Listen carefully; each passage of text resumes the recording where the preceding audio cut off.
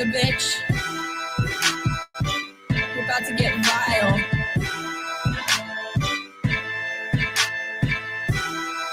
Yeah. I'm a prom queen, but I keep to myself, stacking high green. You're in debt to your health. AARP. Ain't shit owed but my wealth. And my oppie's getting dumber every day. Ha! Up in the gym, but I never need a witness. Tonic and gin when I'm working on my fitness. On Becca, on God, I'll make you wish you had this hot bod. On Becca, on God, I'll make you wish you had this hot bod. On Becca, yeah, on God, I'll make you wish you had this hot bod. On Becca, on God, I'll make you wish you had this hot bod. I be flexing like the dudes high on tread, all natural. Better give her tens. They say, Blondie, how you getting those abs? Hey, Bobby, let me call you a cab. Long legs. I'm a woman in STEM. My eggs, fertile, healthy, and femme. My trades, flowing free like the Thames. And my haters getting madder every day. Apparently, Maeda would go all over the world, and he would challenge people in circuses. That's where you fought.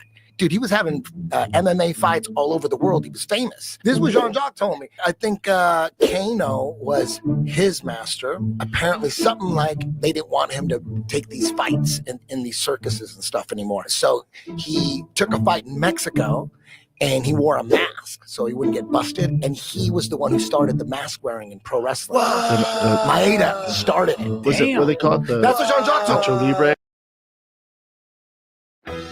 We don't want to make false accusations here on the program, Brian. We do not want to accuse people of behavior, either unsavory behavior, possibly criminal behavior, certainly behavior that shouldn't be imitated. We don't want to do that if they're not guilty of it. If you want outlaw but shows, you know just where to go, Tony Khan. And a Game 6 is far more likely than a Game 7. And actually, there was only a 28.1% Well, chance. it's kind of shot out, got diarrhea of the mouth, Tony Khan. So, but the series was going on, 28.1% chance. So about He just lies and he cries, might be high on cocaine. People on Twitter are calling Tony Khan either Tony Yayo, the cocaine cowboy, or Herb Abrams Jr. I don't think it was Coke, but let's go back to this. If you love New Japan, there's no bigger fan than Tony Khan. Whoa. That person's Adam Cole, baby. MJF got smart, called him a Fucking Mark! Tony I'm not Khan. going to cover that one right now. Thanks, Nick. Do you have another question you want to ask? He ain't right, might be high on the cocaine.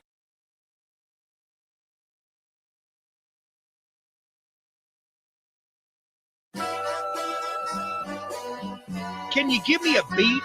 Subliminal, lyrical, rap megastar, cynical. Here's Johnny Cornette Lamar, son of a TV star. Who the fuck do you think you are? I'm hearing those jungle drums. Used to hang around with chimpanzees. What is his gimmick? He's a homeless bum, poo flinging, swinging in the trees. He's going to sit in one of those little kids' seats. Jungle Jack wanted to use broken glass, real glass. The medical staff said, we don't think you ought to do that. This is where this fucking clown's head's at. Lil Jack got his panties in a bunch, so it was brought to CM Punk. He said, we don't do that on Saturday night. They're going to Wembley. He grabbed him by the goozle pipe. Real glass. You, dick lick. He did not punch a person. He choked one little nitwit. Curly-headed, entitled little prick. What'd you think he was gonna do, dipshit? Ride me a river. Mine for wrestling of a slug in a sewer. You're not a TV star. You're tired. What the fuck? He looks like a minor.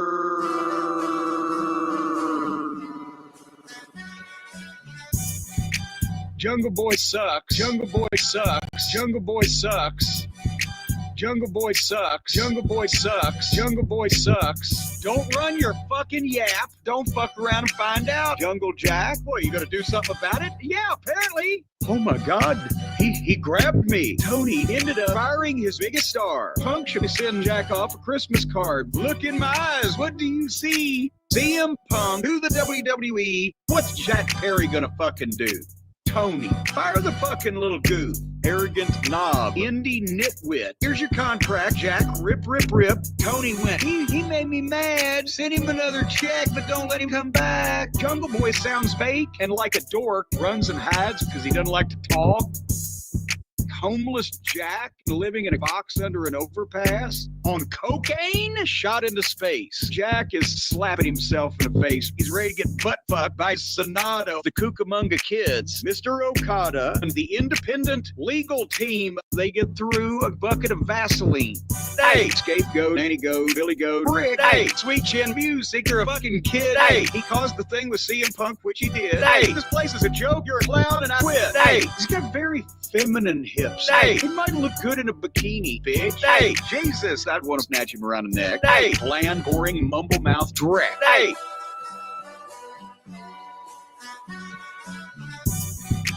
Jungle Boy sucks. Jungle Boy sucks. Jungle Boy sucks. Jungle Boy sucks. Jungle Boy sucks. Jungle Boy sucks. Look at all this shit that he directed.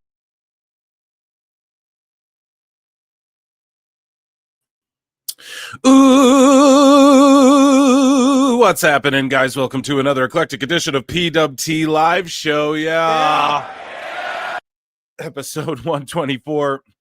I am your host, the infallible Phil Marks. Yeah. And it's a Wednesday. It's a Wednesday, actually, which is also Rusev Day. So it's a problem here, you know? We have a couple of holidays overlapping here. What's happening, guys? How y'all doing? I hope you're doing good this week thus far. Monday was a bit of a blow to the IWC. RIP Kev Castle. Okay, we're gonna hold him in our hearts. We're gonna have a blast tonight. We're gonna have fun in his honor. We're gonna say some shit some people don't like in his honor. But hopefully, mostly you all agree with me. No. I hope you're all doing good. I'm doing well. I'm going to check in with chat in just a moment. We're live on X tonight, so if you're over on X watching the show, please come on over to YouTube if you don't mind. X is cool and all, but yeah. The other thing is, sorry I didn't get the stream up until like very last minute. I know a lot of you wait and you're like, oh, I want to run in there and get my like in so we don't get Jericho, or I want to, pop in and say something in chat. I didn't have this up till like I went live, so I apologize. I was very, very, very busy. I was up very late last night working on some stuff. And then today, just busy. And then very last minute, like I was barely able to get on socials and like quickly go through and be like, oh, what else do I need to throw in the bookmarks or whatever? I had to do that as well because it was just, I wasn't online much today. So, yeah, I appreciate your patience with all of you, bringing your likes to the show, because we know that Jericho likes to rear his ugly head from time to time. Right? If we don't get those likes up and whatnot. But how are we doing? I'm doing great. What's been going on? I just been editing a lot, I just been doing cool shows. If you guys haven't, check out PWT podcast that I did episode 91 with Grapple Vision. He's been, studying, if you will. I say investigating, but I mean, is it investigate? I don't know, right? He makes like investigative and documentary style videos on his YouTube channel, and he's been going into the chase and rant stuff for like, I want to say years, maybe a couple of years. I don't know. He's been documenting it for like a long time, and we dove in deep to the chase and rants, Team Vision Dojo, Booker T. You'll see it in the clip form if you guys just like to wait for the clips, But yeah, we dive deep into the whole thing, and he provides tremendous insight. And we have his mom freaked out on him. We read those public comments, by the way. They weren't DMs or anything, on the air. like Chase and Rance's mom, you know, things like that. So it's quite compelling stuff. So that's over on Pro Wrestle Times. That premiered yesterday. Just make sure you check that out if you don't want to wait for it to come out in clip form, or, you know, sometimes there's some shows where I listen to the whole thing and then there's one part where I'm like, fuck, I can't, like, what they were talking about there, and then it comes out in clip form and I'm like, yes, you know, I just click on that part. So, you know, yeah, really, really good stuff. Me and Gary Von Erich from Grapple Vision there, and he's going to come back on. I think we're going to do like a whole series where him and I dive into some stuff. So next we're doing the Plan B tape, and that's where a bunch of wrestlers were like, hey, if you don't meet our demands, and this is like some of the names, man, some of the people you never thought would expose the biz, and Gary provides great insight on how, like, there wasn't just one Plan B tape, you know what I'm saying? Like, this happened a bunch of times in wrestling where like a bunch of the wrestlers we all admire threatened to fucking, you know, who were like, oh, if it was them, they'd smack Jack Perry or whatever, you know, like, even those guys were ready to expose it all if promoters didn't meet demands and stuff. So compelling stuff. We're going to record that Friday and I'll just drop it on Monday or Tuesday or whatever. But yeah, that's not why you guys are here. You guys don't care about all that. You guys don't care about youtube.com/ at Phil Marks Out, where I talk about pop culture and review stuff and make top 10 lists and do fun comic book YouTube drama and all that other stuff, you know, besides pro wrestling. You guys don't care about patreon.com / Pro Wrestle Times, where me and Awful, I'm uploading the clip that got nuked from the live show where we break down and argue over the Tiffany Stratton, Charlotte Flair work shoot incident, which we have a bit of an update on Tiffy's front. You guys don't care about, you know, all the channels and shit I have to plug, do you? You guys care about Blue Chews. Oh, come on now, Eric. But no, I appreciate you all. We have Dynamite also that's going to be on, I guess, in the background.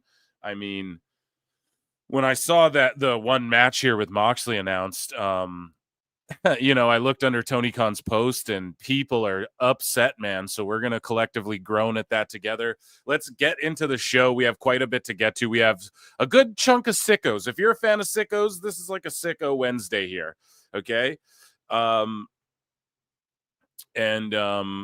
Yeah, so I definitely am excited. I don't really care. I'm gonna like, this is what's gonna happen tonight. I'm gonna barely pay attention to this Dynamite. I'm gonna watch it later, you know. I'm gonna end up watching it like when I go to sleep or something, just to be honest. But it'll be on in the background as I do. And yeah, not to be that guy, but it's like, come on, man. Thunder Rosa, Chris Statlander, okay, they were just teaming and shit.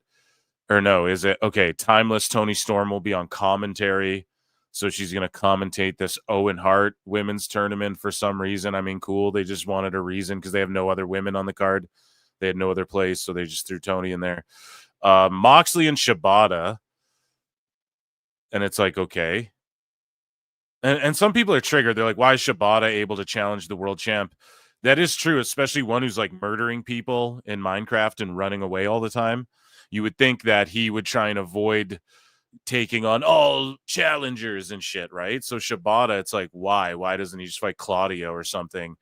But because the Death Riders, Claudio and Yuta, are in a tag match against the Ops. Meanwhile, their trios partner, Pac, once again, is in a fucking... So these are just placeholder belts. Like, he's in a singles match. These two guys are in a tag team. You never see the trios titles really defended ever.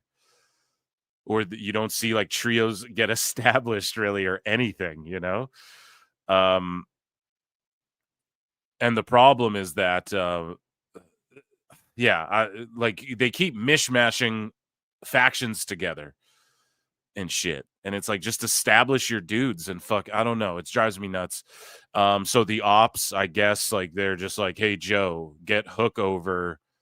Just team with Hook the way Sting teamed with Darby. Tony Khan's like, no, we would never beat you, Joe. Joseph, we love you, sir. Sir Joe, Sir Samoa. Can I call you sir? He's like, whatever, just don't hug me. You know, but Joe is just being teamed up with Hook, and he's going to fucking leave AEW. I'll hit an X-Files, and then he's going to dip out and go back to WWE and fucking be a commentator. So, pardon me, guys. Okay, so, but yeah, shout out Joe and Hook for real. You know, I would love to see Hook in NXT. I think that's where he would fit in there like nobody's fucking business, man. He would fit in better than like a Ricky Starks and shit. Hook, like his swag, the way he carries himself, like the way he talks, how he acts.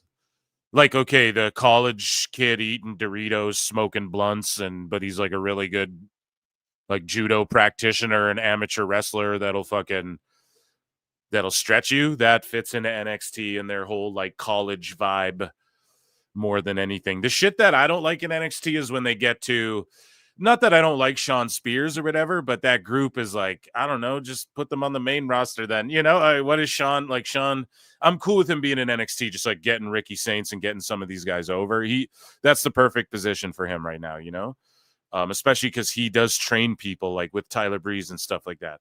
But at the same time, like, I like the stuff that's focused on, I don't know, like the American Pie essence, I guess, of what NXT has had. Just that good old slice of fucking studio wrestling, I guess. The old Americana, I guess, is what you call it, right? Like, it's just like college kids, but they're all competing in this league.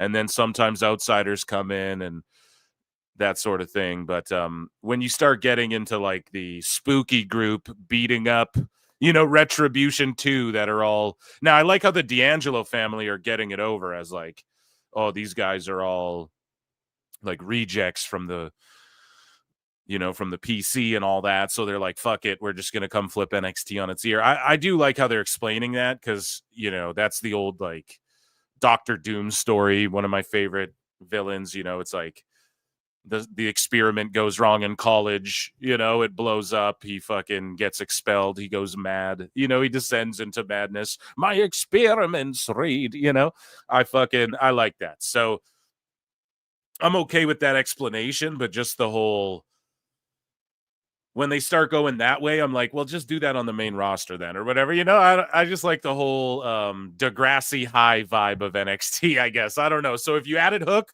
the point I'm getting to, okay, circling it back, I know I ramble, the Hook would fit in brilliantly. Like, I think even more so than a Ricky Saints, even though he's great there. But you could plug Ricky Saints on SmackDown, he'd work. Like, let's be perfectly honest here. Even Ethan Page, even Obafemi. A lot of these people, you could plug them in the main roster and they'd likely swim, at this moment, especially with the women. So when characters like Hook can come in, I'm like, yeah, that shit right there, he would be so perfect for what they have going on in NXT. So I don't know when his deal's up, but hopefully it's fucking soon. And hopefully he just makes the right call. And Taz, like, or maybe Taz is like, no, kid, the right call is work as little as you can for as much money as you can. I broke my fucking neck, I had to work barefoot in a fucking bingo hall, so you didn't have to do that. So maybe that's the right call too. I don't know, but yeah, shout out Hook. So then you have Speedball. So this is a $400,000, not $500,000. 400,000, so they can split it up 100, as Linda Hogan would call it, a bone, right? They each get a little 10 piece.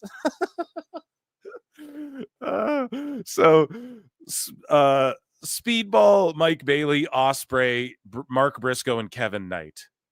So just like, here's all my new favorite guys in a fatal 4-way or in like a 8-man tag. I just don't think this is how you get these guys over, bro. I don't know. Tony's tried this time and time again. It doesn't work. Like, maybe just don't do the match where, oh, here's the new guy. He takes Ospreay to the limit, and then Ospreay beats him, and then they're in a tag team in a 4-way, and then you're on ROH. That doesn't work, bro. You got to do more than that. So, and I guess like Tony and some of the wrestlers can justify, like Kevin Knight can be like, man, Tony gave me the opportunity on TV to wrestle like Ospreay, bro. He's one of my all-time, like, that's a dream come true. That's a moment you can never take away. And that is true, man. That is true. I think that's a way people could justify some of this shit, So the other team is Crew, which is Leo Rush and Action Andretti, which, okay. The Beast Mortis, okay. And Ricochet. Now, I'll tell you guys one thing. Just for one thing. Dun, dun, dun, dun.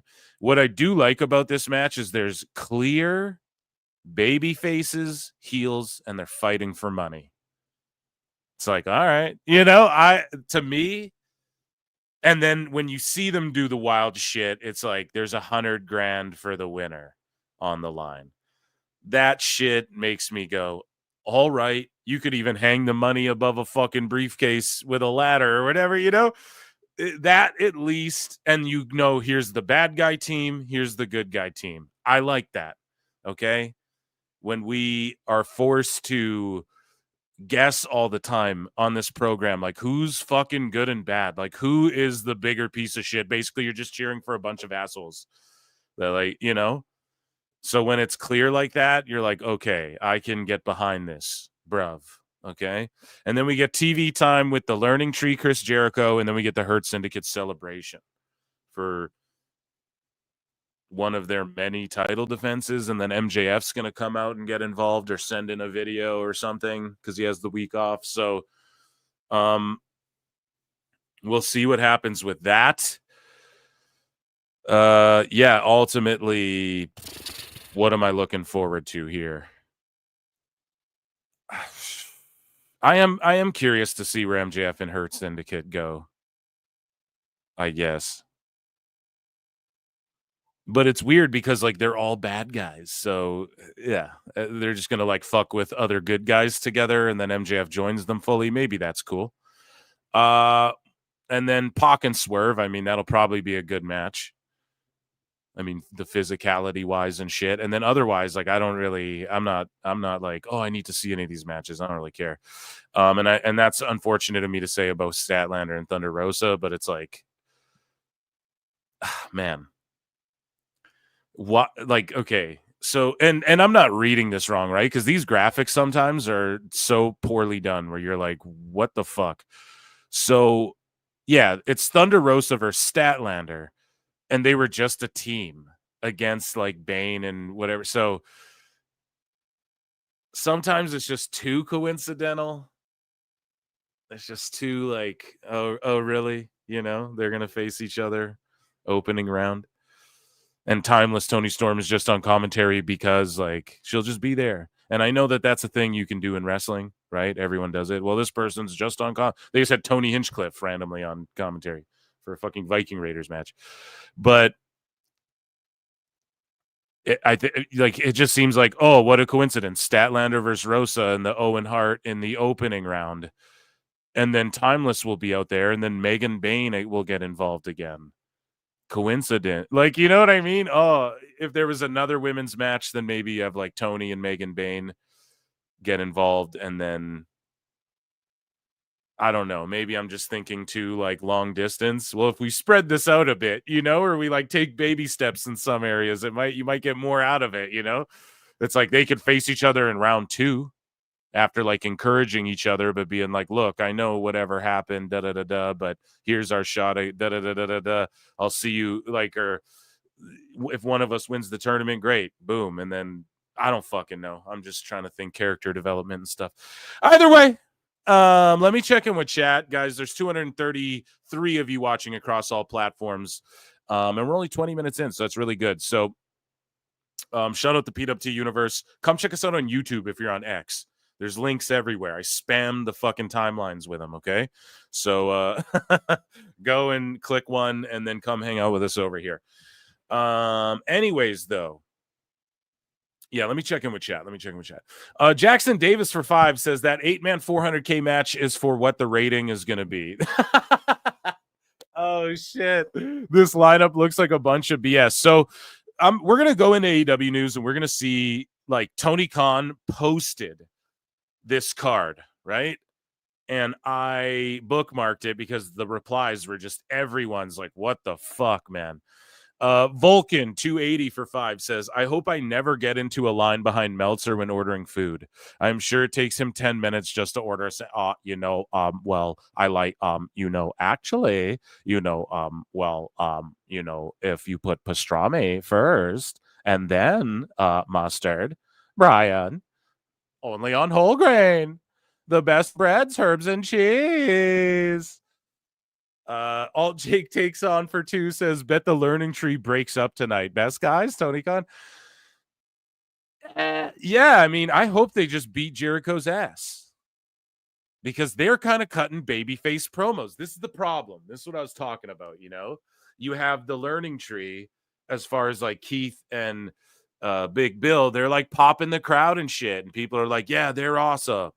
But there hasn't been like a formal baby face turn. And if the baby face turn is just like all of a sudden Jericho's treating them like monster shit, then they beat him up or something. I don't fucking know. You never know in this company. But I will say this until the end of time, and I bet you Big Bill hates it. Bring Enzo back, and let's get Enzo and Big Bill put back together on one of these programs. Mexican food is enjoyed by most casuals. It's definitely one of my favorite. 45 likes. Yeah, run those up to 100 on the Clips channel, or else Jericho's going to do a run-in. You know what I mean? So it depends if you like that or not. Lincoln Hawk, not that I've seen, but his current comic arc is ridiculous. Who y'all talking about here? You talking about some Doom in the video game booking? Yeah. Tony is trying to force New Japan booking style to work on weekly television. It's just not going to work. The Japanese promotions work because there's no weekly live. Well, that's just it. Right. It's the indie thing. That's what I say. They should just focus on let's do indies. And then do like every 3 months a pay-per-view where it's like a super indie card. And then our weekly show is a show where we highlight, like, let's say you want to have this 8-man 400 grand match. Okay. Do like a indie show that you tape somewhere, and then let's say, Ospreay showed up in Rev Pro to face Kevin Knight, whatever. Then you air that on your Dynamite show, this weekly show Dynamite or whatever, or that's what like Collision is. And then you have your live whatever Dynamite show every week, but you can like do a compilation. Oh, this happened in Ring of Honor and this happened here. And here's Athena's match in Ring of Honor from this week. And this matters because the build to All in Texas. Welcome to AEW Collision. All elite, meaning all the pro wrestling in the world, the indies, da-da-da-da-da. You have Tony Schiavone hosted or some shit. And then you fucking explain. You take the time, Tony, you invest. That's how you blow up Rev Pro or whatever. GCW. You show their shit on TV and you fucking work that into your talent an exchange deal, and you go, yeah, this will be on Collision, and then you get everyone up to date why they should give a fuck about stuff that they don't understand, and then you can explain the importance of like Athena's Ring of Honor run and why when Mercedes beats her it's such a big deal. There's like so many things you could do differently, and then just do like a super indie pay-per-view. Like that was the heart and soul. That's what they lost. Is at the beginning, you're like, holy shit, it's like a super indie. But then, and some old WWE guys are here, like, and, some of them are in their prime, like Mox, everyone thought I thought he was in his prime. I did, personally, when he came over. And he was. Who knows? If he was in WWE, he'd be in that triple threat at Mania right now. You know what I mean? So, now he's wrestling Shibata over like a fucking briefcase, dude. In like what may or may not be the main event. We don't ever know because these posters and the card's subject to change. You know that. I've been in the business 6 years. So yeah, definitely. There's so many ways to be innovative and to have retained that. Like, that's the thing with ECW too. They tried to be like, we're going to compete with WWE, and then they died. You didn't need to do that. No one liked ECW because of that. They liked it for what it was. AEW, we wanted the alternative would have been you go sports based and you keep the super indie vibe. But instead, they're like, fuck WWE. Actually, we were just joking. Then the smoke comes. They're like, we're just kidding. So yeah, it is what it is. I mean, you know what they say. You guys all know what they say. Best guys, Tony Khan. And I've harped on this enough here. Not to bury them before the show, but this pay-per-view. I mean, I do agree with the sentiment, though, that now you don't pull it off Mox like at that last pay-per-view, because I had the same vibe. I was like, I think I even titled the stream like Mox must lose or something, because it's like everybody is just tired of this, and you have the opportunity. Okay, at this pay-per-view, he's got to fucking, at this juncture, he's got to fucking not have Mox retain again, right? And then he does, and it's like, okay, I get it. All In or Double or Nothing. Those are like your monumental shows, if you will, right? The franchises. Those are like All In and Double or Nothing are AEW's two like main. I know Tony likes to be like, well, Wrestle Dynasty and Wrestle Dream and Dynasty and and we got like Fighter Fest, and I think what's that other one, So I know he says like they're all franchises and shit. I don't necessarily agree that they're all franchises and shit, but personally, I think that maybe Full Gear you could say is one, but Double or Nothing and All In are the ones where it's like, okay, if you're gonna play this thing out this long and beat everyone over the, I mean, it didn't work, and you're gonna have to look back and go, this shit didn't work. But ultimately, yeah, I think they are headed in a good direction as long as they just keep focusing on the core fucking characters and trying to tell more stories like they're doing, okay? Because if they're going to do the WWE thing, because I've always said it, if you're going to do fucking TV, you got to do TV stuff, okay? So you can't just focus on the in-ring, bruv, because people don't care. It's a TV show, bruv, right? Go on YouTube and watch people fall down, get back up, bruv. So that's all I'm saying. They're at least doing things that will push them. Like we had, WWE had to trudge through some shit too to get to where the stories. That's why we appreciate the good stories. So, yeah, hopefully they can turn it all around. Anyways, I've harped a lot on this card and AEW right off the rip. Some more super chats. Lincoln Hawk for 2 says Shibata's aunt has the belt. Storyline done. Oh, you mean that lady in Omaha? I don't. Maybe his brain was in there too in that bin as well. Whitest Rabbit's been a member for 4 months. Amazing, guys. Memberships are 99 cents. Consider hitting subscribe or whatever you do. Hit like, dislike, leave a comment, any of that good stuff. Okay, so what do we got to do on this front here? We need to look at what news we're going to get into. So I think we have some light news that we can get into. Not a whole ton of light news, though, today. I got to be perfectly honest. Here, let me pull something up. Juicy for us to get into. Oh, and that was the other thing, too, that during my ranting and raving that I was going to mention that I forgot because I babble so much. We have a guy who broke down all of Moxley's ratings and TV ratings and shit. And is like, no, he has been a draw. I'm going to refute this shit with just simple logic. But, and it is what it is, not just to shit on anyone, but objectively speaking, AEW has been posting overall like their worst shit. So, like their worst numbers and stuff. So, when this guy's saying Moxley has actually been a draw, I'm going to explain how that works. But he broke it down and it was good stuff. It is actually. And I'm not shitting on him crunching the numbers. I think I said good work to him as well, because it's like, you should be doing this, I want someone to do this for Samoa Joe, right? To show Tony Khan what's up with the fucking fans and what they want, bro. But yeah, we're going to get into that in a bit. So we just have a bit of light news. Okay, not much, but for light news, we play a banjo. So Cain Velasquez, a former WWE superstar, former UFC heavyweight champion, one of the best, has been transferred to Wasco State Prison. I apologize. That's somewhere in California, I think, and will be eligible for parole in March 2026. The judicial system, man.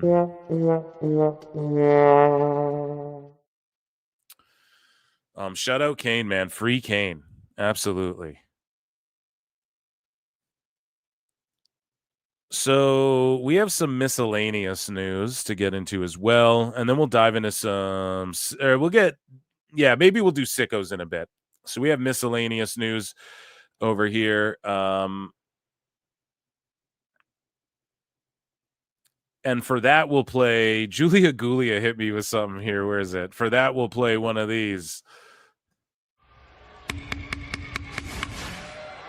Ladies and gentlemen, I'm afraid I've got some bad news. Okay. So Josh Barnett reveals conversations with William Regal about competing at GCW Bloodsport. And he says, you think I haven't had conversations with William Regal about if you should feel spry, you know? I say the ball is in his court. He should go and ref a match. Ooh, Josh, hire me. Big fan. No, I'm totally teasing, but listen, I'm a huge Josh Barnett mark. I've marked out about him on the show before. We don't need to get into all that. Big Regal fan. As a kid, I was so enthralled in just like the story. I never really thought about this guy should be champion, but Regal was the one guy where when I played SmackDown, Shut Your Mouth, or whatever the games are, right? I'd pick Regal because I was always like, he should have been the world champ and had like a run with the title where he was just like almost the JBL run, you know, that sort of thing. But like the British version or the English version, you know? And I always loved the brass knucks gimmick, man. That was so good. And when he'd have matches like it's under the Queensberry rules, and then he like switched the rules up and shit mid-match. I loved all that stuff. Regal was the guy. But anyways, Josh Barnett says, I say the ball is in his court, not as like a challenge or anything like that. It's just he's the boss here. If he tells me it's time, done. If he says, hey, I'm better off spectating, done. Whatever he wants, he's correct. That's the way I see it. Yeah, fuck yeah. And I want to see Regal. He should ref a match or do commentary or something like that. Corner someone, maybe corner his kid. R.I.P. Kev right here. Kev Castle with us always. We're keeping that here in the miscellaneous news, which is where I quickly bookmarked when I live on the show. If you guys saw Monday, I was like, oh, we just need to get this link. I need to show this on screen. I just quickly bookmarked it, and we're going to keep this here now. This is where it landed. It's going to stay here with our pro wrestling anime here, Kaibitsu-kun.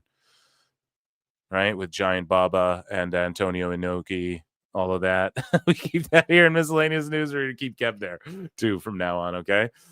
Linda McMahon files a motion to dismiss the Ring Boy lawsuit.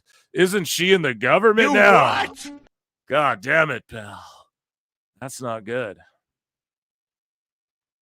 That is not good. Tammy Sitch ordered to pay $5 million dun, dun, dun, in a DUI lawsuit settlement. So they gave a settlement, and I guess she doesn't have to go to prison any longer or whatever, but she's got to pay $5 million. I know where she can get $5 million. Yeah, I got $5 million real quick for you. But I won't actually give you, but it'll actually only be 2. I'm going to keep 3 just for the kitten. I'll trade you a kitten for $3 million. Yeah.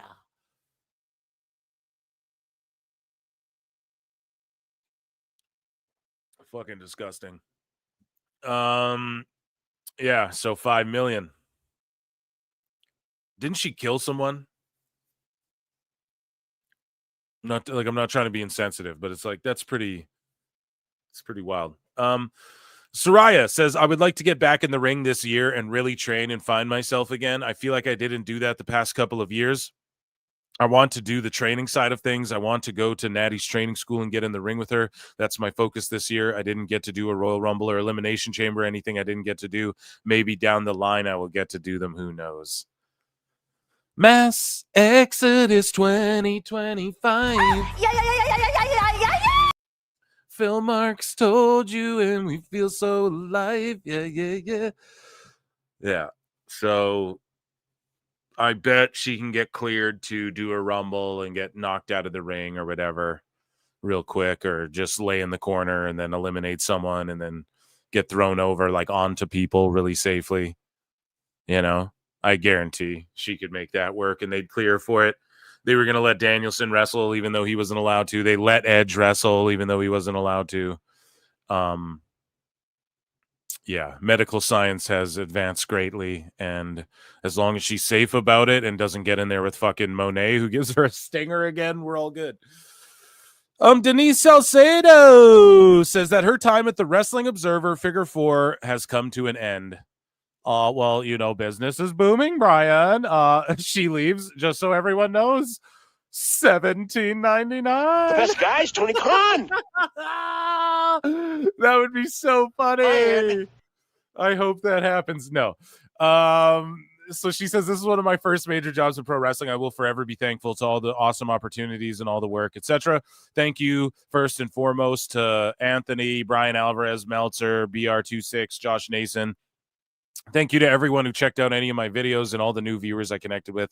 I'm now officially working on my YouTube channel full time. I mean, I have been for years, but I was working so many extra jobs. Yeah, I feel that, girl. Listen, Denise Salcedo far superior doing her own thing for sure. So she moved off from Fightful and from Wrestling Observer, doing her own thing. Shout her out. And yeah, keep killing it. So Perry Saturn tells us why Bret Hart is the man. Let's listen to Perry Saturn tell a story about Bret Hart in the WCW days not being a mark for himself. What kind of good guy Bret Hart is. It's his first day in WCW, and I'm walking in the building with him. We're talking. And in WCW, the superstar guys like Hulk Hogan, they had their own private dressing room. So we're walking down the hallway, and they would get to a dressing room, and there's a sign on the door that says Bret Hart. He goes, "What is this?" And I go, "Oh, that's your dressing room." He goes, "Come on, get the fuck." I go, "No, that's your dressing room." I go, "We'll be down here. Hogan's over there."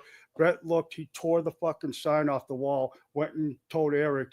Well, I got to dress by myself, brother. Well, let me tell you something, dude. I don't need anyone seeing Terry below his penis. Hulk Hogan's penis is 12 inches long, brother. But Terry Bollea's, Jack, is only a solid 5.5, dude. You know, don't ever do that to me again. I dress with the fucking boys. You know, Bret Hart. It's an average size, brother. Was down to earth and just, you know, and you know, if you work with him, he was going to bust his ass and everything, you know. That was really good. Tell you what kind of good guy Bret Hart is. All right, shout out the GOAT, man. And yeah, that, ladies and gentlemen, was light news today. It's good stuff. It's good stuff. Let me see here. I'm going to check in with chat, and then I think we're going to dive into maybe Sickos. Got a lot of Sickos to catch up on. I'm also reading that fans are rallying for Jim Johnston to return to WWE. That would be awesome. That would be really good, pal. Where is UFC MMA? Okay, yeah, we cleared that out. Yeah, no TNA news today. So there you go. Other than, I guess, you know, the crossovers like Ethan Page, the Meta Girls were over there. So that's all really good stuff. Do we rip through these Sickos? We might as well, yeah. It's always playing catch up with these freaks. No, just kidding. Let me check in with chat here. Hall of Fame, that would be so great for Jim to be back. Maven confronted Saturn. Yeah, that was fun. Maven also talked to PJ, just incredible. Billy Jack is cooked. 2.6-inch pythons, brother. Lodi. Okay, you guys you're off in a convo. Okay, should I say Kenta? All right, let's get back into news then. Let's dive over. Ladies and gentlemen, I want to see some sickos, some real sick bastards in the chat, because it is time for our Sickos segment. And we start off our sicko segment with our latest fool here. You just made the list. Okay, Suit Williams, who, if he wasn't before, he's now, this is an invisible list, folks, okay? It's just jokes. But Suit says, Marv Movie Monster screen grabs him or finds the screen grab on X and says that evil WWE trying to co-opt WrestleMania weekend as if they started and own it. This is why I hate the IWC. And so Suit Williams had this to say about WWE. And he goes, WWE has fully co-opted Mania weekend. So WWE's co-opted their own what? What the fuck are they talking about? And it's like a different weekend too, but it's so funny. They co-opted it. Like it only exists because them, dude. Jesus Christ. So he goes, WWE is fully co-opted Mania weekend. The indies that were there to show their fans to curious audience are now, no, they don't go to show their fans to curious audiences or whatever dumb shit.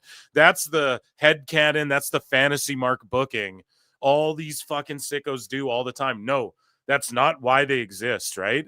Those indies exist around Mania because the promoters go, oh, I can make some fucking money and there's a lot of people in town and I can maybe book some of them for cheap because they're in town anyways, or we can get maybe a double shot, or we can, you know what I mean? There's money to be made here, and there's all the fans are from around the world, and there's people who might go to night one, who might not go to night two, or who come into town for the vibes, and you know what I mean, but only go to the indie shows because they can't afford Mania itself. Right? So it's like, no, they didn't co-opt shit. You are co-opting this shit to be some fucking supposed to be about the indies. Mania weekends, not about the indies, bro. Jesus Christ. With some exceptions, teaming with WWE for clout, it's over, dog. And so the companies that are teaming with WWE, instead of Tony going, I know, we'll run Ring of Honor the same night. We'll run it right at the same town the night before. That's what Tony's even done. So instead of them going, hey, we're just going to go slide in, wheeze off your juice, you know, hey, WWE's doing this thing over here. Let's go do this other thing and wheeze off their juice, dude. Take some of their sauce and put it in our shit and call it our own. We're going to work with them, right?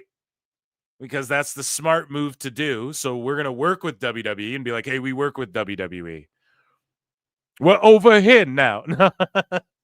I'm not even I can't even do JD yet. Maybe, I'm sure he'll pop up here. But, you know, so they're all co-opted and they're just doing that for clout instead of like, oh, we get more eyes on GCW and we get to use WWE people and put them in dream matches against other people from the indies in Japan and TNA and shit in Bloodsport. That's fucking doing it for clout. Go tell Josh Barnett he's doing anything for clout. Fucking idiots. Anyways. So BJ Bethel. BJ, no thanks, I'm full. Oh. Says WWE is working very hard to prevent AEW landing on Fox. Sam Shipman told me the counter show. Well, at least he named a fucking name. Round of applause, BJ, for naming a fuck. BJ, is that your name or is that like what you do? Oh. Wow, maybe it works, but it can also backfire badly. This isn't 83, even if you're a McMahon. And then this guy, David Pulitzer Meltzer. Whoever that guy is, you better follow me. And then BJ, no thanks. We just met. Oh, I don't know how many of those I got. No source on that one, but I can go ask making an observation. But I can go ask. Jesus Christ. This is the clout thing. Oh, I can just go ask. It's so cringy. So JD says, I know people will say block the noise out, but I'm trying to get past some of the incredibly huge down parts of the last month that I have all but told two people. Incredibly huge down parts of the last month that I have all but told two people. And I will always defend myself when I'm feeling wronged. This is how people treat you, no matter how hard you try, and why I don't trust anyone over here. Shame on you, Miss Kate Fabe. I made comments in the past. It caused problems. I apologized personally, and we moved on. Never mentioned her since. Even promised Sap. Dude, you can't promise Sap stuff because then he thinks he controls you and shit. You get it? That's where you fucked up, JD. Like, you don't go and be like, oh, I'm sorry for like having an opinion to these other people who have opinions, and then call you obsessed when you talk about their opinions, but then they get mad about other people's opinions. It's fucking insanity, bro. Don't even engage with that shit. It's mental illness. But anyways, he goes, I made comments and okay, come to find out she talks shit over on Blue Sky. Oh, yeah, that's all Blue Sky is. It's a bunch of mentally ill people who went, we don't like the opinions over here and the shit people talk over here, and we have to block them all, and we're in our own bubbles. But now Elon made it so we can't be in our own bubbles fully. But we're going to stay on X because we want to talk shit about what's on X, but we're just going to go do it over here where we can just gang up on anyone who fucking, you know what I mean? Like, it's just our own little bubble over here. We're overhead now. First we were over there. Now we're overhead now. Oh, so it is what it is, man. But yeah, that's what they do. They are like, oh, we hate the negativity. Let's all just go talk shit on Blue Sky. That's all it was, right? So whatever. I beat that fucking Bluebird to death as well. That Bluebird wannabe to death as well, I guess. Come to find out she talks shit over there now. And on her protected account here, kicking me when I was down the last 2 weeks. Screenshot of my apology, her accepting my apology, and a message I wake up to today asking to leave her alone if she super chats my show. What? Leave who alone, Kate? I don't need your money, nor do I want it. Okay, that's weird and cringe. Yeah, leave me alone. Here's $5 to read my comment. Leave me alone. Why won't they leave me alone? Here's $5. Please read what I have to say in big red letters, in big green letters. Leave me alone. What the fuck? This is what. Don't even engage with this shit, JD. And then JD's dropping DMs. You could have just said this and not posted the screen grabs of. You could have posted her talking shit. Right? Like publicly behind her protected account. Oh, you could have just like did that. But then now it's like, ugh, all these people drop DMs. It's fucking crazy. Don't DM people, folks. Jesus, right? Like fucking weird, man. It's crazy. The lengths this IWC goes to. And then you get outside of this bubble. And it's like, shit, man. It's better, but then you look at other communities, like go look at MMA fans. They're all like the dumbest fans are of the MMA fans ever and shit. And then the IWC, the same thing. And then you go to fucking, you do the pop culture stuff, the same thing, you know? So we got to just have a laugh at all this shit, but he calls her fake, right? So again, like JD waking up super late to the party. But he goes, I don't know. Are we gonna? Thanks for the reply back, Kate, and taking the time. I regret lumping you into any of the toxicity, but the effort will be there to maintain some peace. I know my shit riles people up. It's not for everyone. It's what I've created. Part of me loves the effect it has done on people because people react so passionately. And of course, you get the fucking weirdos. In no way am I changing how I run my channel. It's successful because of it. But the pettiness is gonna stop. The cheap shots will stop. Someone close to me tonight explained it. I'm baseball and Sean is soccer. Oh, two completely different sports. You get it? Capiche? Two different creators, two different ways, but room enough for everybody. Here's the problem is that like Sean is news, or he claims he's gossip. So I guess he's Perez Hilton. Okay. But Sean is like news, right? These reporters, these people who are like, we fucking write like news articles and we'll give you the update. Our sources in WWE can confirm this. When you start doing that, you're the news. JD just talks shit. So there you go. There doesn't even need to be. Well, I mean, I guess that is what it is. I say y'all are CNN, I'm SNL. That's what I've said since day one, right? Or I say you over there and we're over here now. No, but JD's like, I'm basketball in your cricket or whatever, I guess he said. But real life gets lost in all this. Sean explained what they did when his grandma passed. He knows what people did to me when my grandpa and most recently my Bacardi passed. Bacardi, what is that? Like a fucking name from a cocktail? You get off the cocktail, gubba the cannoli. Oh, just jokes. But yeah, I mean, people don't attack people's dead relatives and pets. That's cringe. Don't do that, right? Here's what Kate, I think, had to say. I think because he's not showing the whole conversation. He's just like picking out certain things, so you don't know. That seems like a really fair middle ground. Definitely vary different creators with different goals. Oh, I think this is her response. Very easy for real life to get lost in this space. Yeah. You guys take this shit way too serious, okay? If I send a super chat to your show, will you leave me alone then? I have you blocked. My account is locked. Please leave me alone. Oh, I get it. Oh, I get what she's saying. She's like making a sarcastic remark. Yeah, fucking whatever. Okay. Sicko Wars. Sicko Wars. Oh, shit. So Top 10 Wrestling, who just had me blocked, and I'm like, okay, well, I'm going to unsub from your channel. Sicko Wars. Petty Wars. No, I didn't unsub from his channel, by the way. I'll still watch his videos. But Raj Giri's like, Raw hits the highest ranking on Netflix since whatever. And then Top 10 Wrestling's like, what's the source? Trust me, bro.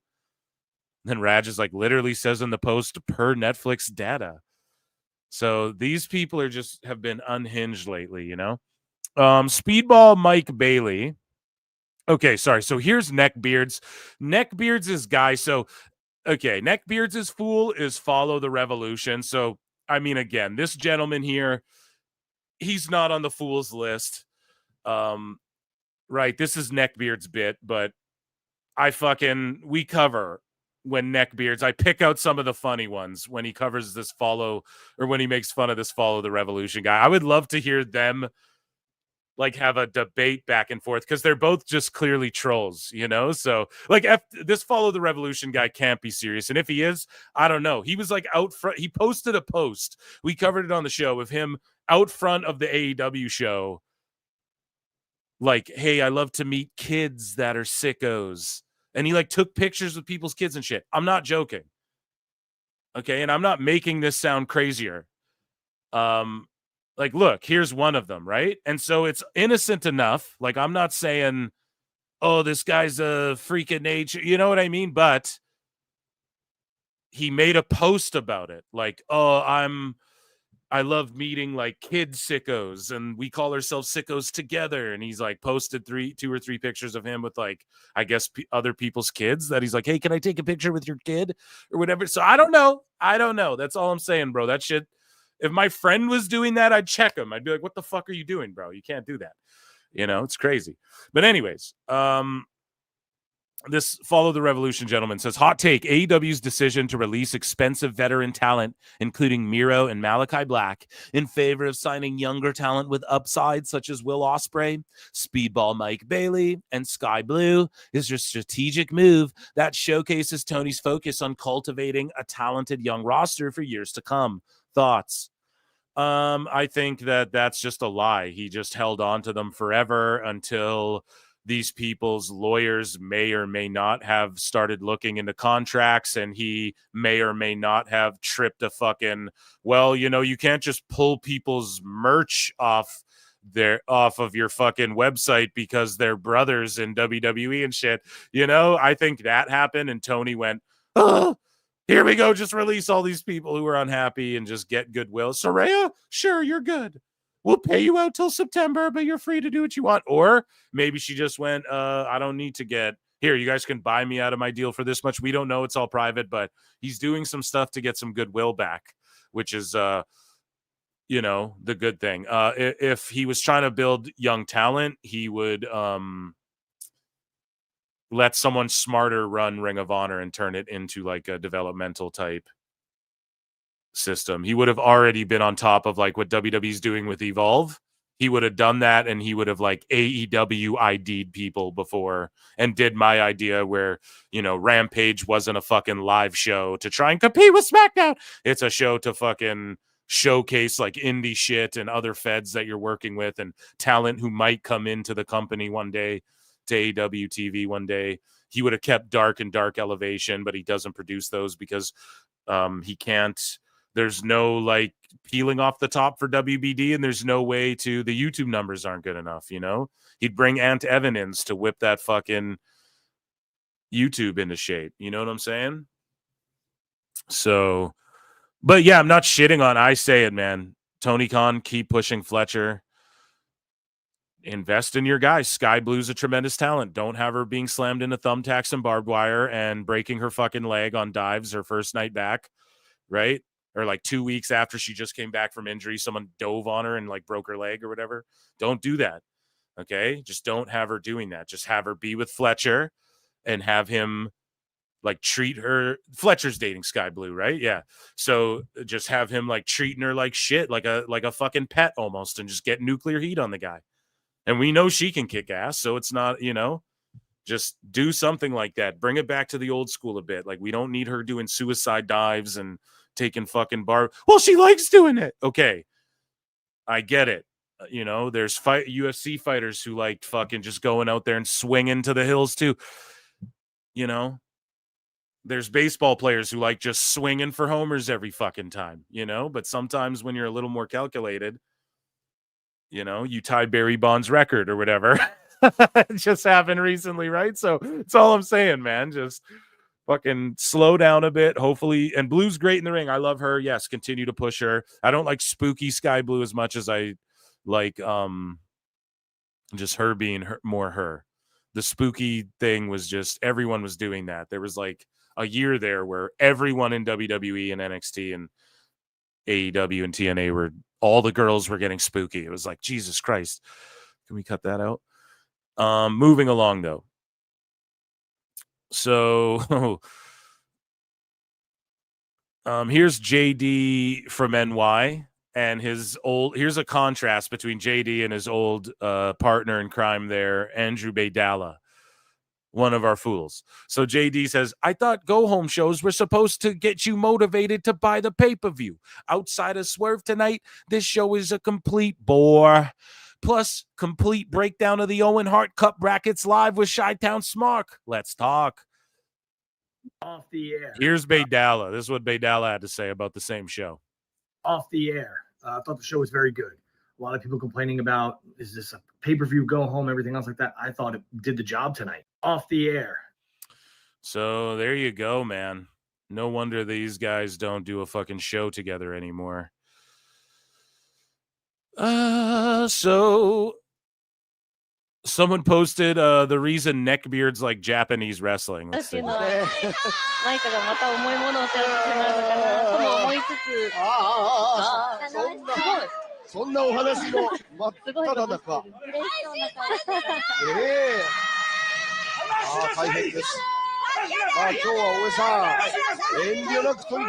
Joey Janela would fit right in. Speaking of fitting in, Jericho's going to pop up if we don't get to 100 likes on the Clip channel. We're at 74.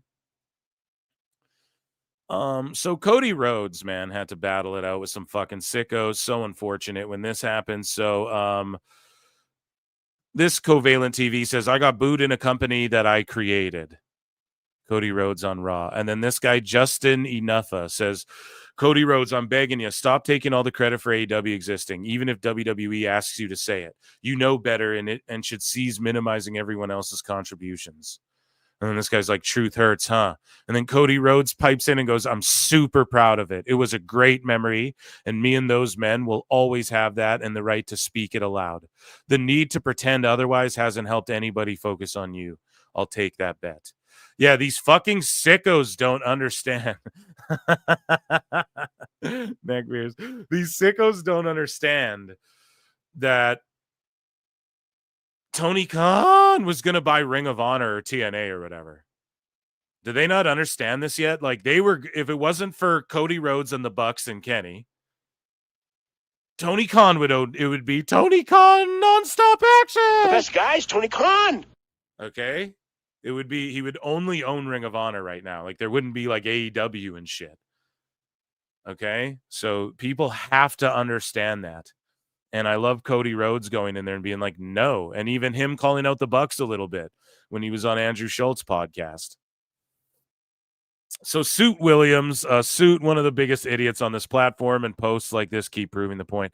So here's Suit just trashing two guys that if these guys were fighting for the North American title right now, Suit would be like, oh, TNA fumbled Ethan Page, and, you know, he'd be one of these guys.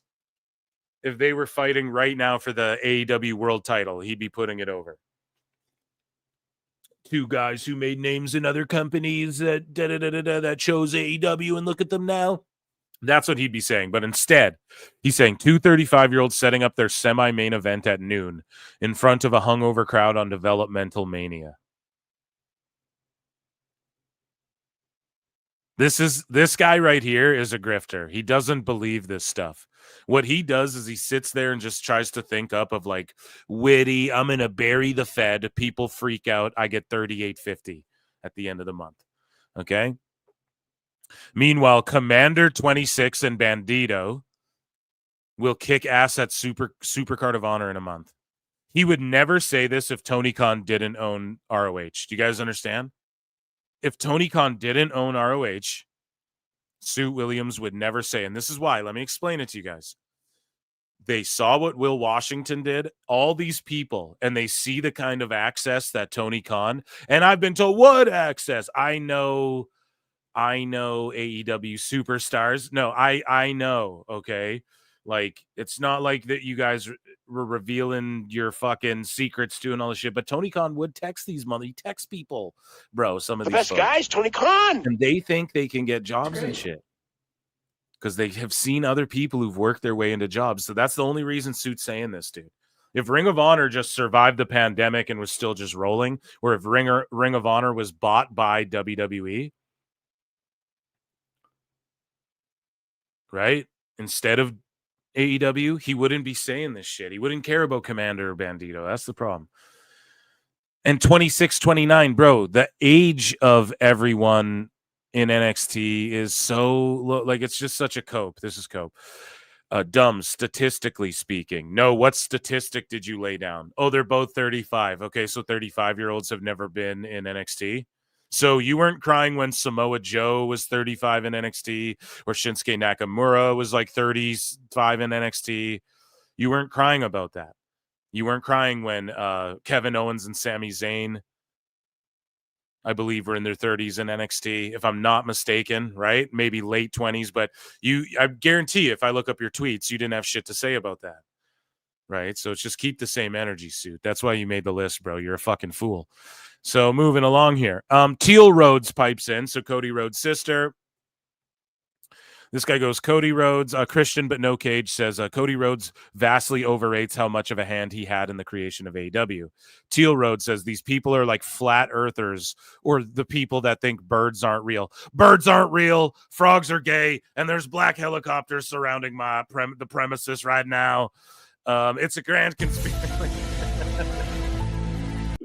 You know, that I've said this. I love when people like speak up and go, these people are like flat earthers. Go back to PWT episode fucking 12. I'm saying it's always conspiracies with these folks.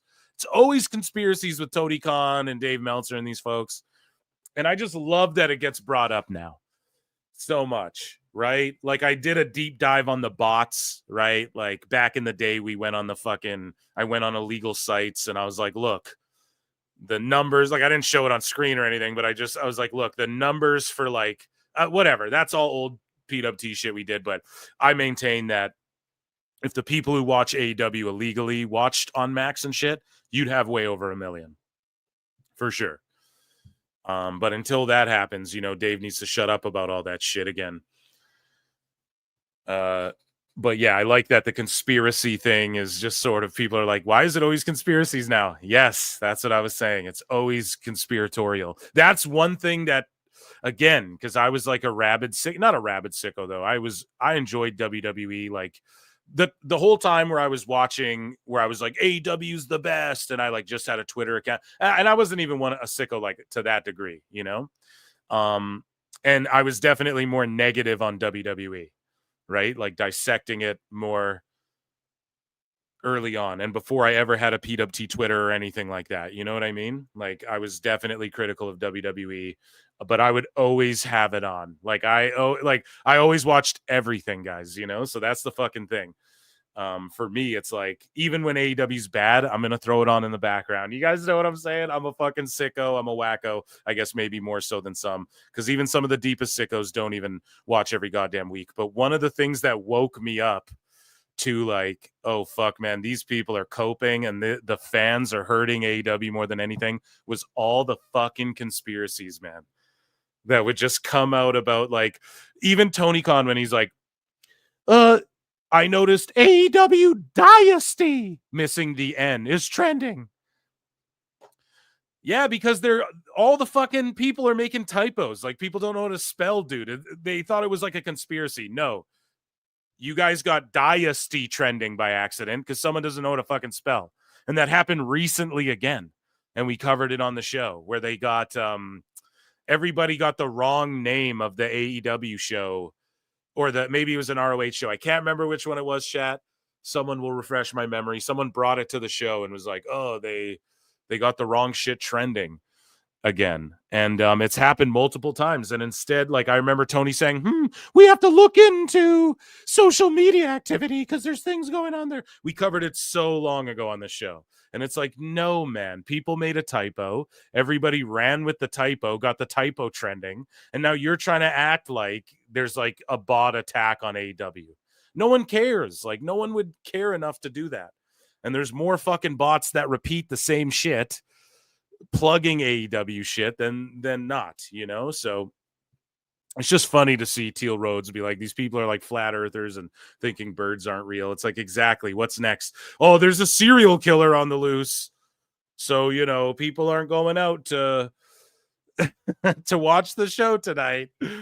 But even though before the serial killer was a thing or whatever the fuck, you know, before everyone was scared of him, it only sold 1,000 tickets. But, you know, so again, we're not trying to kill a dead horse here, but DJ Vlad. So he got in the news recently for going at I'm going to check him a chat here in a second, but he was going at Booker T and Swerve and shit, right? And so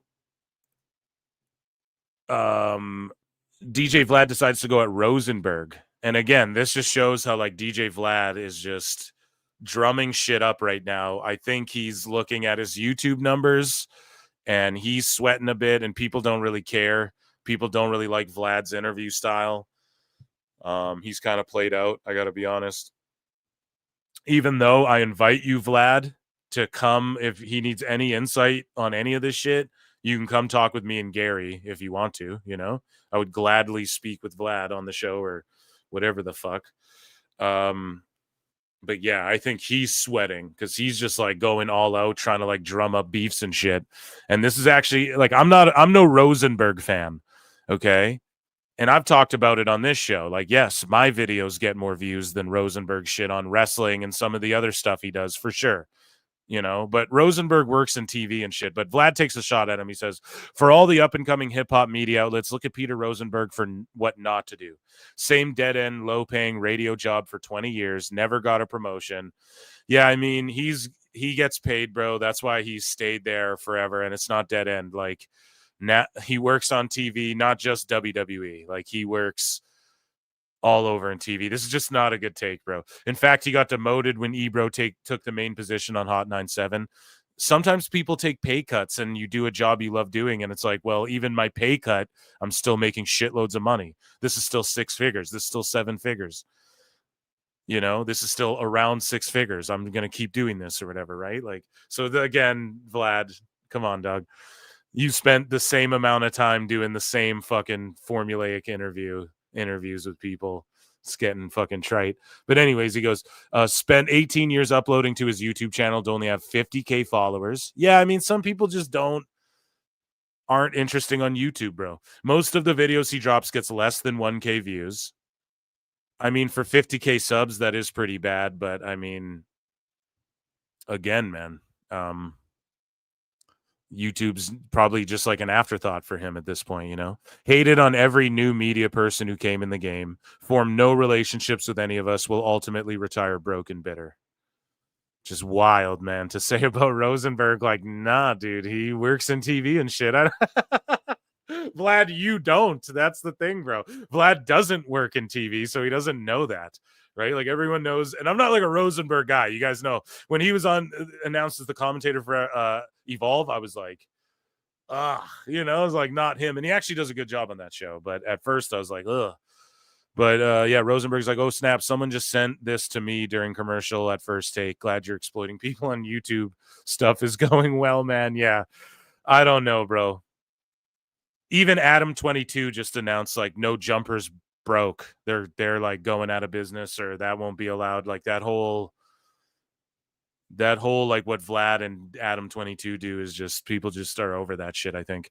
Neckbeards again with Follow the Revolution. So Kenosuke Takeshita, Swerve Strickland, Chris Statlander, Danny Garcia, Adam Page, Mariah May, Tony Storm, Darby Allin, Hologram, Ricochet, Athena. Should I continue, Josh? And so Josh Kennedy says the women's division is making stars. Tony hasn't made a single star in the company in 5 years. You fucking AEW marks are fucking great, man. Don't ever change. And yeah, this guy goes, Kenosuke Takeshita, not a star. Swerve Strickland. WWE blew him up, and maybe you could argue he's like elevated since going to AEW, but fuck Swerve, you know? Chris Statlander, not a star.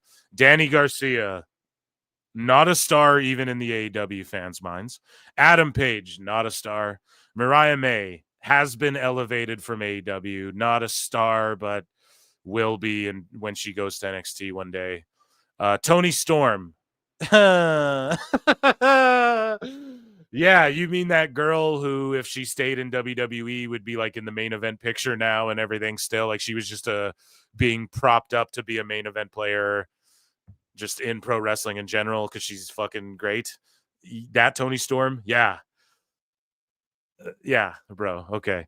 Darby Allin. I mean, I wouldn't say he's a star. People don't know who he is. Hologram, not a star at all. Ricochet, a WWE star, a guy more popular for shit he was doing in Japan than what he's doing now. Athena, definitely a WWE star. Definitely has been diminished since going to AEW Ring of Honor. So yeah, this FTR guy is literally delusional. Like lives in a complete and utter. Like I don't even believe him. You know? Like, I think this guy's fucking lying, I swear. Liar! Checking in with chat. Sorry to keep you guys waiting here. 626 for 5. A short time ago in a reality far, far away, Sicko Wars, episode whatever, a new dope, so many fools, whatever I say.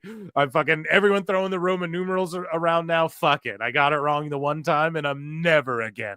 No. A New Hope, so many fools, episode 4. Or 6 or 7, whatever the fuck. But for 626, my friend, if you're trying to do the omnibus, bro, just go find all the fucking videos with Meltzer on the thumbnail, okay, brother? And thanks for being here, dude. And thanks for reaching out. David Carradine's Closet for 5. Jesus Christ. Bandito supports Vaccair's abuser. So that suit simps him is telling. Bandito supports Vaccair's abuser.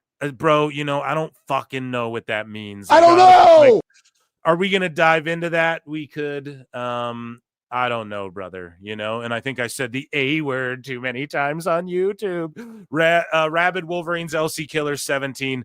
Samoa Joe. Oh, what is that? Like his twin? Oh, no. Samoa Joe is the oldest NXT champion. Yeah, dude. No one cried when him or Shinsuke or anyone else went there. But this guy's going to cry. Suit's going to cry now because what? It's people who left AEW?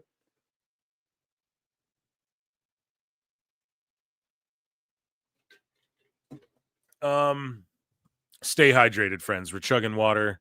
We got iced coffee. Okay.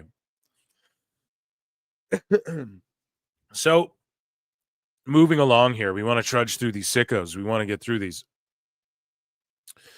So AIR Gold goes, there are 7 black wrestlers. It's so funny too. People think he's from India, like an Indian. Because he's like, I'm Indian. That's what he told people. He's not Indian, guys. He's Indian like I'm Indian. That's what we call ourselves. I'm sorry, okay? Every Native American is like, I don't know, bro. I grew up in Canada. I grew up on reservations and shit. We call ourselves Indians and shit. I don't get offended by that. Nobody I ever knew got offended by stuff like that. You know what I'm saying? So, but I'm sorry if I offended you. Shut the fuck up. You know what I mean? I don't care. I'm Cree. I'm Migma. You can go check me out on fucking Evil Doses channel. I talk all about that stuff. But listen, that's what he meant when he told people I'm Indian. He's a Canadian native guy. Okay? That's what he is. So, just so everyone knows, like this guy's like WWF junkies, like the India boy fighting for their rights. And Junkie, you know, I know people like him. This guy blocked me because he's like, I will delete my account if CM Punk returns. And I tried to tell him. I was like, Junkie, don't bet this because you're wrong. Punk's coming back. He's training hard, bro. He's training really hard for a comeback. Somewhere. It ain't going to be in the Octagon. It ain't going to be in AEW. So where's he going? WWE. Don't fucking post this stuff. He posted this. I'll delete my account. I went, yo, delete your account, Junkie. Fucking blocked me. But he goes, the India boy, kind of racialist, fighting for their rights. It's not Indian, guys, okay? He's a native guy, like a Native American, what Americans call Native American, okay? Just so everybody knows and understands that, right? So they're making like India jokes at him. It's like, first off, not cool. Secondly, you got the wrong shit. You got the wrong thing. So now you're just fucking, you know, people catching strays. They didn't do nothing. AIR Gold dragging the great nation of India. I hope Great Khali comes and fucking chops this guy for AIR Gold, for fucking brain squeezes him, gives him the knuckle twister, you know. So again, Suit Williams earlier, he's like, oh, you know, people kiss ass, and I bring to the Fed, and I bring Josh Barnett up as an example. Well, because he goes at some sickos, right? So this guy, Emerald Dracula Flosion, says, Fed influence really killing my hype for Bloodsport this year, but I gotta hand it to them. This one ain't it. Ain't gonna lie or something. I don't fucking know. Josh Barnett goes, the Fed doesn't influence. They offer and or I request. I don't use everyone that is offered either, and I don't always get who I request. All bookings are my choices. So you guys talking shit are talking shit to the fucking War Master. Do you understand who this man has fought for real? What this man has done for pro wrestling and mixed martial arts in general? And you fucking sickos are going to sit here and talk shit to Stupid fucking idiot. Drives me nuts, man. So Tony Khan confirms BJ. I think I used all my BJ. It's not even noontime. No, I don't have any left in the chamber, dude. I think I said 4 or 5 of them earlier. But he confirms BJ's thing, but he doesn't confirm it. Tony just goes, well, that's we'll just listen to what he says. He's like, yeah, I mean, that's around what I heard. Okay, so he's not denying it just because him not denying it, then it makes it look good. Like, okay, I wouldn't deny if somebody came and was like, if I was Triple H even, and they're like 10 million people are watching on Netflix, I'd be like, oh, that's amazing. I'd fuck it, you know. So Tony doesn't know the numbers according to him, according to Dave Meltzer, according to Conan. Meltzer told him. Conan. According to Conan on K100, okay? Meltzer told Conan that what BJ Bethel said in that 500,000 number is incorrect. Conan. So there you go. Fucking keeping it 100 right now here on PWT. So, yeah, I don't think it's legit. And even if it is, someone just prove it, please and thank you. And then I'll go, good for them. Really good for them. That's astounding. Amazing. I want, let's look at where the interest is being garnered here. That's absolutely incredible and good for them. And I would just attribute it to the shit I've been putting over. Well, they have been focusing on core guys, a lot of ex-WWE people. So, you know what I mean? If you want to see Lashley and Ricochet and Moxley and Jericho and shit, I mean, those are guys that if they went to WWE, people would be like, oh, they're back in WWE. You know what I mean? If Lashley went back tomorrow, everyone would be like, that's awesome. He knew the Fed's the place, you know? So I would just attribute it to that. But you know, Tony doesn't go, it's confirmed. All Tony's ever said to anybody is that he doesn't actually know the numbers and he doesn't get told them. And same with Meltzer has corroborated that. And those are names we can put to the thing, unlike BJ Bethel, who just said a bunch of shit. Anyways. Thanks, Tony. Courtney Rice with Women's Wrestling Talk is up next, followed by Jim Varsalone with the Miami Herald. Bodes really well for us, and it's very exciting news and a great report for AEW and Warner Brothers Discovery, which is such a great relationship. You know, in addition to being able to have our show. Thanks, Tony. Courtney Rice with Women's Wrestling. So, yeah, he sort of here, let's read what MJ says. How curious. Fightful Select has selectively edited their audio of the media call today to cut out Tony addressing the viewership question. Oh, yeah, that was the point. There's a conspiracy afoot, a real conspiracy. No, but again, man, it's always projection, right? Want to play conspiratorial? Look at this. They edited out for some reason Tony addressing the viewership thing, because I just don't think it's true. I think anybody who's actually has a real source can confirm. So look, dude, the GOAT is back. Titan J. It's the Titan J era, folks.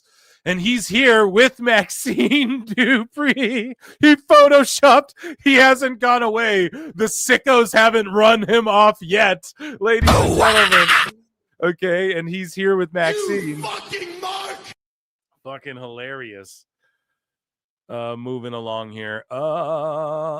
Anthony D'Antoni de Blasi says, if you had children, would you ask a convicted SOer if that's okay that they are around him? Someone actually asked Chase and Rance this, and his response, you're good, by the way.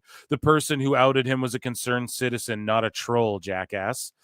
And so if you guys want to hear the most in-depth coverage of the whole Booker T, Swerve, Vlad TV, Chase and Rant situation, myself and Grapple Vision, who's been covering and, you know, he makes documentary style videos. My good friend Gary Von Erich, he came on PWT podcast episode 91. It dropped yesterday or like 12 a.m. I think we dropped it midnight, PWT.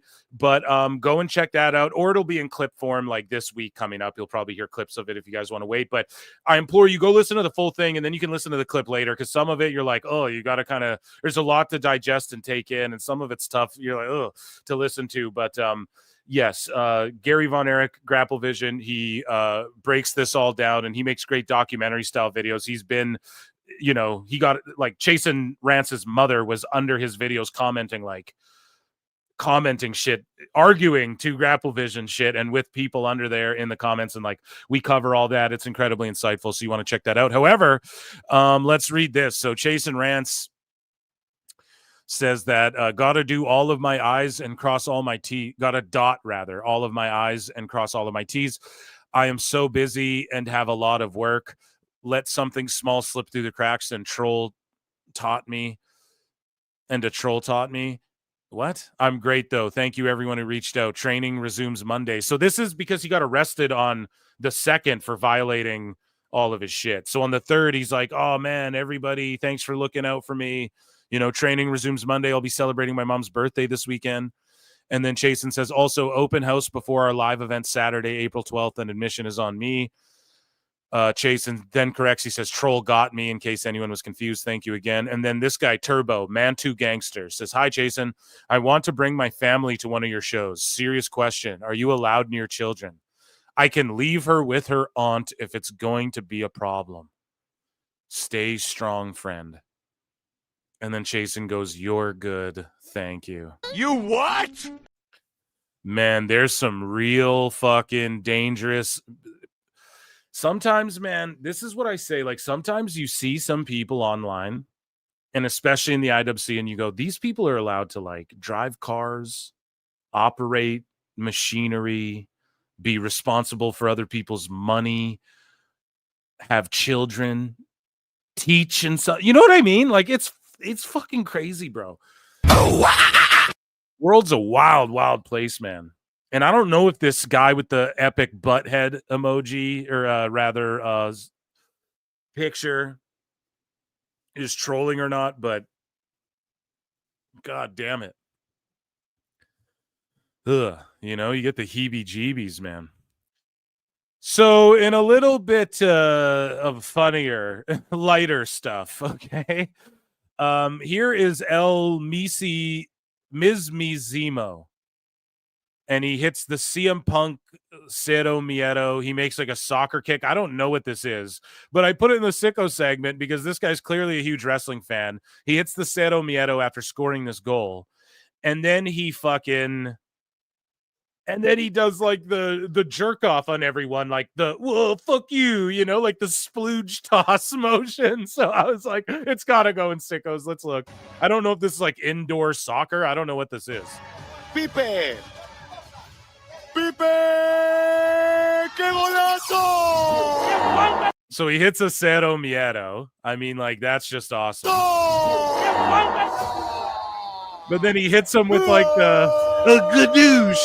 The gadoosh.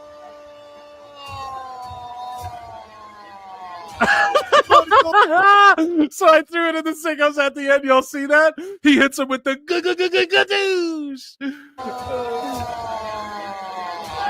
Oh my god, that's fucking terrible. But that's hilarious.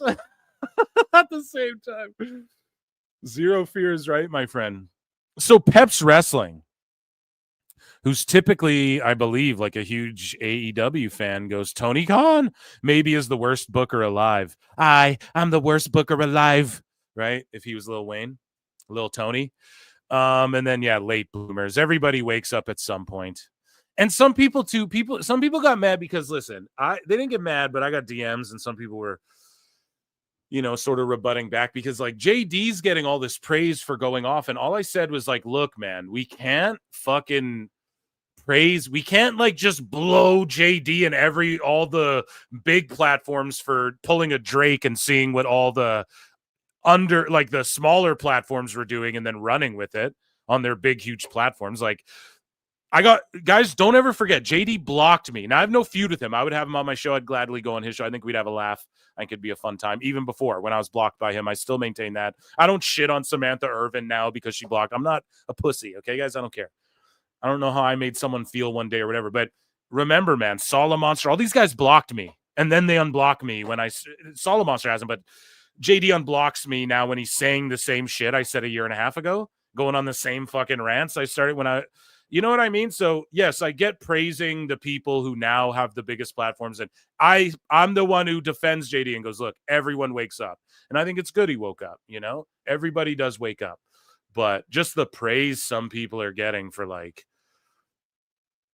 it's like, man, calm down. These guys ran from these discussions. Now that I argued with all these sickos to the point where I try my best to just post and ghost. Now that me and fucking neckbeards had to and Awful and shit had to fucking, and maybe Awful's not a good example because he legit just wants AEW to die. So, you know, but for some of us, like, we had the arguments so y'all didn't have to. We raised these points, and now that it's safe, it's like people like, Trump made it so now you can make like fucking gay and trans jokes again, so everyone's doing it now again. Well, now it's safe.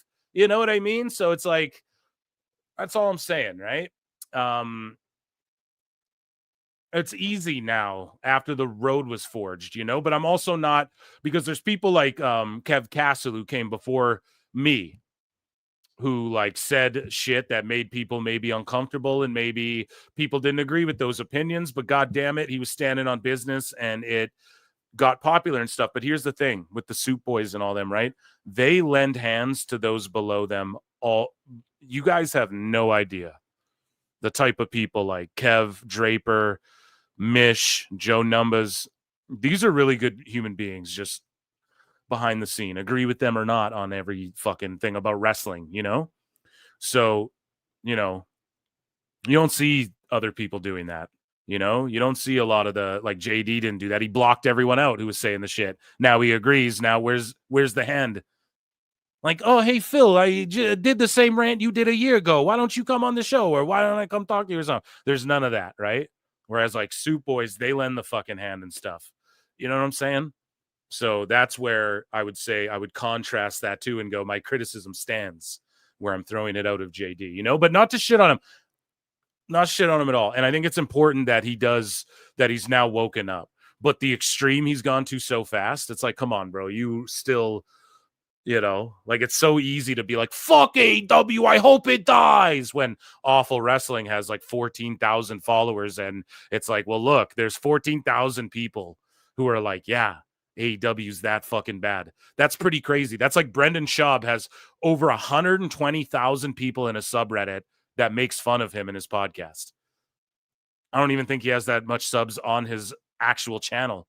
You know what I'm saying? It's like, that should tell you something, you know, like the direction shit's going in. But it's so easy now. Like now it's safe to be like, year 6, fuck them, you know? So I think we should be praising the soldiers who like fucking really were like holding it down for a long time, and or like maybe who were newer on the scene and were like, hey, this shit's fucked up. Meltzer, like, I'm getting blocked by Meltzer and JD. So what does that tell you? You know what I'm saying? Like, before any of this shit, and not even for being a piece of shit. I don't go out there and like troll and harass and fucking call people gross names unless they start that shit. If someone goes like, you're a brainwashed bitch or something, it's just off with their head. I go nuclear on you and I don't relent, you know? But that's just because like you're being gross first. Like, go look at me, have exchanges with anyone else where they're not like calling fucking people brainwashed or WWE tricked you. That's the shit where it's like, no, you need to be brought back to reality, you know? So I get the ruthlessness on that end, like from some people, but yeah, like I wasn't under Meltzer being like, you dumb bitch, here's a fucking flute, you idiot. Like I never did shit like that to Meltzer. You know, I didn't even roast him or go, he fears facts and stuff. He blocked me way before then. And it's because I told him, I just pointed out a flaw in his logic of thinking. He was saying that, of course, Ariel's going to shill for AEW or for WWE. He's friends with Nick Khan years ago. And I said, well, Dave, you're friends with the Young Bucks and Tony Khan and Hangman Adam Page. So, of course, you're going to, using your own logic, right? Blocked me. Boom. There you go. So, yeah, but again, this isn't a burial. This isn't the trial of JD, but I'm just saying what I got to say, brother. Speaking my truth, as the gals say these days, right, fellas? So Baydala says, why are we still doing the whole ratings viewership numbers again? So again, these fucking stupid idiots, it's okay. Stupid idiot.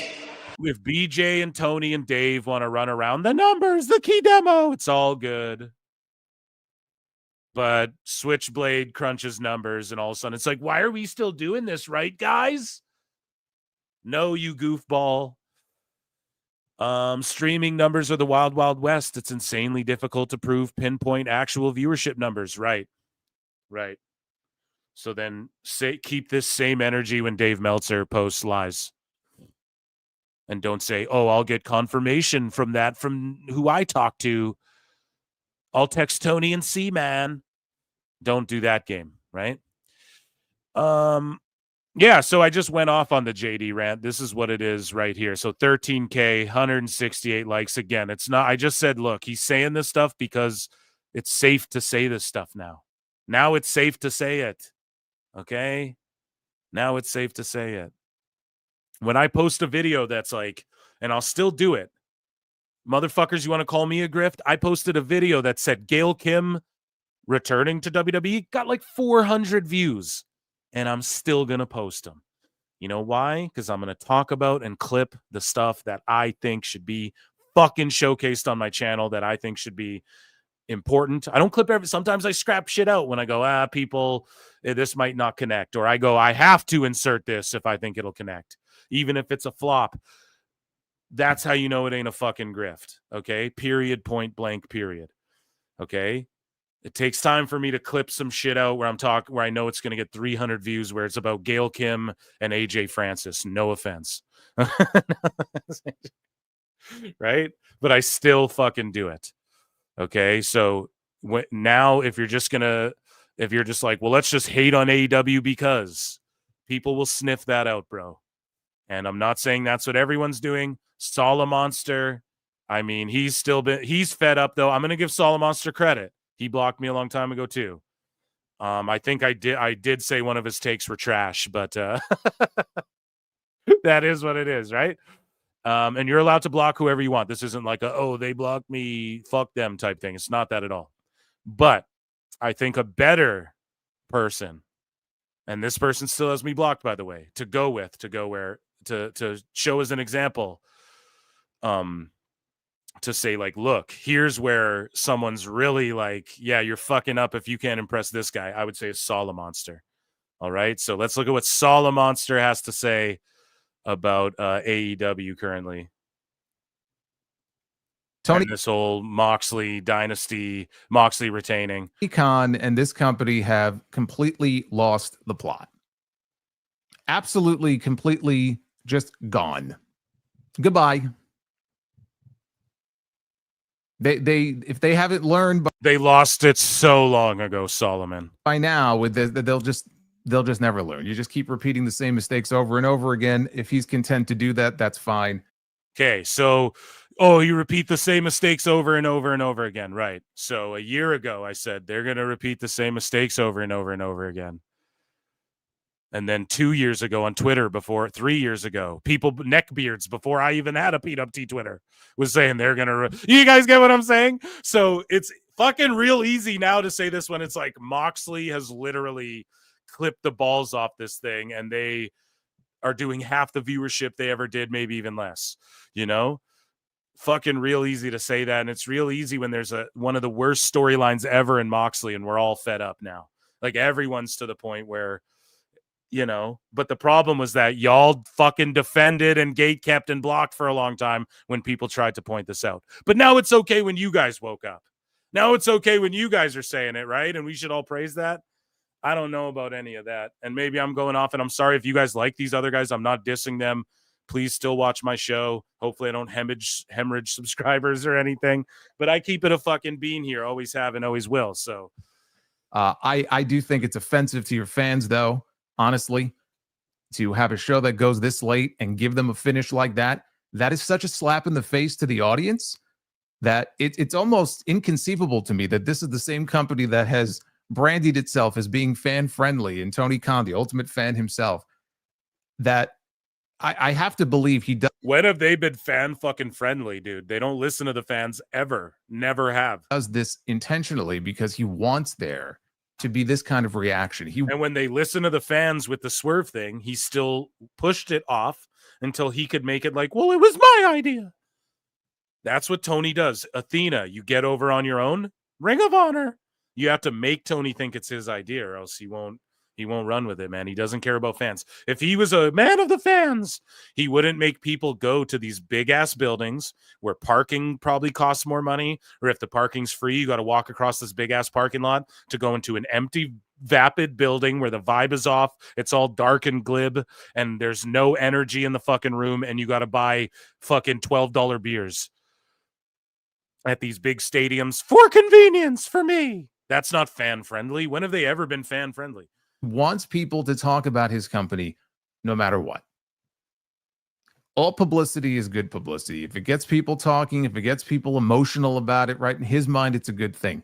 I genuinely, honestly, and the shit I just said, I stopped saying it for the last fucking 2 years. You know, I stopped saying it because I said it so much already. Genuinely don't see how this can be viewed in any way, shape, or form. But I'm not hating on anyone for waking up later.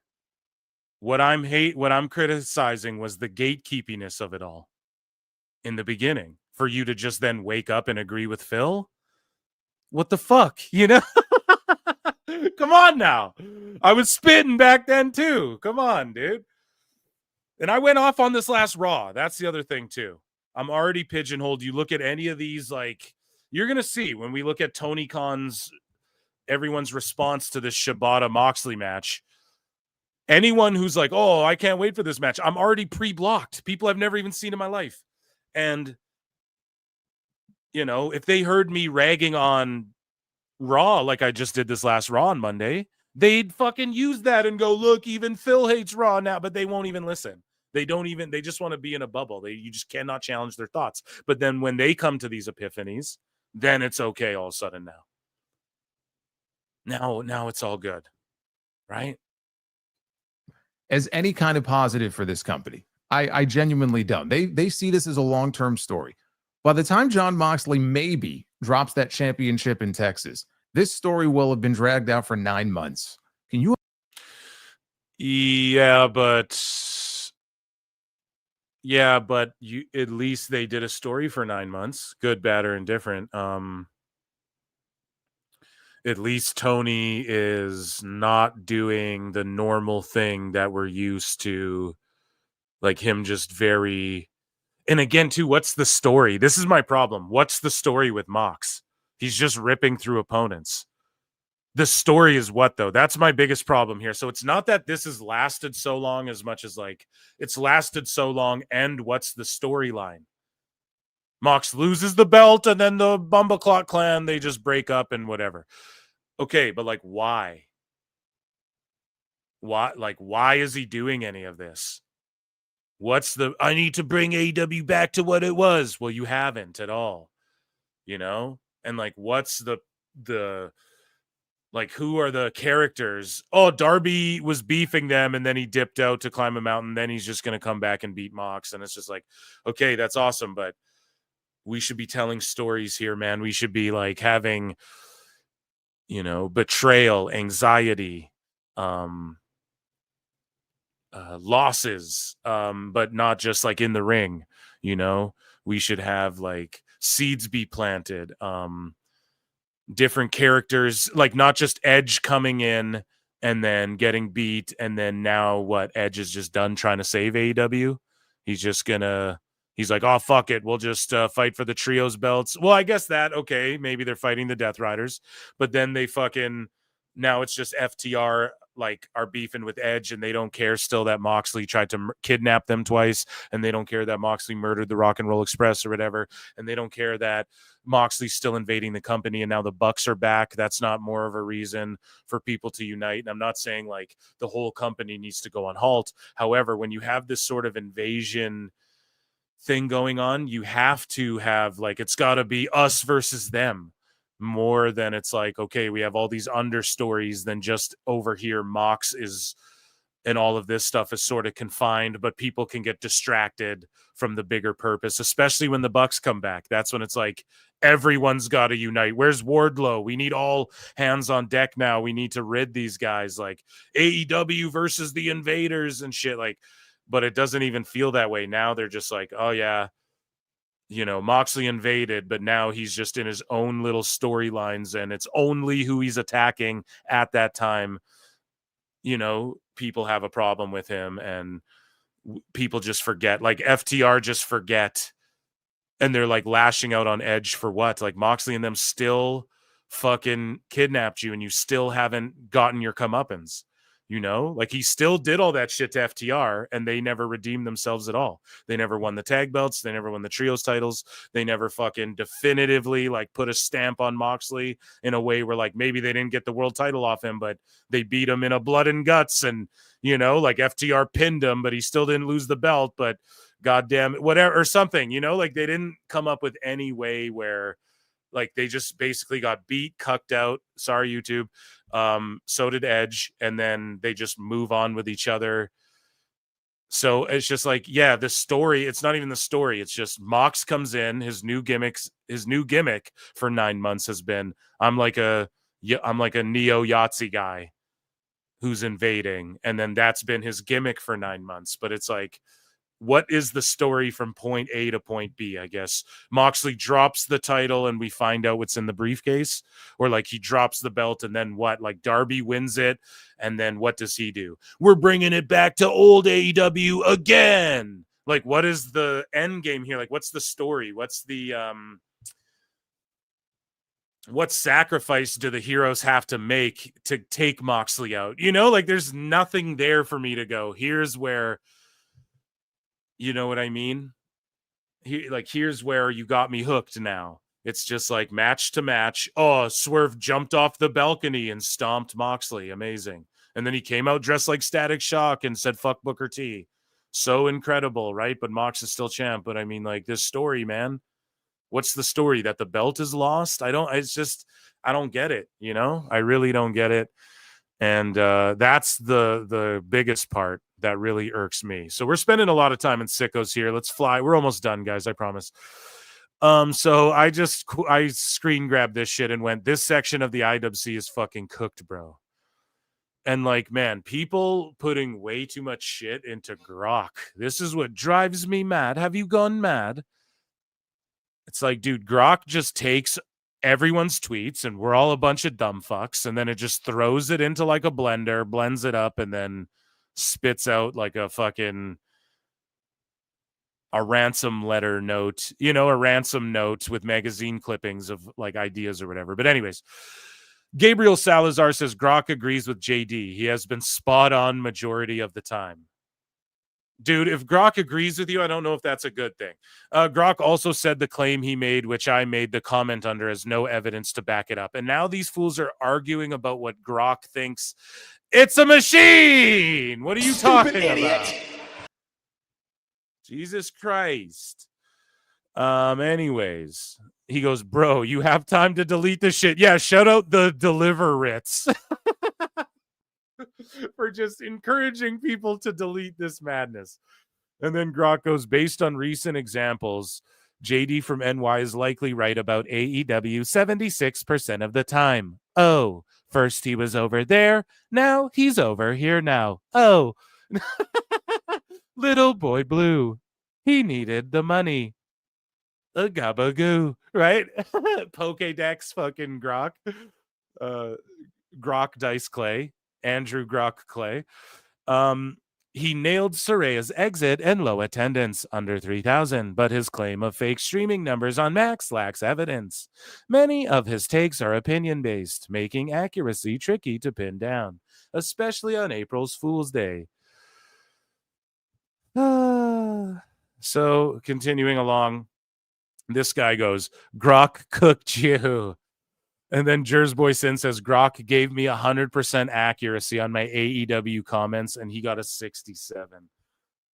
Oh, no. The future is cooked. Future, we're done. Send the fucking asteroids. We're done. Thank you, fuck you, bye. Boom. Oh, we're done. We're so done. Oh, my God, we're done. That Boy Truth says, this is just a lame LMAO. You really that butthurt? Goofy. Yeah, exactly. Exactly. That Boy Truth certainly told the fucking truth, man. Keo goes, I mean, Grok did just say he's more right than he is wrong, didn't he? And this guy, you're a weirdo. The guy with the name MW1188471, you're a weirdo. So funny, man. This is wrestling fans right here arguing about what Grok thinks about what JD thinks. We're fucked. Society's doomed.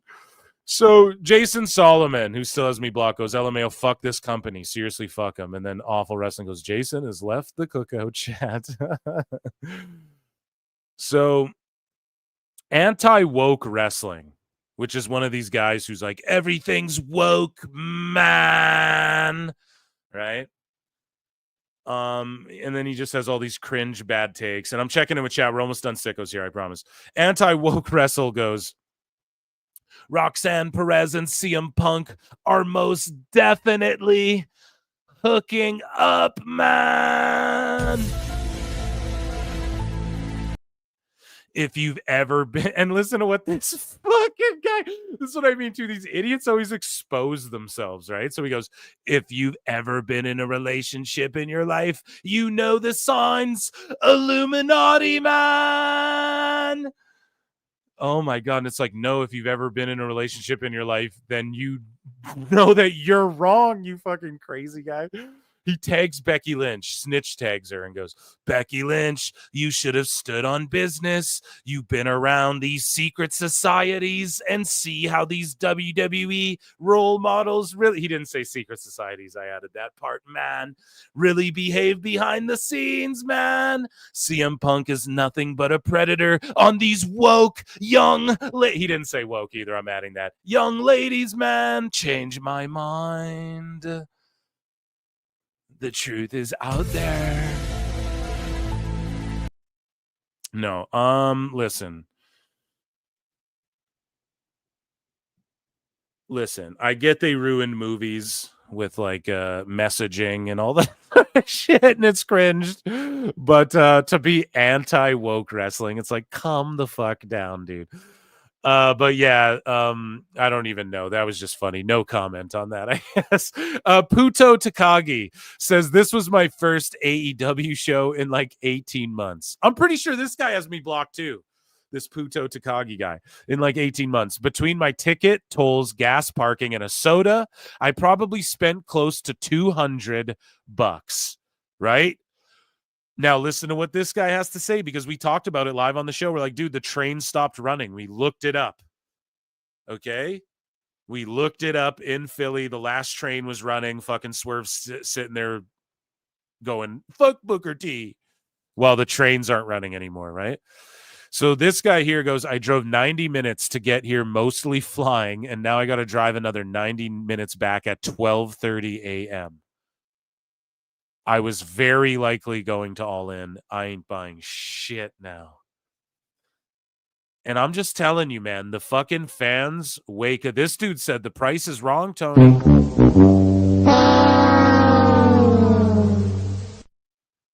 And I'm telling you, man. Is this guy just an old, disingenuous podcaster, Brian? What am I, Dave? Or am I just an old, angry podcaster who didn't foresee the future? I'm telling you, bro, they've never been about the fans. They've never been about the fans. And when they put these tickets on sale, people are trained now to know, don't buy them right away. Buy them on the walk up, because then they're $3. But what does that do? It trains people to then not buy them at all, because then they forget. Out of sight, out of mind. Okay?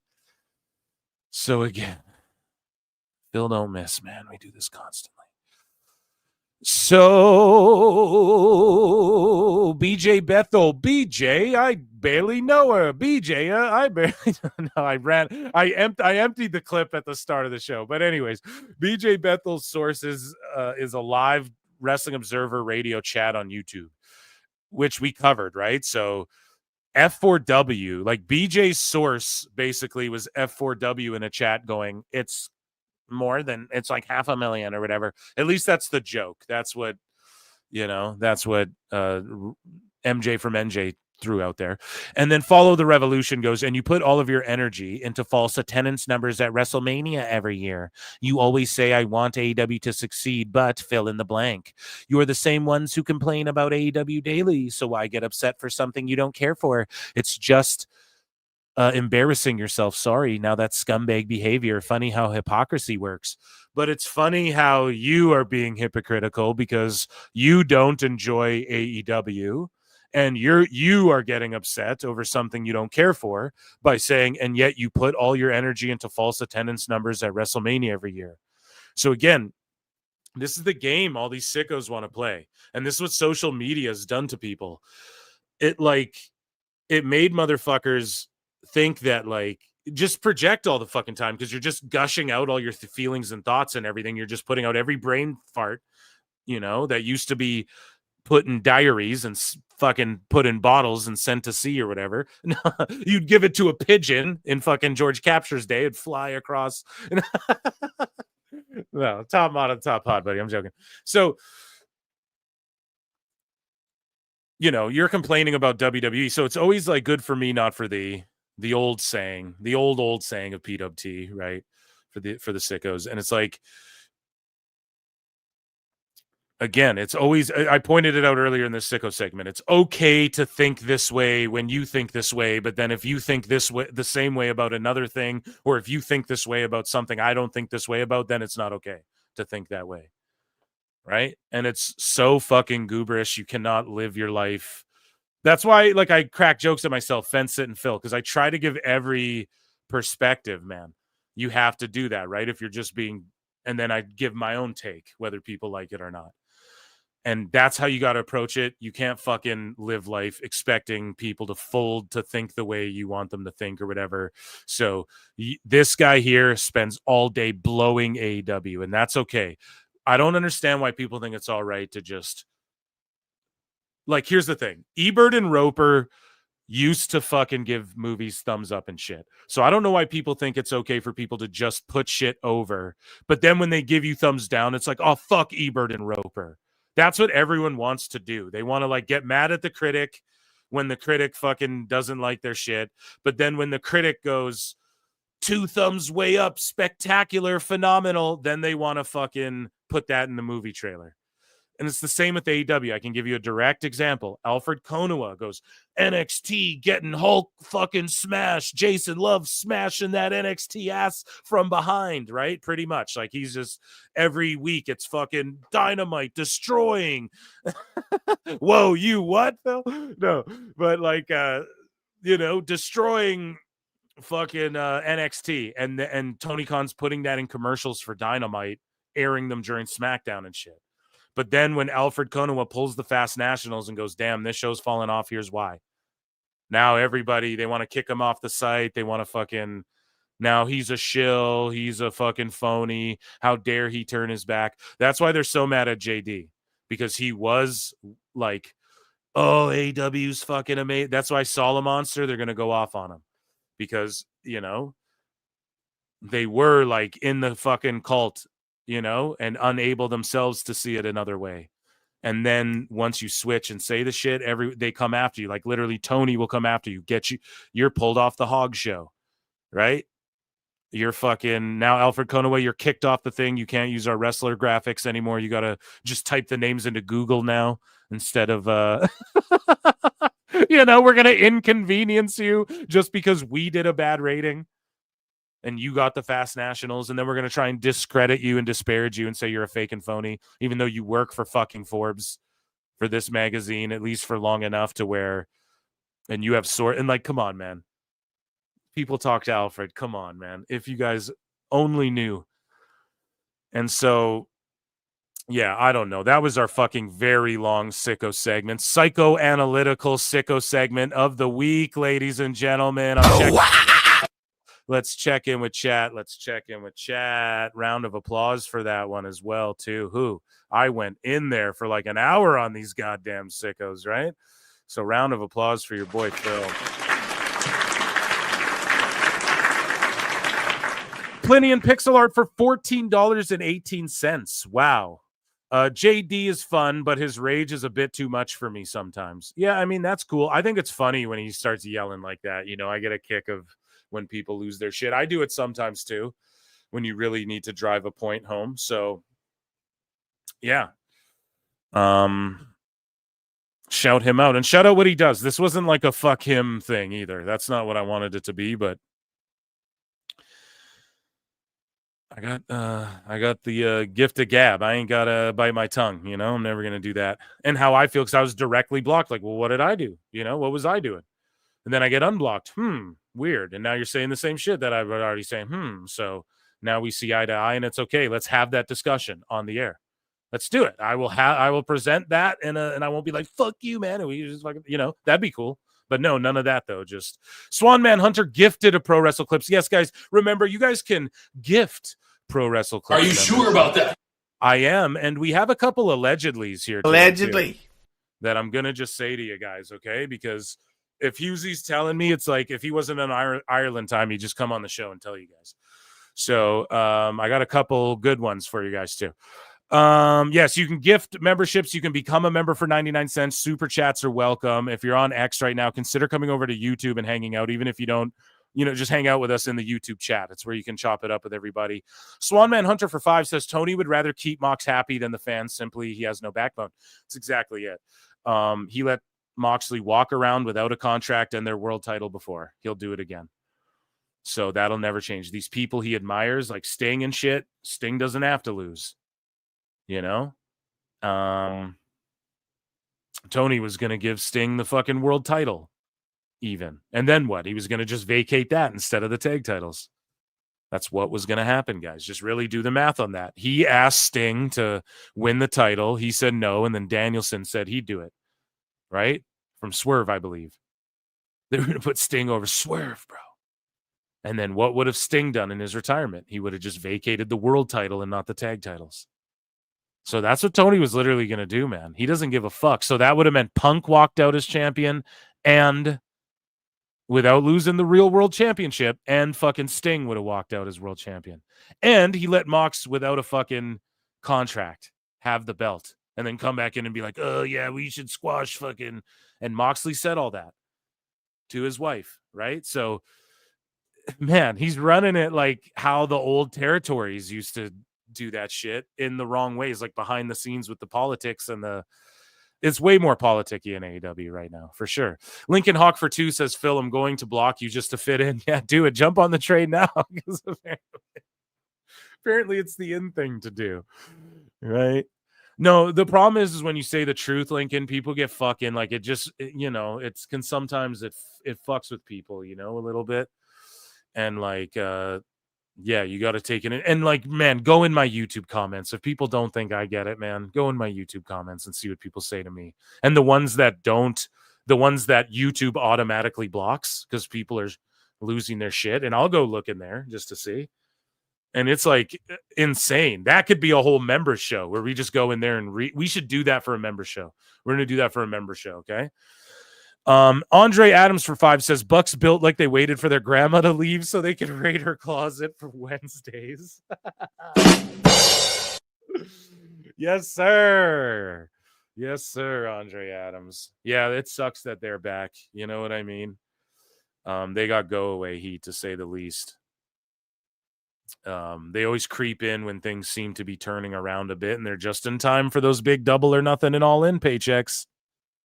So again, people want to complain about part-timers. No one's more part-time than the fucking Bucks. They just come and go as they fucking please. Getting paid NBA level deals, unheard of in the business. Tisk, tisk, tisk. Let me check in with chat. George's alert. What's the alert? Oh no. Oh no. He's giving me the Iggy, guys. He's giving me the Iggy. I refreshed the stream on the Clips channel. 97 likes. Ladies and gentlemen, joining me on the show, Chris Jericho. I look and see it's not just me. So many others have stood where I stand. We are the young, so raise your hand. They call us problem child. We spent our lives on trial. We walk an endless mile. We are the youth gone wild. We stand and we won't fall. We're one and one for all. The writing's on the wall. We are the youth gone wild. Let me get wild. Yay!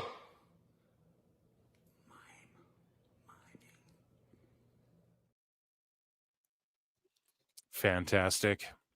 Do they do karaoke on the Jericho cruise? I would karaoke a Jericho song on the cruise to Jericho. It'd be amazing. We're at 102. See, some people save the like for Jericho. So we have to do new rule, like 100 for no Jericho, but then if the other wackos, Jerichoholics, run it up to 150, then it's like, okay, we lick Jericho off or something. We'll figure that out. He's so damned bad. I love it so much. Stop playing that ish, bro. It really irks people. It's all good. Okay, so we head over to AEW news. I'm not asking you, chat. We're just doing it my way or the highway. My way or the highway, just one more time. Swerve is just jealous Booker T got a song made about him by Bad Bunny that outdraws anything he's done. Fair enough. Mute. Okay, is his name Elboo or Ebu for real? His name, Neckbeards, his name is Ebu with an I, but I call him Elboo. It's the fucking joke where you put a W in front of someone's name when they're winning, or you put an L in front of someone's name. Like, I'd be Lil if I took an L, or I'm Will if I am putting up W's, right? Will with an H, right? Will. So Elboo, I call him Elboo because, like, you can't Ebu. It's not like Laboo, right? That wouldn't be. I mean, I guess you could say Laboo, but I just go Elboo because it's like, it just is. I don't know. What would be the word? phonetically, sonically sounds better. I don't know what I don't know. Go to someone smart's podcast for answers. God damn it! But yes, Will Wheaton, right? I'd be Will if I got it. Yeah, neck. I know a lot of people don't get it, but yes, it's elbow, right? And not elbow. Some people will call him elbow, like like X and stuff, and it's like, yeah. I just report the news. I don't make it up. Yeah.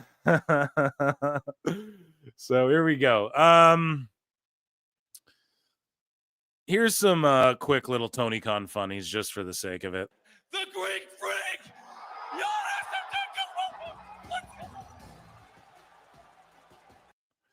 Right. Here's this famous one. What I would consider a lot of chatter online, negativity in regards to the product. And obviously, you're just coming off a brand new television deal. You're going to be on Max. You're going to be doing all this stuff.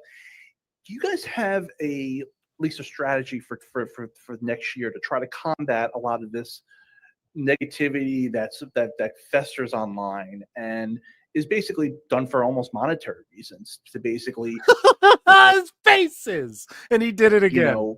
Basically bring down what you guys are doing when you guys are literally, having in regards to you're great, you're just amazing. The money, your best year that you've had since you've started.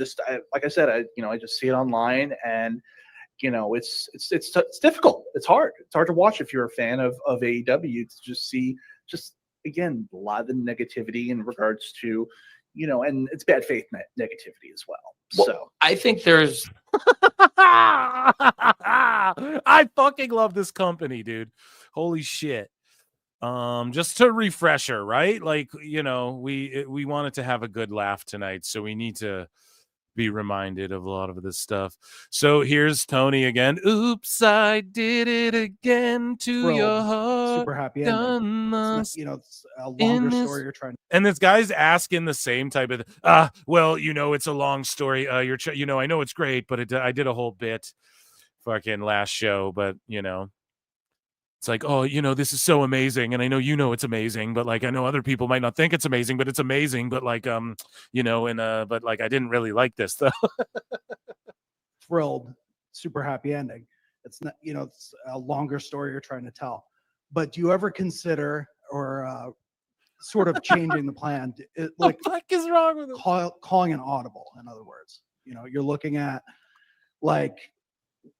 when there is this oh my god, it's so funny too, because these people asking the questions fucking stink, and he's about to answer the shit, right? He's about to answer the shit, and then this fool keeps bumbling on, dude.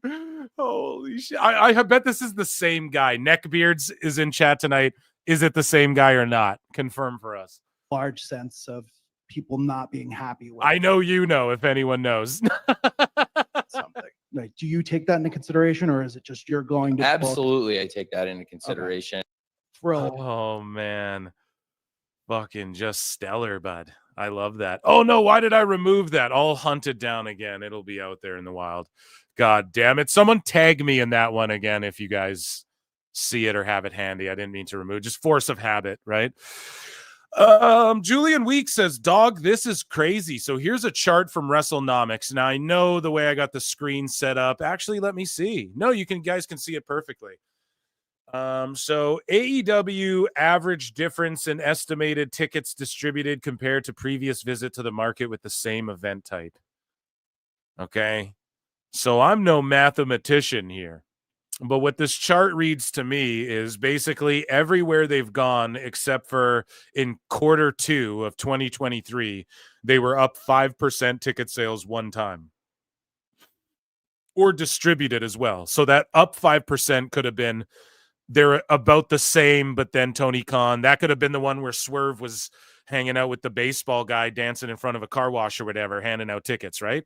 That could have been any of these shows where there's 2-for-1 burgers, at Arby's. If you fucking buy a ticket, if you buy a burger, you get 2-for-1 tickets or whatever, So it could have been any of that where they also bumped up the 5, not to diminish it, but I'm just saying, if we're looking at every other quarter, it's like it was probably even a little closer if you factor. I don't know if 2023 is when they started doing those giveaways and shit in, but Q1 of 2025, they're down 28% of tickets distributed in markets with the same event types.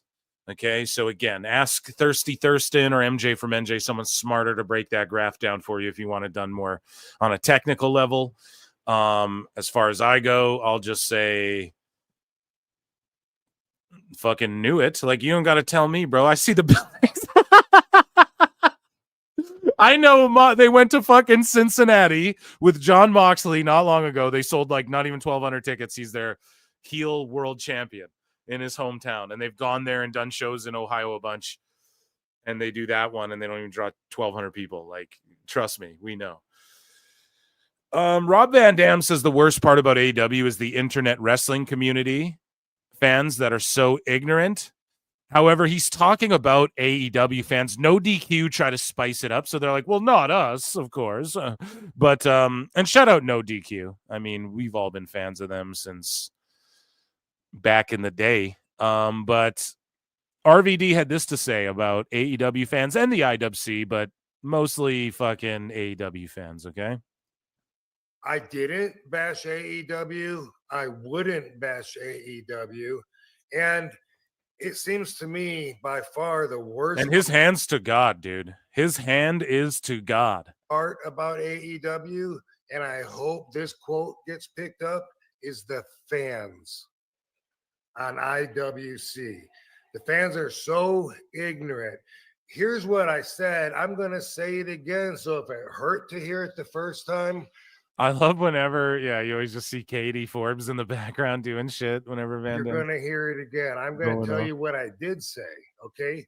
My whole career in ECW, even before that, the matches that Sabu taught me were garbage matches, which included all the weapons and gore and even Sabu, he's all scarred up and shit. He would jump at the barbed wire, but he would always use weapons as like, he always innovated with them, you know. He always incorporated it more into his arsenal, rather, of like moves, rather than like, oh, I'll jump off the chair to the outside, you know. This asshole's using barbed wire, whatever. But Sabu was always, and yes, he did the silly like flaming ropes matches and shit, and that was sort of his gimmick. But all the stories like are there of Sabu being like, no, these guys are garbage wrestlers and shit. Like, everybody's told that story. He was a fucking hater on a lot of the ECW guys, even Sabu was. And you got to remember that. And Sabu was very like innovative with how he'd use weapons for the most part. You know, it wasn't just like hit a nail bat into your back or whatever. Had wrestlers that didn't even have to know how to wrestle to be in the match. Okay, those have always been at the bottom of the list of my favorite matches. That's my opinion. If you don't think I have a right to say that because I was in ECW, so here's the thing: those matches, especially the ones that have like thumbtacks, glass, fire, fish hooks.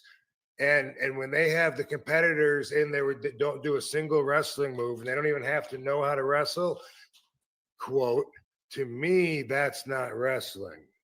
The more AEW does things like that, like the John Moxley spiked bat thing, and I think that they're heading in that direction more, and I think WWE is heading into more like old school WWE storytelling in the ring and less of let's stick a knife through someone's cheek, burn their house down, go for shock value.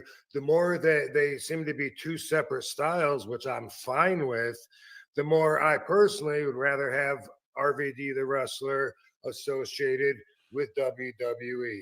Now, if you why the fact he even has to explain this like this is absolutely insane.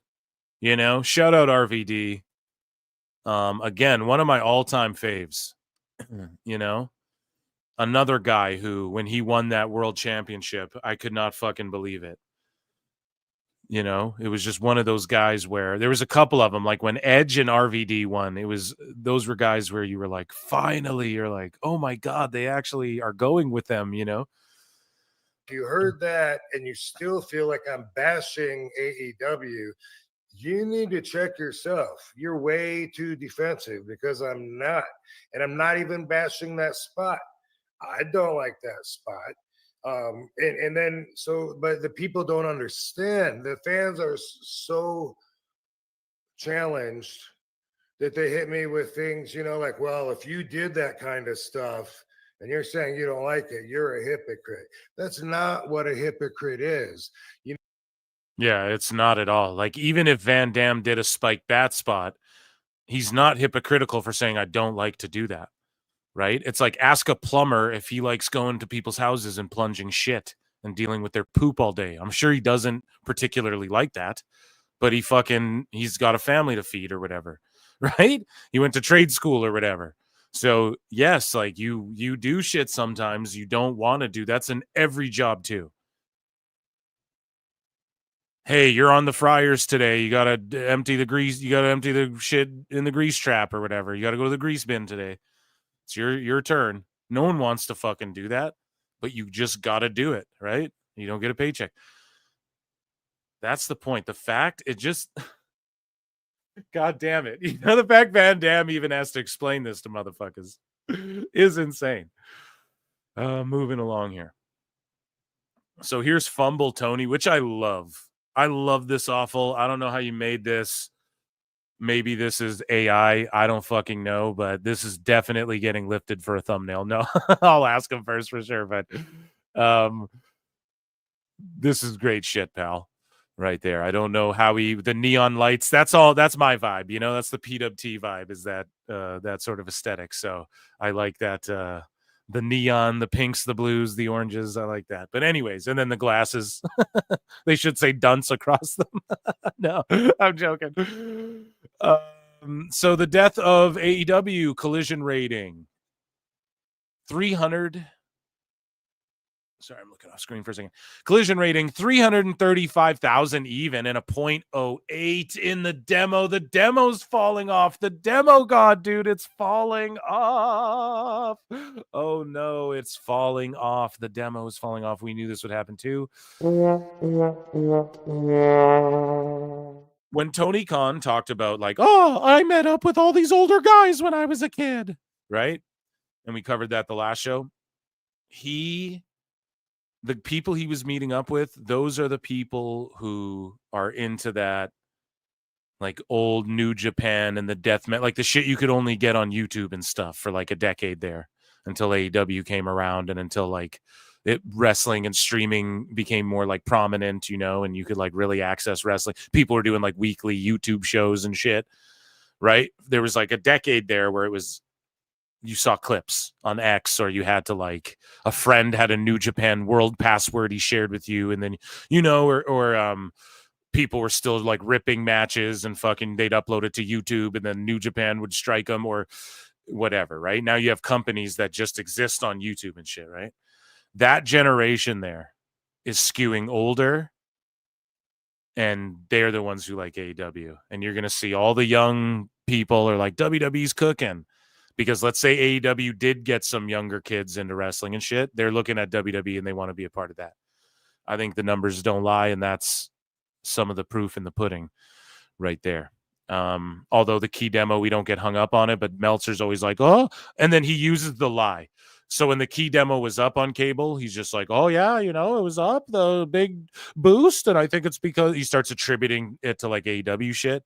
And then when the key demo's lower, this is what he did before. Again, as we chronicled on the show, Dave Meltzer was like, what did he say again?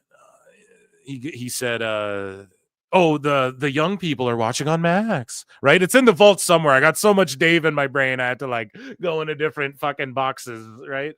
Different lock boxes in the brain. But he said the youngsters they're more likely skewed over watching on Max. So now he's just going to say, well, the young people are just watching on Max. They're not watching on TV. But then when it was high, after he said that, they were higher because of that big lead in from like the fucking basketball or whatever. And then he's like, oh, I mean, he was like attributing it to AEW shit, you know? Like why the key demo would be higher and shit. We covered all that already. I don't remember the exact details. You guys go back, watch the show, or find it in a clip or something. But anyways, thank you, Awful, with the ratings there. So this guy here, well, okay, no, let's do Tony Khan announcing this Moxley match here, okay? So first, he announces Moxley versus Shibata. And Tony says, after the Ops intervened in AEW World Title match at Dynasty, today Katsuyori Shibata has issued a challenge for a one-on-one match versus Jon Moxley. This match is set for Dynamite tonight. So, okay, Moxley murders people, runs away, kidnaps. He's like a coward who hides the belt and is like, it's in a briefcase. Actually, it might not even be in here. And all of that stuff, but he's just accepting open challenges. Now, it's not for the title. Okay, who cares? He's just like accepting a fight. That's even worse then, because at least a title match, the excuse can be like, well, he has to do it, you know, or they'll just strip it and it doesn't matter, you know, and they'll just like present someone else with a new belt, which is kind of what they should just do with this story, to be fucking honest. Then you just have the new guy unify them or something. But anyways, because like what at the end they're just going to present like Darby with his own version of the AEW World Title. It's going to have like emo paint on it the way Jack Perry did that one belt. But anyways, yeah. So Shibata, like, why would he take a fight against Shibata for non-title, especially when he's like this?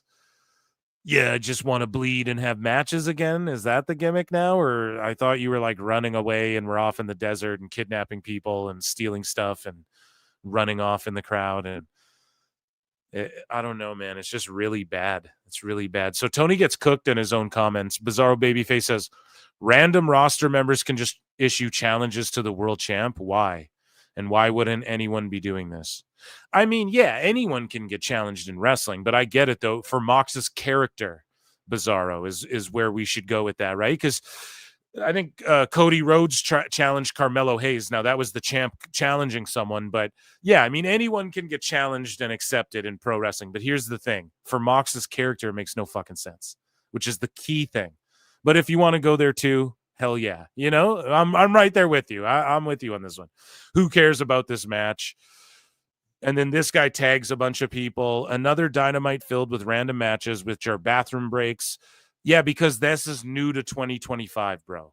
Like, come on, man. This has been this way since like the pandemic era, guys. They started doing this. Okay, like, come on, tagging JD and them. Another Dynamite filled with random matches. Okay, matches with no meaning. Rampage on Dynamite. Yet you guys are the bad guys according to the AEW Tribalists. Ugh, God. Yeah, there's some about me that's flipping. Awful. He's fucking... Because I know how he feels too. And he's right there with me as well on this. Like me calling out kind of like, man, stop fucking praising these dudes for being 3 years late, you know? Fuck, man. It's craziness. Yeah, they're the bad guys now because they went, hey, look at us. We're going to be bad guys now. That's how it is, man. It's not like they really risked anything, right? Now it's abhorrently obvious and everybody already had these arguments and fought these battles and slayed these dragons. So again, not trying to be a hater, but everyone wakes up when they do, but Jesus Christ, just the perception of people. Anyways, Mike Mayer says, what the fuck is this? People can just issue challenges to face the world champion 3 days after a pay-per-view. I like Shibata, but he's done nothing to warrant this at all. Chaos King of Dominion. All right, what are we actually doing here? Matches just for the sake of matches? We will not be watching. Tony Khan does not know how to book anymore. What the hell is this? And then this guy has me blocked, but like he's just saying Jack Perry beat Shibata at Wrestle Dream. No. This guy, why are you booking random matches? What has Shibata got to do with Mox? Okay, well, they sort of explained that last night because the Ops ran in. So now instead of FTR and Edge running in and having beef with the Moxley clan, now it's just the Ops run in and have beef with the Moxley clan because storytelling, dun, dun, dun, dun, right? Because that's the level of elementary. That's how we tell stories here in AEW. Yeah. Nav Streak says, I feel like top heel world champion shouldn't just be fighting someone because they throw out a challenge. A world champ got to have some sort of aura. Feels like it's earned to fight the top guy. AEW blog, of course, goes, holy shit, I'm blocked too, yeah. Holy shit, LFG, fire, fire, fire. And then posts like, professional wrestling, whether you agree or not, these two put on a classic. So this was 1 year ago, I believe. Or no, this was yesterday, actually. But yeah, he's like, holy shit, let's go. Of course, AEW blog is super excited. Fair play, effing, I'll be tuned in. Bring back the win-loss records and the power rankings. You can't. Tony can't manage that. That requires actually like planning and thinking out your booking, like more so than,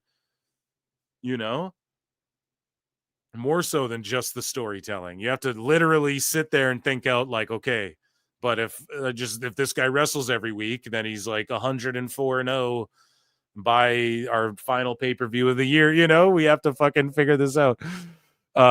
Tony, God bless you for giving us this incredible bout on Max. Retrograve prod. Like, this can't be a real, like, I feel like some of these people just can work their way into, feel like they can work their way into jobs. I think that honestly happened. And the age of the internet has allowed people to do that. That's why grifting does exist, right? Like, it's just a term that gets thrown around at everybody now. Yeah, AEW might have the most beautiful heavyweight belt going. Unfortunately, we never get to admire it because it's stuff in a briefcase. I know, exactly. Like, people are like, oh, Harley Cameron's super hot and cuts great promos. And Tony Khan's like, I know, let's put her in a mask and make her not talk anymore. And then everyone can agree AEW's world title looks fucking gorgeous. And he's like, let's put it in a bag.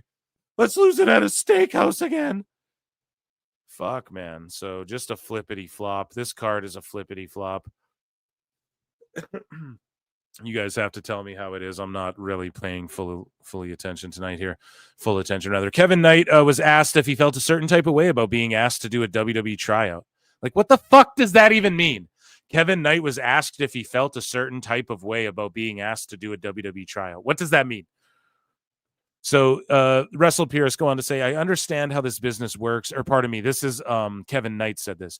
I understand how this business works. And WWE is a machine, and sometimes it may be a bubble, so they may not know exactly what's out there. So I didn't take it as disrespect.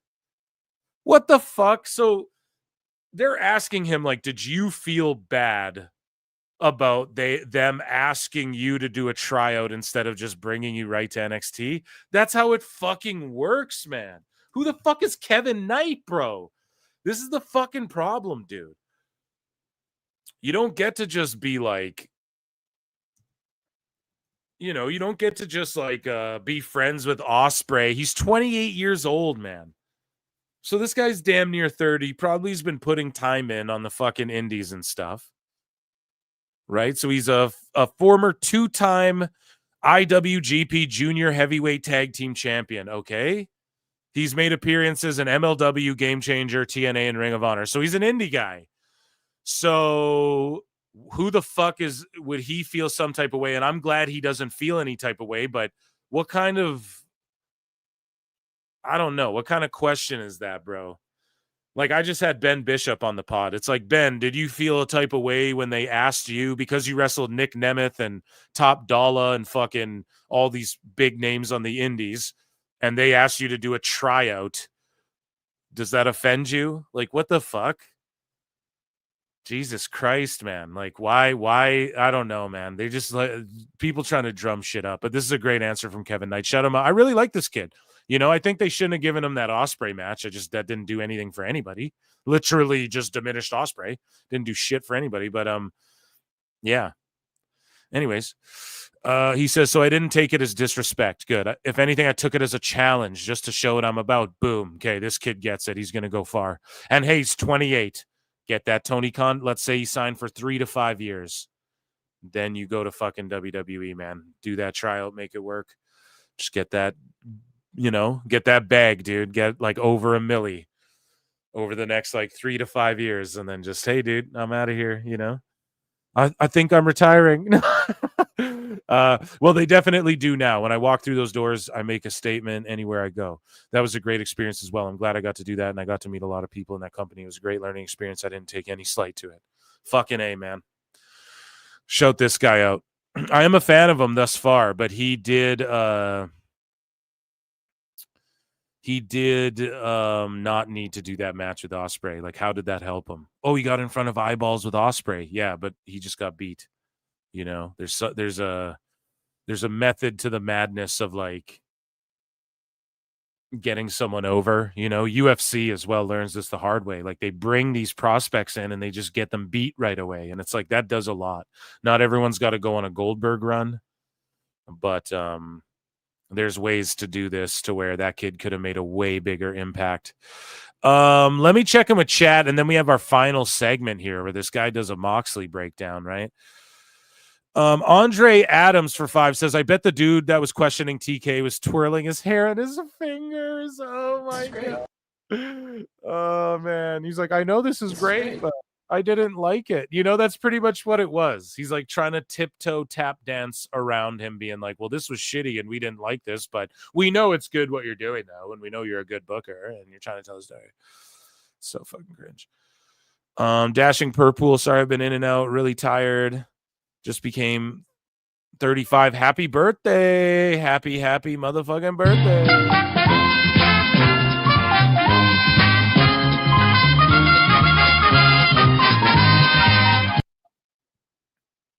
Happy birthday. Let's see. This Dynamite will be lucky to hit 500K. Will Aubrey ever get color? Once, yes, she will in her career. I promise it. If you get that on the regular, I'm moving. Also need to get Dublin again for Redhead Day. The UK is slightly closer than Texas. Okay. The Ops is almost as stupid of a name as Cope.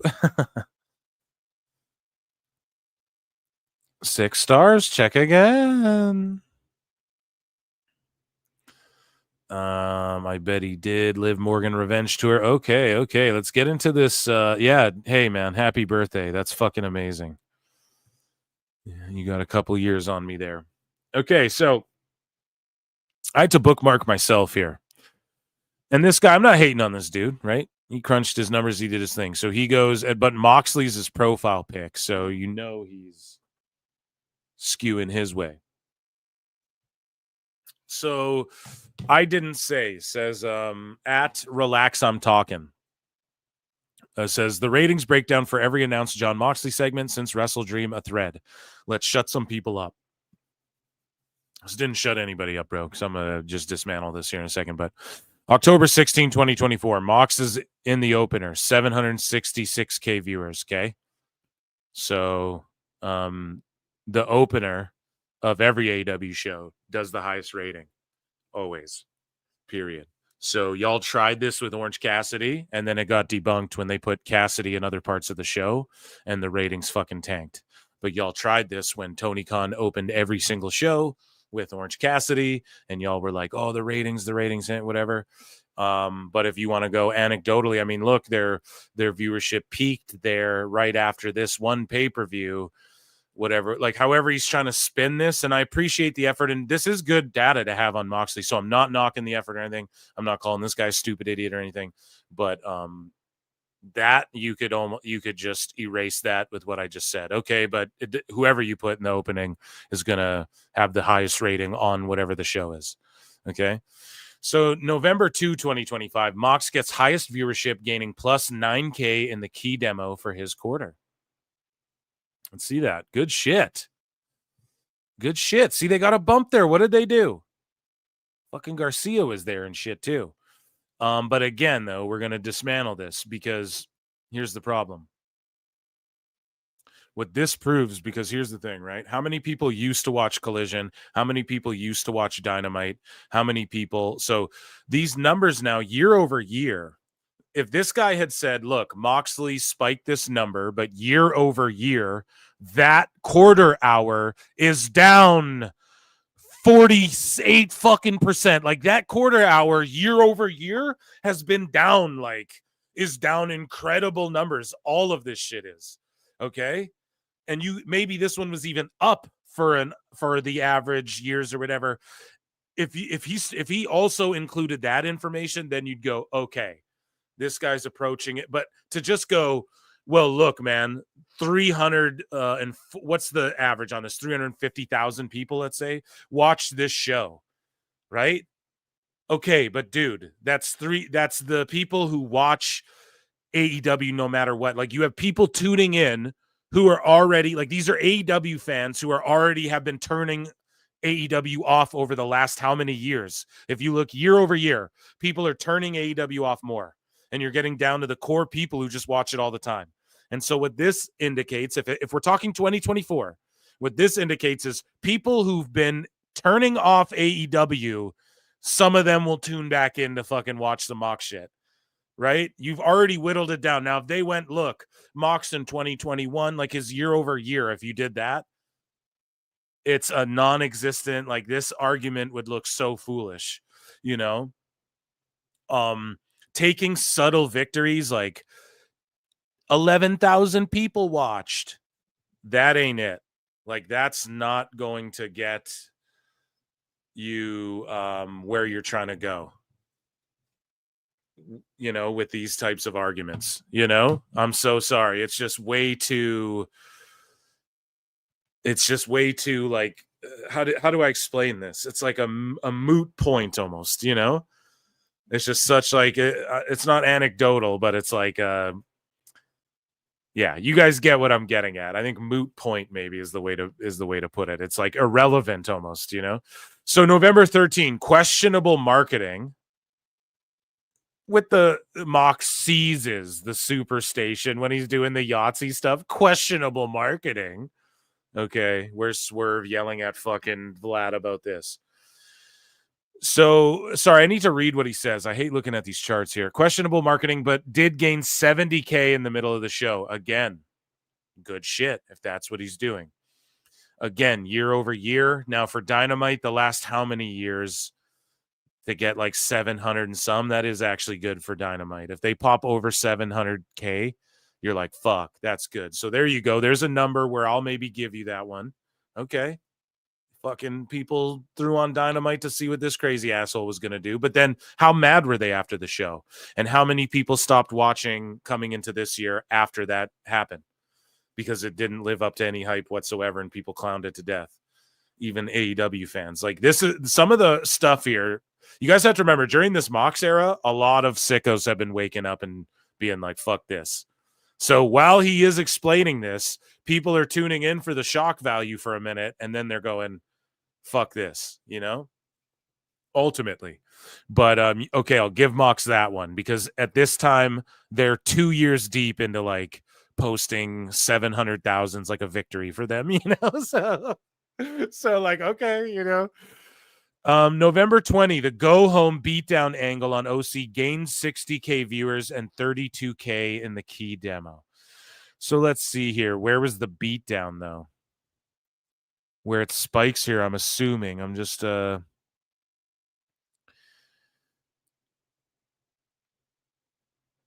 no, post-match in the 6-minute overrun. No, it didn't gain because it's because of whatever. Look how terrible that's under 600,000. This is what I mean. So under 600,000 people are watching this, but he's like, well, look, it got a bump. Yeah, but that's the overrun, you fucking idiot. So people are sorry, I didn't want to call this guy an idiot, but just I'm sorry, bro. I'm sorry. I didn't. Okay. No, I do like this guy in the math he did. God damn it. Listen, it's an entertainment show, pal. No, this is just like, now you're getting like, come on, bro. You can't claim you're crunching any sort of numbers when you're doing this. A 6-minute overrun. What show is on next? Bar Rescue or something? You know, what shows are on there? Barmageddon, you know, the Go Big show or whatever. You know, so that's a non-one. You can't count overruns or lead-ins or whatever. Moxley collision promo is in a random Q3 is the highest rated on the show with 323K viewers. Show takes a nosedive afterwards. The highest rated segment, 323. Okay, he popped the rating for AEW. So what you're proving, right? Because the average for AEW, like they have the last 90 days trend here, so it was way below trend, right? So for the people who are watching AEW, right? Because you look at the numbers before this, So Moxley shit's getting the highest ratings, but this rating, if you look at the chart that he showed before, the numbers like 100,000 people less are watching this fucking show. Now, you could argue that Moxley's the reason for that in the same vein, in the exact same way you're arguing that he's the reason shit's spiking. Maybe for like Uber Ultra Sickos, yes, you have 100,000 people who aren't there, but out of those 100,000 Sickos who weren't here last week or who were there the week before, but aren't here for this show, a handful of them jump back in to see the Mox shit. That's all you're proving here, bud. It's not good. This actually is sort of an indictment on fucking 8. And then look at the ticket sales for these shows, and then tack that onto here. You might have just like fucked Mox up and made him not get a good paycheck from WWE when he tries to go back there eventually. You know, you might have just blew up his fucking spot, dude.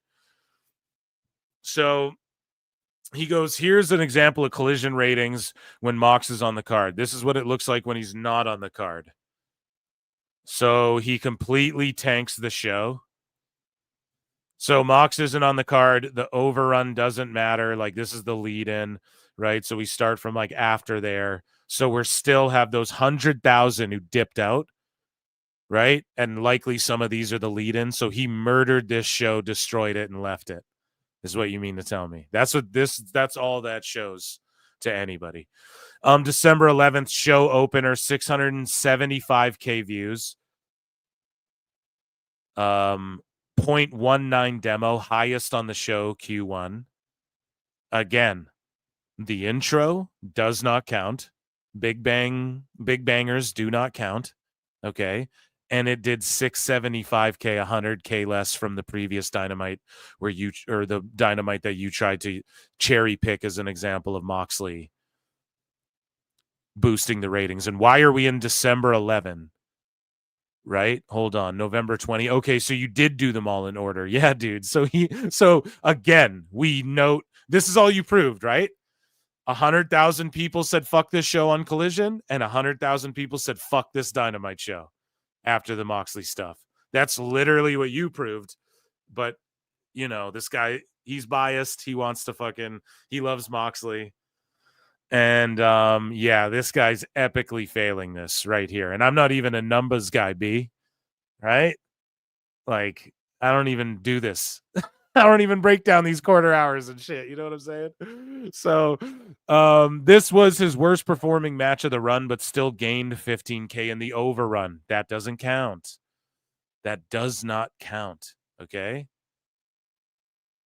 It doesn't count, bro. We can't use the lead-in and the overrun numbers. We just can't do that. I thought we were done doing that. So, yeah, this was his worst one. So, look, here's Dynamite again, another 100,000. So, here's the lead-in. Another 100,000 jumped off a cliff. So, all you're proving is that every week, Moxley slowly killed the company by 100,000 people. January 1st, the first simulcast era, which means nothing because, look, the numbers are the same. Look at the fucking numbers, bro. So on the 18th, 2 weeks later, look, 519K for the fucking main event. Okay. They're at about 600,000. They have 596. They're at about 600,000 people watch this Dynamite. That's the true number. Look at how many people watch this. About 600K is generous on average. So all you proved is Moxley killed this show by 100,000 fucking people a week, for like a month per month. And then during the simulcast era, the numbers are exactly the same. And Meltzer wants us to believe 500,000 just returned to watch on Max, Brian. Holy shit, man. All this guy did was just absolutely destroy. Master need to obliterate. Just owned Moxley, bro. I'd delete this whole thread if I was this guy. Jan 8th, advertised this Cope Speaks segment. This gained 10K in the key demo. The YouTube video is over 1 million views. That's it? No. I'd kill for a million. I'd personally kill for a milli. Who wouldn't? But Edge and Ambrose, bro. Only 1 million. For context, Kenny's return happened this night. His video got around only 500,000 for Kenny's return, pardon me. Why would you reveal all of this? Oh my God, dude. Dummy. Yeah. What? You're just hurting them, bro. Shut up, bitch. This is why I go off on like Meltzer, and these fucking fans do no favors defending this shit because they don't realize how bad they make people look sometimes, man. Oh my goodness. Oh man, you just buried Kenny to try and get Mox over in this terrible thing.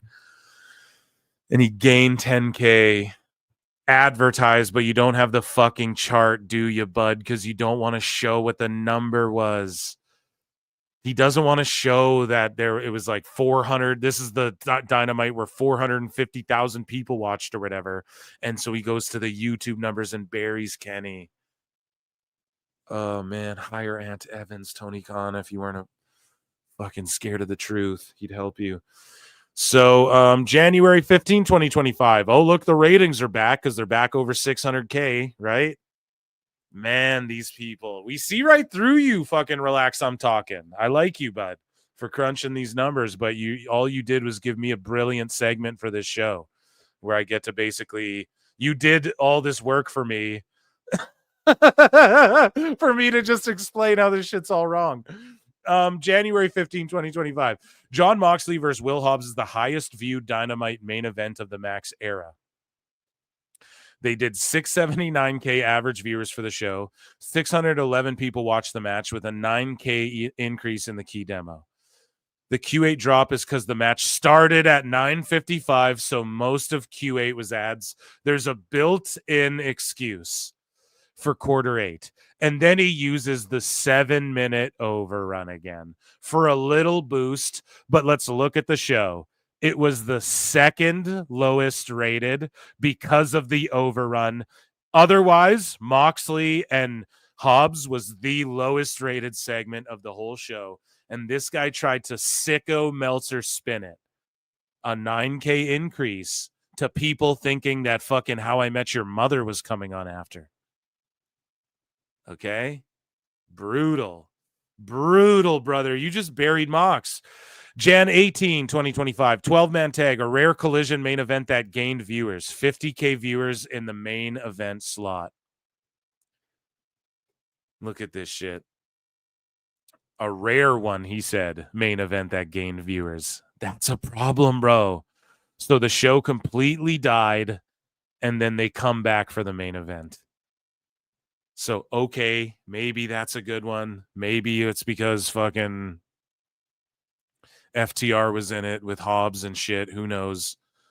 I'm not going to completely undercut that one. But again, February 1, 2025, Mox Yuta versus FTR. The show went head-to-head with the Rumble. They gained 7K in the main event. The YouTube video has over 550K views. Oh my God, now you're trying to tell everybody that fucking Yuta draws more than Kenny on YouTube. Which is one of the best for Collision. And look at the ratings. Head-to-head with the Rumble, only 100. Look at these fucking ratings. And then there's a 2-minute overrun and he tries to take credit. Meanwhile, it was the second lowest rated segment on the whole show again at 177K. Oh my God. So all this chart proves is that when Moxley quote unquote spikes the ratings, he's just like retaining sickos who are like half checked out now, who are like 1 foot in, 1 foot out, but they're going to go watch Royal Rumble instead. That's all he's proving. Holy shit, man. It's fucking wild out here, chat. PWT's goated, man. That's why I do this thing here, okay? These just give me the greatest laughs of all time. So Feb 18, this match was in a weird time with Collision moving from their usual spot. The show is also following by the NBA stuff. So they got a huge lead in the opener. They did a great number in the middle of a Collision show on a random quarter, 453K viewers. But here's why he's not showing the charts for this one, because it just looks terrible. but they did lose viewers because of the lead-in bias. Yeah, the whole show lost viewers, man. People left their TVs on and shit. And then again, he buries them for the YouTube numbers. So just spinning the narrative. No charts for the weeks where it looks abysmal. He's just making shit up now. He's just like, oh, here, he's pulling a Meltzer. Oh, well, I mean, here's no charts. Here's just the YouTube numbers now. It's like, okay, then I'll compare that to a fucking WWE Vault number and they still crush, you know? Like now you're just completely shifting this to like, look at his YouTube numbers. Okay. Literally, what the fuck are you talking about?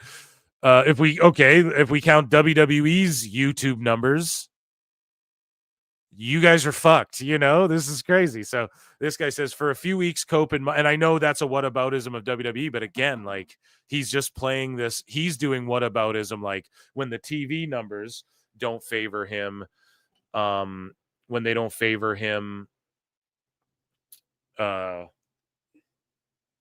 when the TV numbers, don't favor him, he just quickly goes, well, what about here's their fucking YouTube?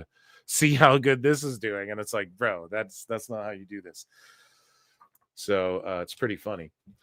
Anyways, we scroll along. I'm skipping this one because it's more YouTube numbers. So March 5th, not announced mock segment, but I think everyone, Cope versus Yuta post-match, gained 90K viewers in the middle of the show. And look at this one, man. This shit looks like a Stegosaurus's back. It's like boop, boop, boop, boop, boop. So clearly something was on that night and people were tuning in and out. But again, now we're in the era of, well, since Mox started this shit, 300,000, 250,000 less fucking people goddamn near are watching this show. You know what I mean? So again, this doesn't help anything. March 19, Mox vs. Cope 2, 1.2 million YouTube views, 12 million shorts views. 12 million shorts views, bro. They did a 700,000 though. Okay, and then the rating just tanked after that. But again, he's going like, oh, look at these shorts views. Yeah, Power Slap 2 with the spiked bat, you stupid idiot. And I'm sorry, now I'm going off on this guy. Power Slap gets 80 billion. According to Dana White, it gets more impressions than the NFL and MLB and everyone combined. Stupid idiot. That fucking company's about to fall apart, bro. Okay, that's the dumbest sport ever, and nobody fucks with it, and it's completely stupid. So yes, this dumb sick where people see a guy like, okay, a fucking car wreck, a bunch of people are going to stop and look at that too. People watch bum fights, go on those fight fucking channels on or Twitter accounts and look at the millions of views. Yeah, bro. And this is the same night they rolled out the Rizzler doll. No one's going to point that out but me, but your boy Phil. They rolled out the fucking Rizzler doll, and he's like, I'm cooking like Gordon Ramsay. Hey. Yeah, I can't play that song anymore, dude. I get flagged for it every time hard. Like, they flag me hard for that shit. Directly from them, too, like the Big Boom people, you know? So, March 26th, Mox and Swerve promo, 669K viewers in the middle of the show. YouTube has 670K views or something. So terrible. You know, so again, they just lost in the middle of the show. Yeah, that's more like just the true number, bro. That's like your peak right there. Right? Then they fell off a cliff and died. Mox Marina Swerve Willow started with 768K viewers, but you won't show the graph because it looks fucking terrible. God, this bias shit is gross. The point, Moxley has been drawing very well. On every announced segment he's done, and I just respond to this. I go, yo, you know, all this proves is the people who watch AEW already like Mox, right? He's not drawing anybody new. He was heel world champ in the main event in his hometown of Cincy, and they sold less than 1,200 tickets. And that's the key thing. So I bookmarked myself here at the top of this thread to bring it all the way back, and I go, edit. This guy breaks down how AEW fans who are already watching AEW tune into see John Moxley. I meant to say into, but it corrected me. See John Moxley on TV and on YouTube, but he hasn't actually grown the audience and nobody new is tuning in to see him. So there you go. And that's just the fucking facts. If people don't like that, I mean, just here you go. Here's my segment. I just broke it down. What a spectacular segment. Another brilliant one, man. PWT's been fucking cooking. And an Ichi Nissan dog. So I'm going to check in with chat, and then we're going to do some WWE news, and we have Dave Meltzer tonight, folks. So don't touch that dial. Stay locked in here. And thank you. There's like 400 of you hanging out. I mean, this show is just getting bigger and better all the time, man. So we were hitting like over 600 on a couple of these shows. The one for the Dynasty went absolutely insane. We had like 600 people watching, and I legitimately thought we'd have like 180 or something, you know? So round of applause for the PWT universe. You guys are fucking amazing.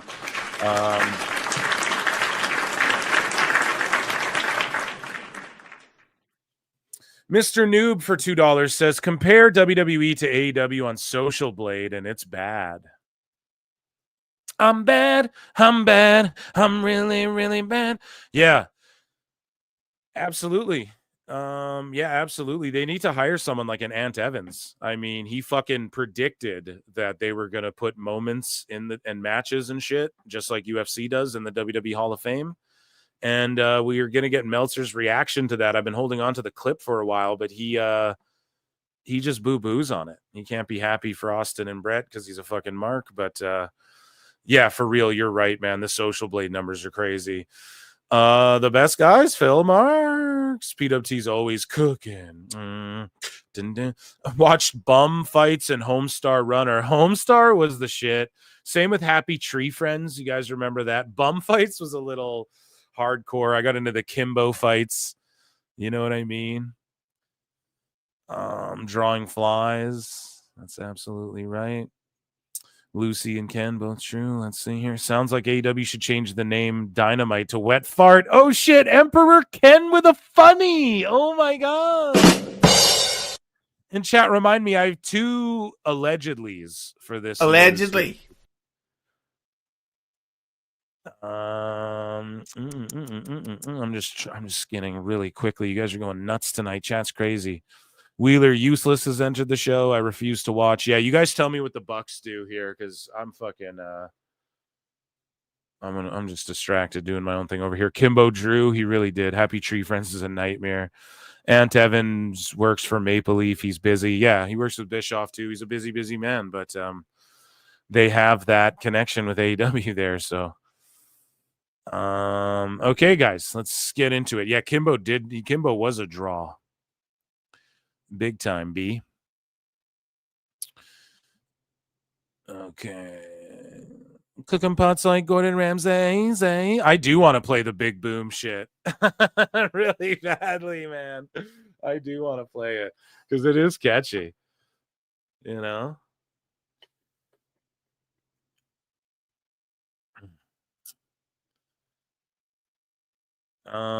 Daniel Nutcrager says, did I miss anything? Just woke up from a post-work nap. No, just a bunch of funny stuff. You'll catch it on the replay. Over. So youtube.com/@prowrestletimes, youtube.com/@prowrestleclips, youtube.com/@philmarksout. Those are my fucking channels, you dummies. Head over to the Patreon, sign up for my Patreon. I'm dropping a clip with me and Awful, the uncut version of Charlotte and Tiffy. So controversial, WWE was watching, and they fucking pulled us down while we were doing it. And yeah, so that clip will be up on there completely uncensored and unedited, and in its entirety there.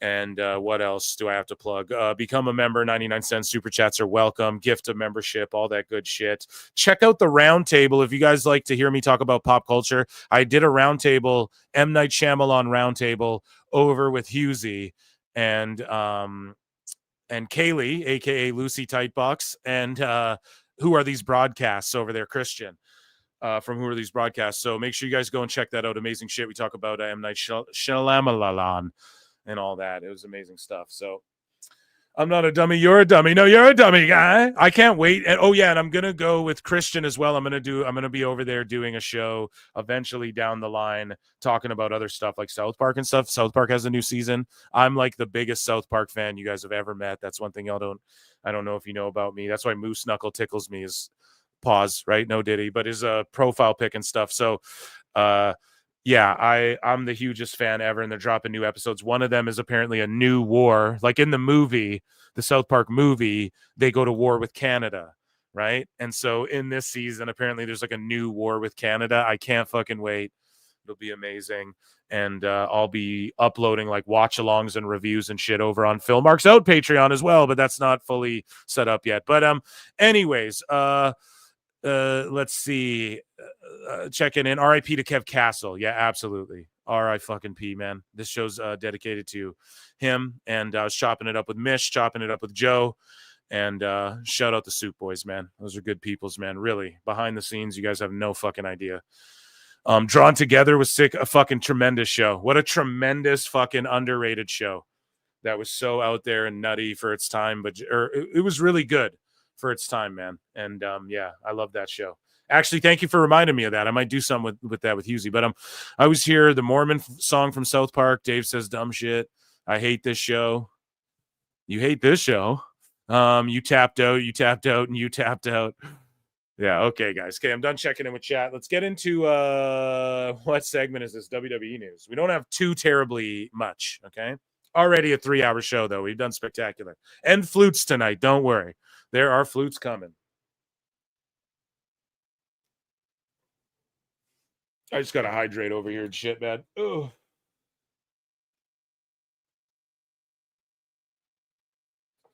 And iced coffee it up.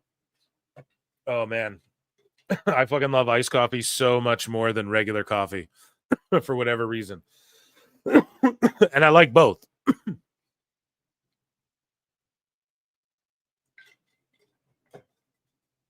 I'm in the kitchen like Gordon Ramsay. Okay. Hydrate or dihydrate.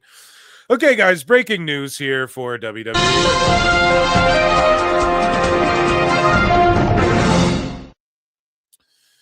So Ric Flair has confirmed that he won't be able to attend WWE WrestleMania on Busted Open. So we hear from him. We have his exact quote. Now, it's trippy because he's like, I will be there. And I'll be there. But then he was since informed, I guess he can't be there because of his contractual ties to AEW. So again, Tony Khan just has people under contract. Rita Chatterton, Ric Flair. Fucking, he just has people under contract we don't even know about. And it's so vague. We don't know like who's allowed to do what and why. So this will lend itself to the mass exodus from there, especially for some of these young talents, you know?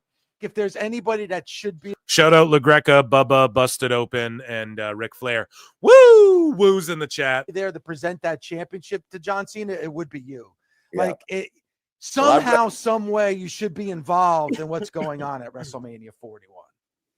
Well, I wish I could say that I was, but I'm not. You know, and I understand why, and I'm not mad about it by any means. Why wouldn't they want you there? No, it's not. They wouldn't let because I work for another company. Oh, the simplicity of you just being with another company. Yeah, okay. I thought there was something else that you meant by that. No, absolutely not. I'm sure I would be more than welcome. It's competition, which we've all agreed. It opens up more opportunities for the guys to work in that. But I would absolutely, if I wasn't working with Tony, I would absolutely be there. They couldn't keep me out of the building. Do you have an opinion of what went down in the ring? That's pretty interesting, you know? Last Friday night on SmackDown with Charlotte and Tiffany Stratton. Well, I have an opinion, but I don't really want to voice it. I can just say this. It's I don't know. It's very sensitive. I didn't like it, but wrestling's wrestling, and Undertaker said it best. The Queen came back and regained her crown. I'm just surprised that was brought up the way that it was on live TV on SmackDown Friday night. If there wasn't a conversation beforehand to make sure that both people were comfortable with that promo. I don't know the answer to that. I would assume that there was no discussion of that before, but I don't have any idea, guys. I'm not. So he said he would assume that there wasn't a discussion beforehand. Awful. Your take? No. I'm not privileged to know that, but Understood. I would imagine that they probably didn't discuss that. I don't think it was discussed fully, but that doesn't mean Tiffy couldn't have scripted out and practiced her lines, and they both knew, hey, we're going to go shoot on each other, kind of. Because people agree to that. Like Punk and Seth and shit, when they go out there, like Drew McIntyre, they've discussed, like, hey, I'm open season, like, we hate each other, and we go out there and, like, are we going to rehearse it? Or and I'm sure if there's anything too crazy, they'll clear it with each other. But maybe they don't anymore, though. And maybe that's part of Charlotte. Like, because Charlotte likes to go off the rails a bit, whether Awful likes to admit that or not. Charlotte likes to go off the rails a bit. And so maybe she was the one who's like, no, let's call it in the ring type shit. And then Tiffy's like, okay. So, and then she could have scripted and practiced her shit in front of the mirror a million times. And who knows, wrestling guys, nobody gets it. Wrestling is a tough business, and it's very personal, and things are handled a lot differently backstage now than they were in the 70s and 80s. Yeah, so shout out Ric Flair, man. If there's okay, so Swerve got fuck you Swerve chance at NXT, which we're going to talk more about. I'm not going to review it, but we've got some Jordynne Grace stuff to cover, as you guys can see from the thumbnail and the title of the video. Fuck you Swerve chants at NXT. They were loud. Booker was laughing. He had it coming, man.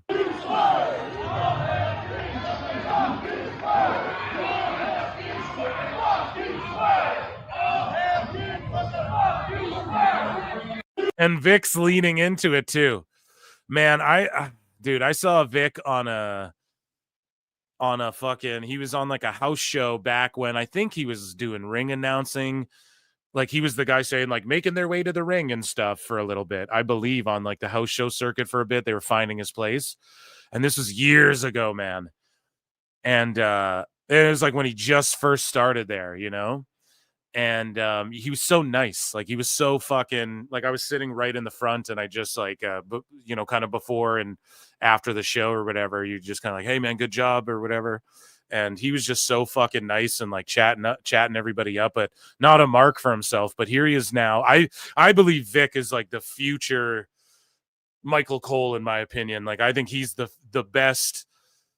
Like whenever Michael Cole goes, yeah, I'm hanging it up, Vic is taking his spot, and he's just the new guy who's going to be plugged in until for the next 80 years if he wants, or however long he lives, right? He's so good. He's so professional. Him and Book are great together. Graves is over here with a smile on his face laughing too, right? And yeah, let's listen to that again because they're chanting all hail King Booker, or like hail King Booker, and then fuck Swerve or whatever. Let's listen to it again.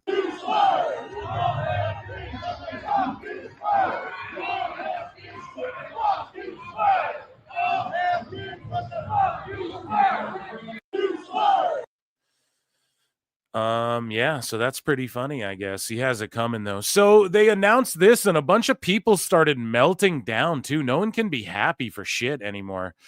So the Ugandan giant Kamala is getting inducted into the legacy wing, which is the same thing as being inducted, right? It's just like, are they going to have everyone's kids come in and do speeches for like an hour, right? Here's the thing. At least these people are being brought in now and are being honored, and people are mad at this, but look at WWE World. You don't think they're going to have a legacy wing at one of these events, like when they set these things up for WrestleMania week and stuff?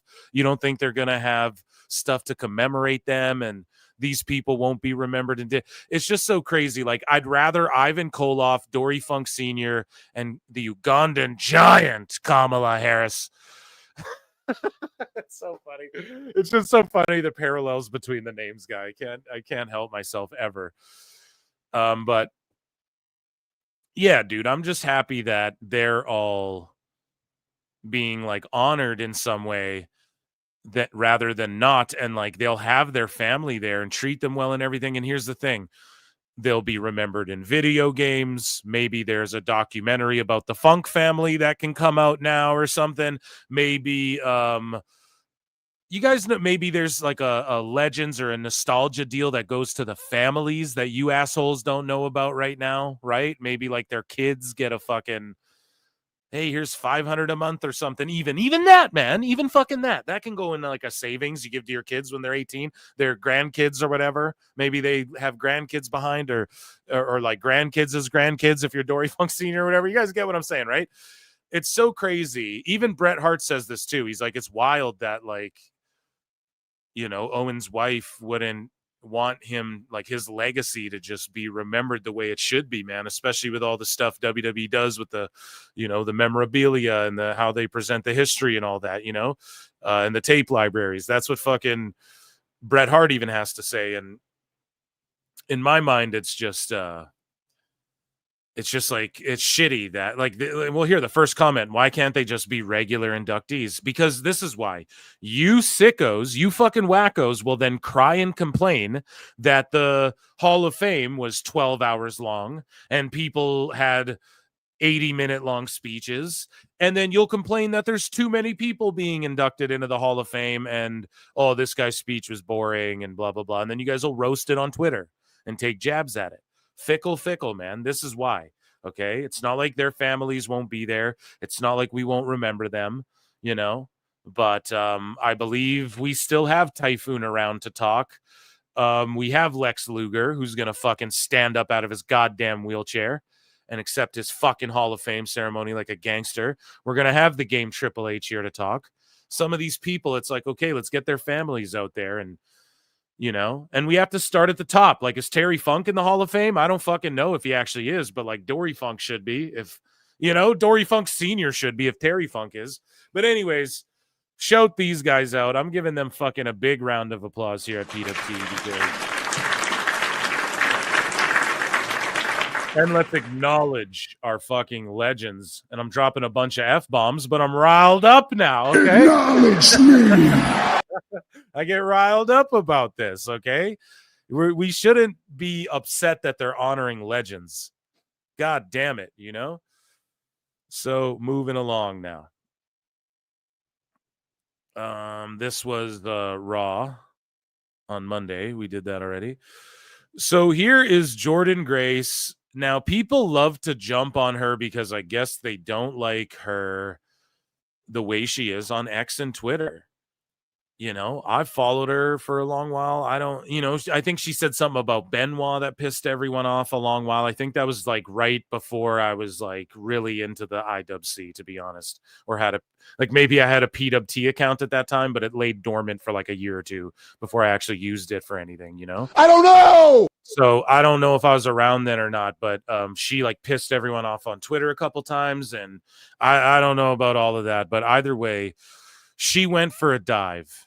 And I want to defend Jordynne because, listen, man, Nathan Frazier did the same shit on Raw or on SmackDown with Rey Fenix. And when I said that, Awful tried to fucking shame me. No, I'm just Smashed your needle. He just tried to blow up my spot and be like, oh, you're going to blame that on Nathan Frazier, like for having the stumble dive on Rey Fenix. And I'm like, yeah, dude, his knee caught the fucking rope a little. And he's a flippy guy who does that shit all the time. No one's jumping down his throat. But then Jordynne does the same thing and everyone's jumping down her throat. Now, I don't think Jordynne the Juggernaut Grace should be doing dives. How about that? I agree with everyone who fucking agrees with me on that. We're united. Okay? She shouldn't be doing dives. Ever. Maybe like one time a year, you know?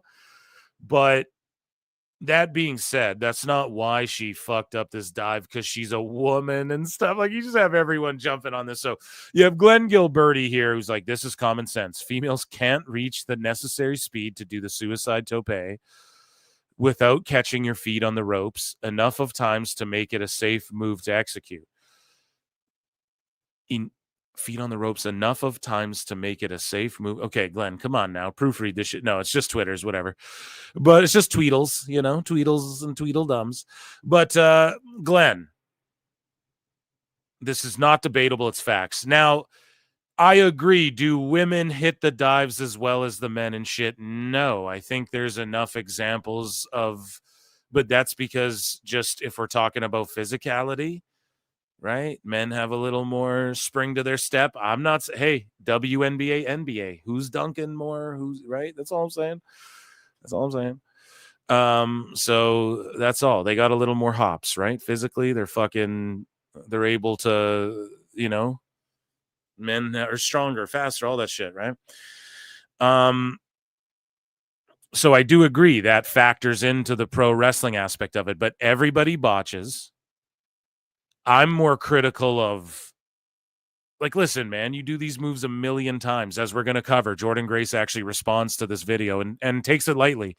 She sort of makes fun of herself in a little bit of a way that I think her response was awesome as well.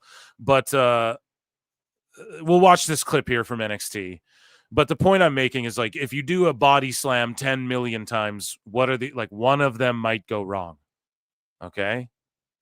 So she does this dive and she shows plenty examples of her doing it. And she's trying to show everybody what she can do to get the NXT universe behind her. But if I was her, man, just save the shit for Stand and Deliver. Stand and Deliver's coming up. Just fucking wait and then do a sick dive, like, don't fucking almost, she really almost looked like she hurt herself here. But Nathan Frazier did the same thing. Nobody said shit. He caught his knee, landed on Phoenix funny. Phoenix's leg bent all awkward, and nobody's yelling at Nathan Frazier.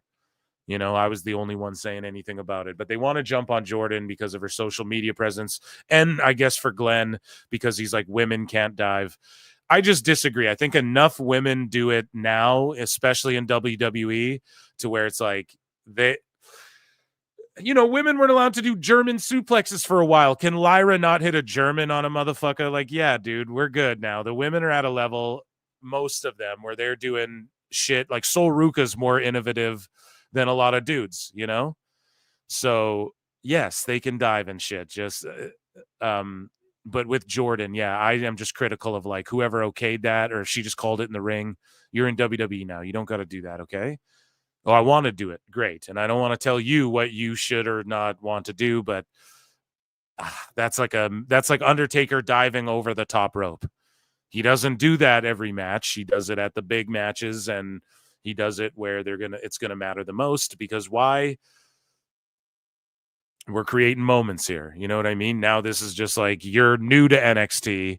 You fuck this up, and then people are going to remember this. Now, it is pro wrestling, very forgiving. People are very forgiving in pro wrestling. Just ask Ric Flair, So people forgive, but yeah, people jump down her throat. Let's watch this here, and I hope WWE doesn't fucking drop the mighty hammer on us again.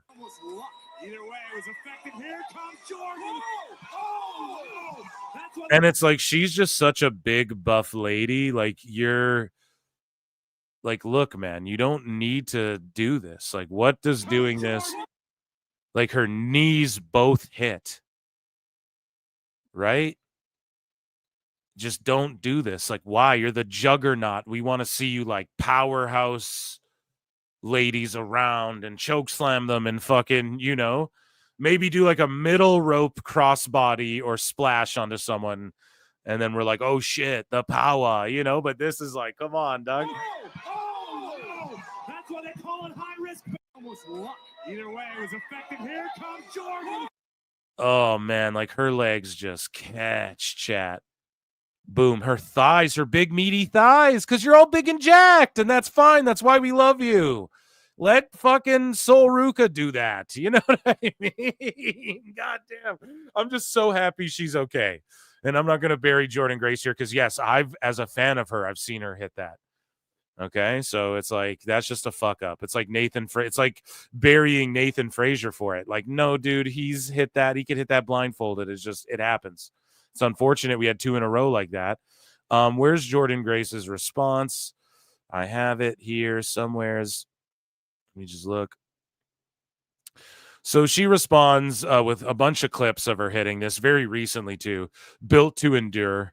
And then she sort of makes fun of herself at the end. Here's Jordynne. Imagine the day they see you again. So like, even on PWG, in her PWG days, man, she was hitting it, like, clean. So she can hit this. Like, imagine the day they see you again. And you are just, well, Worse. But see, that one on Tessa was rough too. That landing was rough though. Look, her most recent one. Look at that on Tessa. If Tessa wasn't there, dude, that would have been catastrophic. Just don't do this move unless it's like at Mania. Just save this as like your big. Worse. Yeah, dude, that other one looked pretty disastrous, man. Jordynne, I love you. I fucking think you're awesome for the NXT division. Don't hurt yourself doing this. Just save it for Stand and Deliver. Save it for Mania or whatever, you know? Like she did it to Tessa Blanchard at Hard to Kill or whatever. I think that was her pardon me. I believe that was her last match in TNA, so that's okay. You do it there. But yeah, a little rough around the edges there, no? Okay. So Steve Austin, prior to the NWO returning to the WWF in 2002, burying Hulk Hogan beautifully. Let's take a listen to this. You got a beautiful wife, and here's a message I was supposed to hand deliver to you. Will you listen for me, Steve? Sure. Or quote unquote from Hollywood is tell the rattlesnake best thing to do is lock the doors and stay behind him for the rest of his career. That's it. That's all you need to know. If you read anything more into it than that, you're really screwing up. But that's the safest place for him to be is behind closed doors. Out of my way. I could take back what was mine originally anyway. Any comments on that, Stone Cold? Greatest wrestler of all time telling you he's going to kick your ass. He just starts laughing. And then this guy goes, the greatest wrestler of all time. Back in the Shock Jock days, the greatest wrestler of all time saying he's going to kick your ass, Stone Cold. What do you think about that? Fuck. That was the worst threat I've ever heard in my life. Right. Lock the doors, close the doors, stay behind him. He's going to take back what's his. Was a sumbitch talking in his sleep or what? Well, he told me that, back in the day, even at WCW days, you were just stunning Steve Austin mid-carder at best, and he was going to whip your ass and, some unfinished business in the WWF. He went there and laid the ground. Yeah, Stunning Steve. Tell us about your days, Stunning Steve.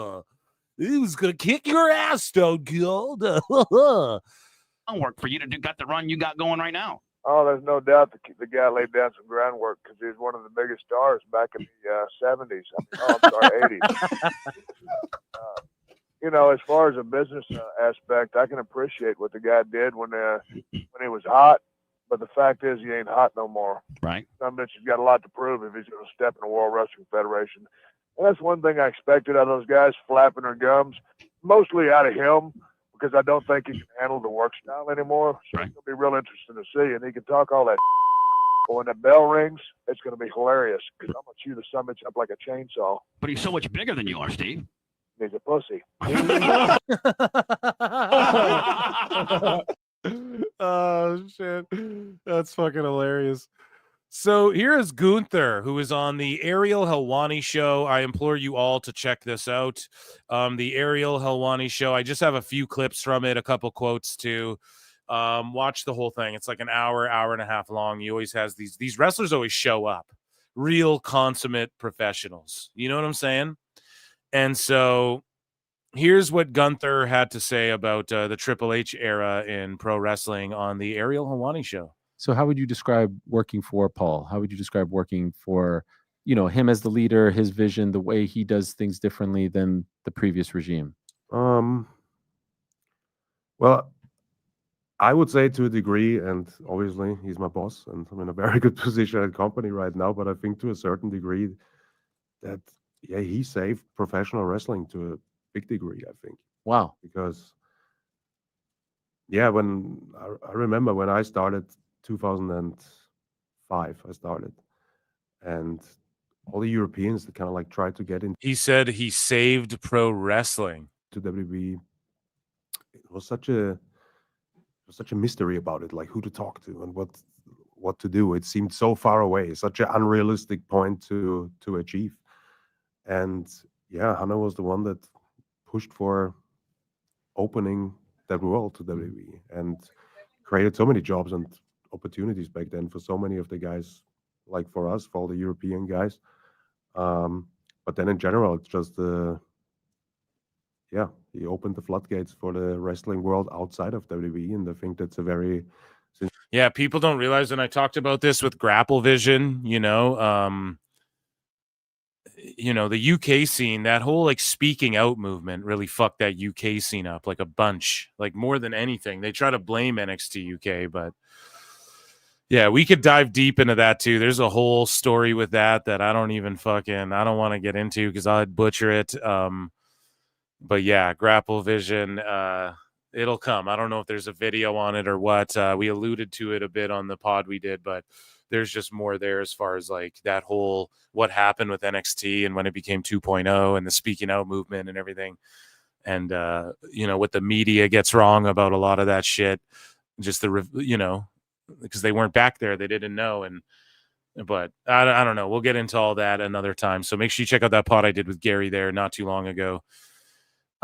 If you want more context on that. So Big E was asked about Tony Hinchcliffe joking that the only thing stiffer than Michael Cole is Big E's neck last night on WWE Raw. That's terrible.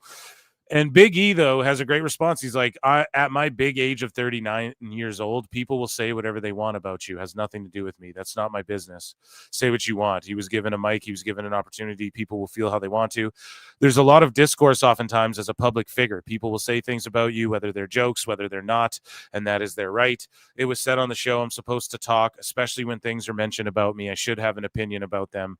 It is tiring to have to weigh in on everyone's opinion or whatever they say. Look, I'm not hurt. I'm good. I want the discourse to be happy without me. Honestly, I didn't sign up for this. I wasn't aware of this. He did what he wanted to.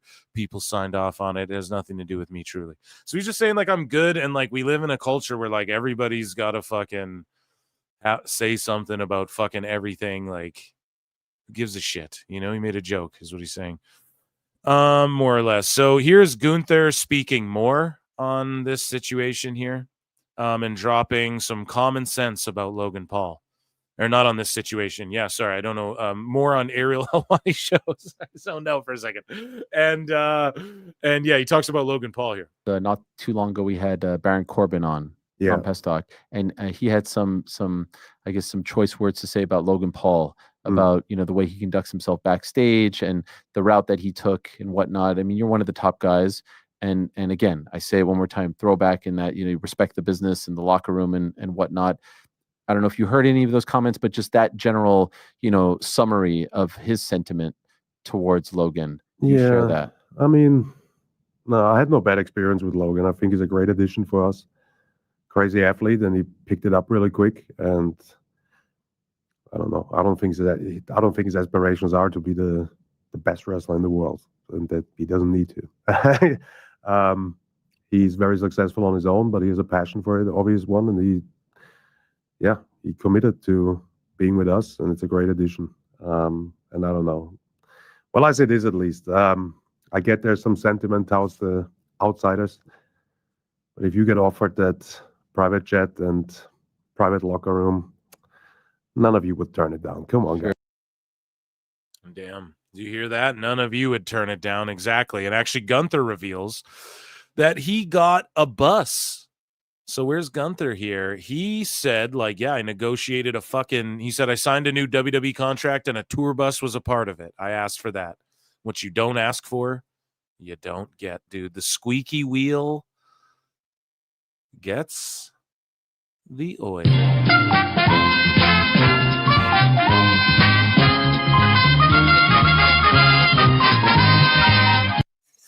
So Ricky Saints has discussed his AEW departure and future WWE goals. He says, I want the WWE Championship.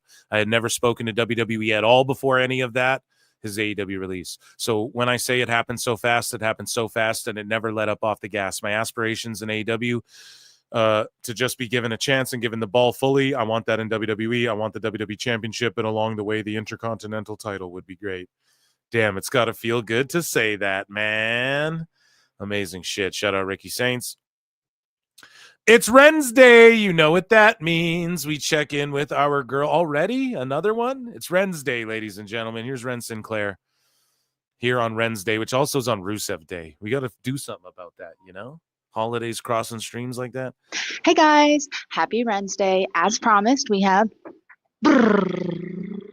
Your Tavion Heights, what it do? You know what it is. That part. That part. Yup. Yeah. Anywho, so on here, I already asked them to ask you questions. So I have a couple. I'm scared. The first one. What was your favorite snack while you were in Japan? Ooh, that's good. That's good. My favorite snack in Japan, it was from the Lawson's gas station. It was called a chicky mart. It was like a Ren is so goddamn funny. little chicken in the bag, but from the gas station was so good. Like They a got chicken breast. But like it was a chicken breast, but it was a chicken thigh. They only do chicken thighs, not chicken breast. Chicken breast. A chicky mart chicken. Okay, cute. Next question. Who is your favorite member of the NQCC and why is it Ren? Your handwriting you need to work on it. But And why is it my Ren? favorite member of the NQCC And why is it Ren? would have to be my tag team partner, Miles Bourne. But Okay, I next love question. Next question. What's it like being the leader of the Ren QCC? Oh, sorry, that one was for me. That was me. It's pretty good. Yo, come on. What's it like being the leader of the Ren QCC? Oh, sorry, that's me. It's so funny. What's it like being the leader of the Ren QCC? Oh, sorry, that one was for me. That was me. It's pretty good. It's good though. Hold on, let me find yours. All right, nice brain. Are you dating Charles? Next question. But that one's for her. Oh shit.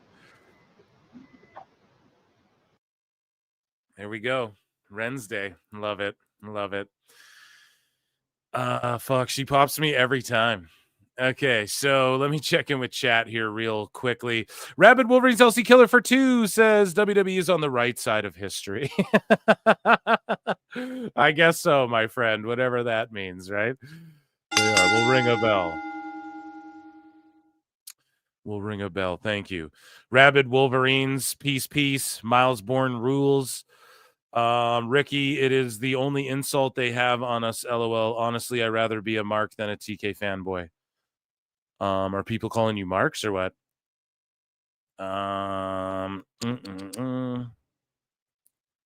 Lyra is one of the worst wrestling names of all time. I guess so. You sound like a bitter Tony bot. Who's a bitter Tony bot? The NXT women's title scene is a mess because HBK is a simp for Vaquer. No, that's not why it is, dude. That's not why it is.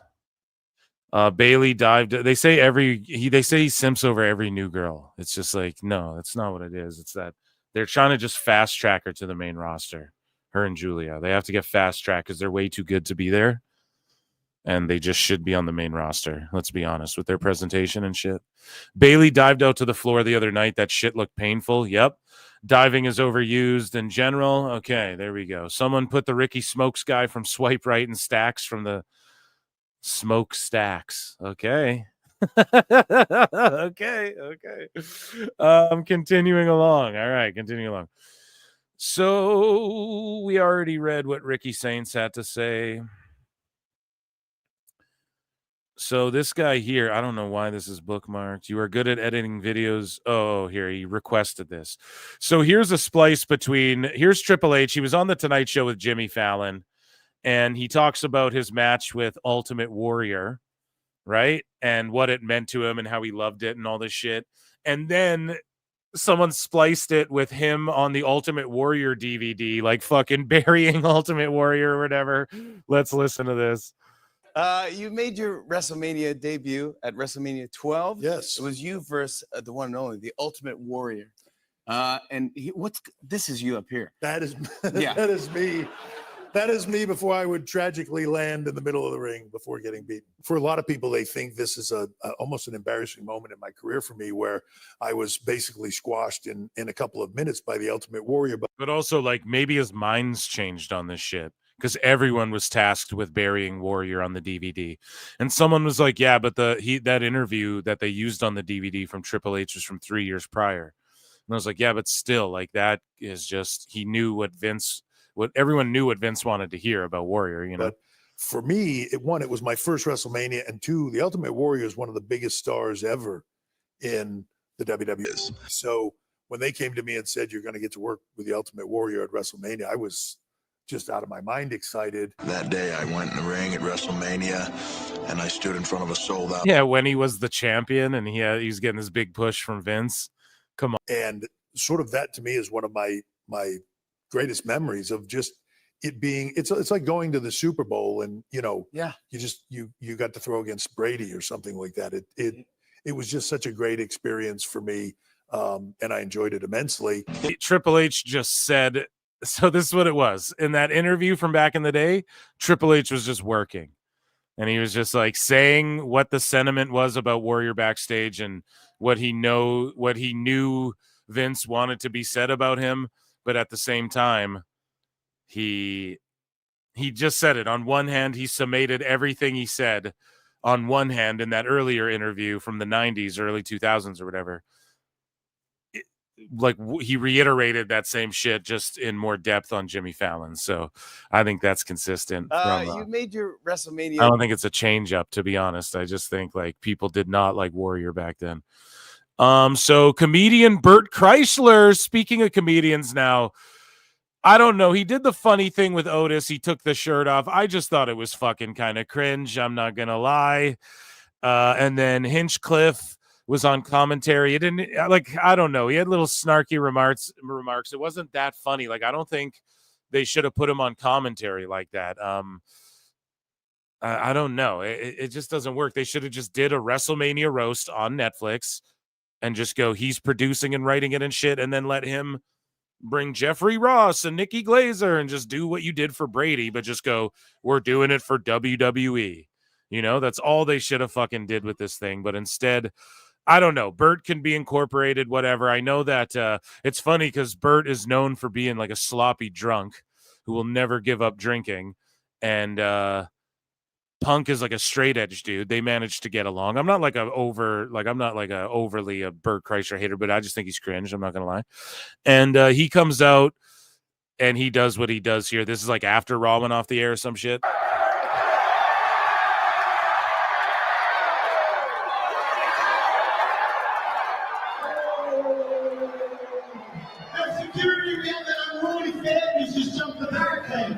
And for those of you unfamiliar with Bert, he's a stand-up comedian. The movie Van Wilder is based on his life. He was this party guy who stayed in college for like 7 years or whatever the fuck. And he was like known for partying to the point where I think like Rolling Stone wrote an article on him. And then they made that movie Van Wilder that was like based on his life. And I think he sold it or whatever. I can't remember. Like, it was being shopped around, and then they got, they obviously get Ryan Reynolds to play him or whatever. And yeah, he then became like a stand-up comedian, and he became funny for this story he told about where he's like, I was in Russia and got involved with the Russian mafia when I was in like university or something. And then a whole movie got made about that called The Machine or whatever. But his stand-up's like not that good. His new special Lucky just came out. I guess go check that out. I'm just not like a big fan. I think he's kind of cringe. And yeah, that's who he is. He's just a comedian who's like real blown up right now. And the reason they have him also doing this is because it's brand integration. Like his special drops on Netflix. Kill Tony's on Netflix now. And yeah, so that's why they're incorporating these guys in this stuff. Hey, you take care of him, I'll take care of him.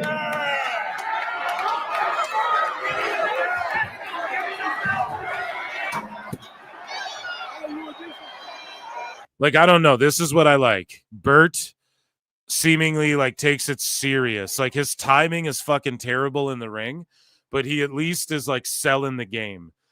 He's not in there like laughing like Steve-O was when Steve-O was all fucked up. Like he tells the story when Umaga like beat him up and shit. He tells the story he was like struggling with addiction and stuff then. So obviously I'm sure if he had another chance he wouldn't. But like that shit pisses me off when they don't like at least lean into it. Like, look at Bert. He's selling the game. He's like dead serious here. Crowds popping. That's all you can ask for. Hey, I'm not a fan of like I show speed. And it's not even that I'm not a fan of Bert. I'm just like, I like when people make fun of Bert. You know what I mean? That's how I'll put it. I'm a fan of like laughing at him, not really with him and his jokes. You know what I'm saying? Which he takes the piss out of himself. And that's the whole idea, right? Here we go.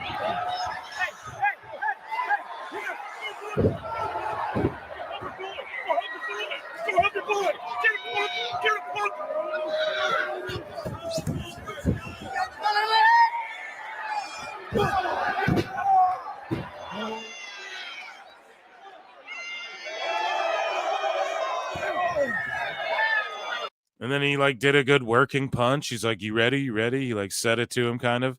He took it serious. Like he sold the game. So I really did enjoy this. And even the Otis thing, it's like, yeah, it's kind of cringe. He chugs a beer after, because at first with the Otis thing, I was like, oh, he takes his shirt off. Maybe that's funny to like kids, Oh, two fat guys, but sounds like an MJF promo, But then he chugged the beer later, and that's sort of more of his gimmick. And WWE is more like, especially the later the show goes, especially Raw, it's more, adult oriented, if you will. I guess it's TV 14 or whatever. Is it still PG? I actually don't know anymore. I don't know. It's just on Netflix now. But yeah, shout out Bert for taking it serious. Same as Schultz, right? I had the same criticism. I was like, man, I'm not really a big fan of his stand-up or whatever. But he like took it seriously, so bonus points, right? Same thing goes to Bert here,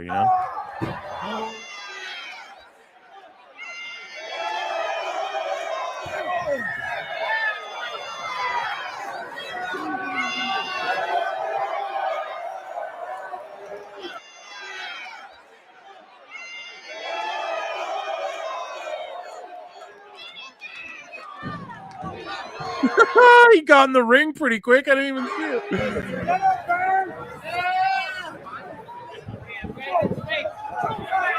See, timing off on the choke slam. Thank God Austin Theory is such a professional. Look, Bert tries to lift him right away. He thinks it's like a catching choke slam, not a fucking watch. He goes to lift right away. Thank God Theory, though, is just a pro.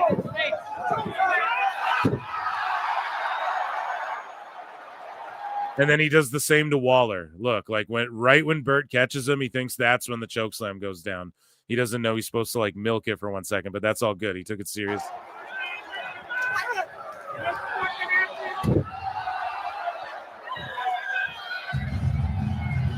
And his ass cracks out. Oh my God. I hope Red Bar watches this, dude. I want his reaction. That's all I can say. Yeah.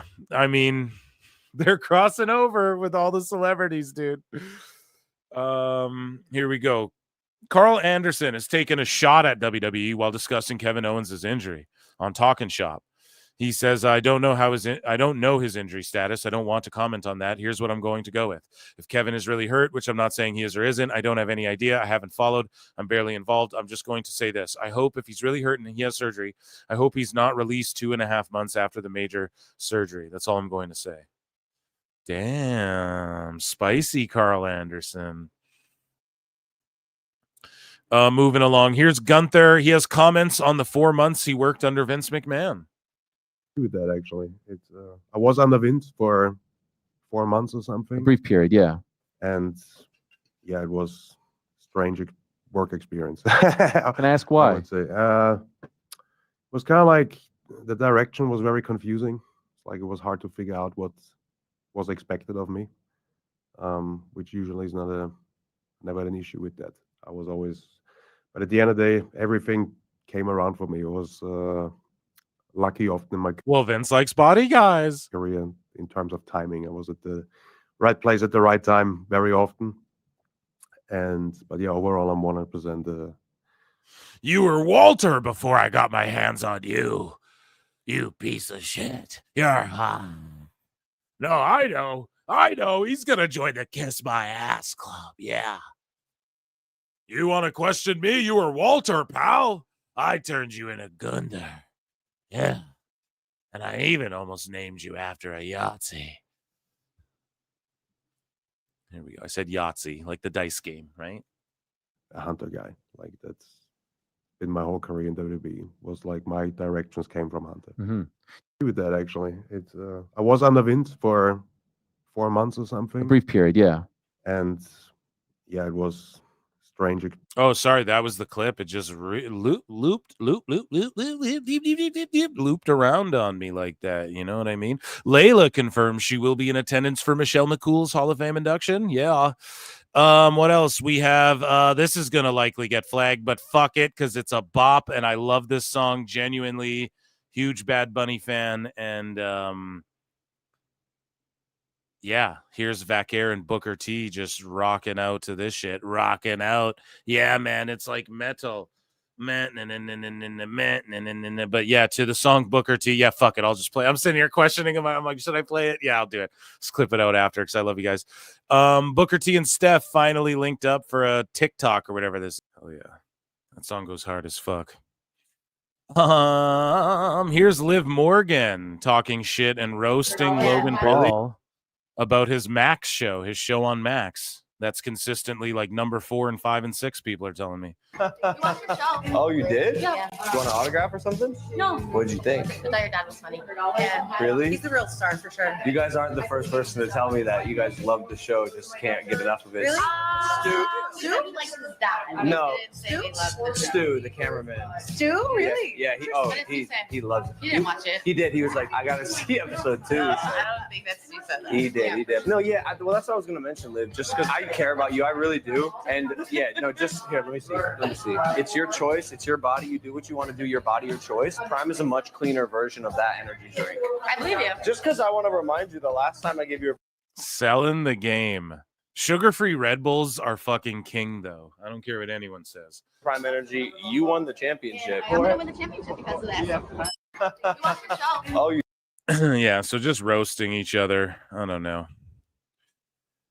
Here's Punk imitating Rollins with Burnt Chrysler again.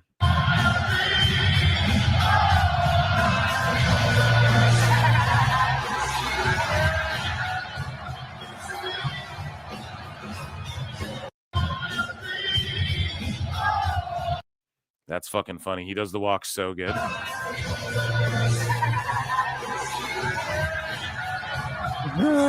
Just cooking Rollins, man. Oh, I'm hyped for Mania. Okay, we have the WWE ID Championship Tournament opening round. Zeta Steel versus Kylie Ray is going down soon.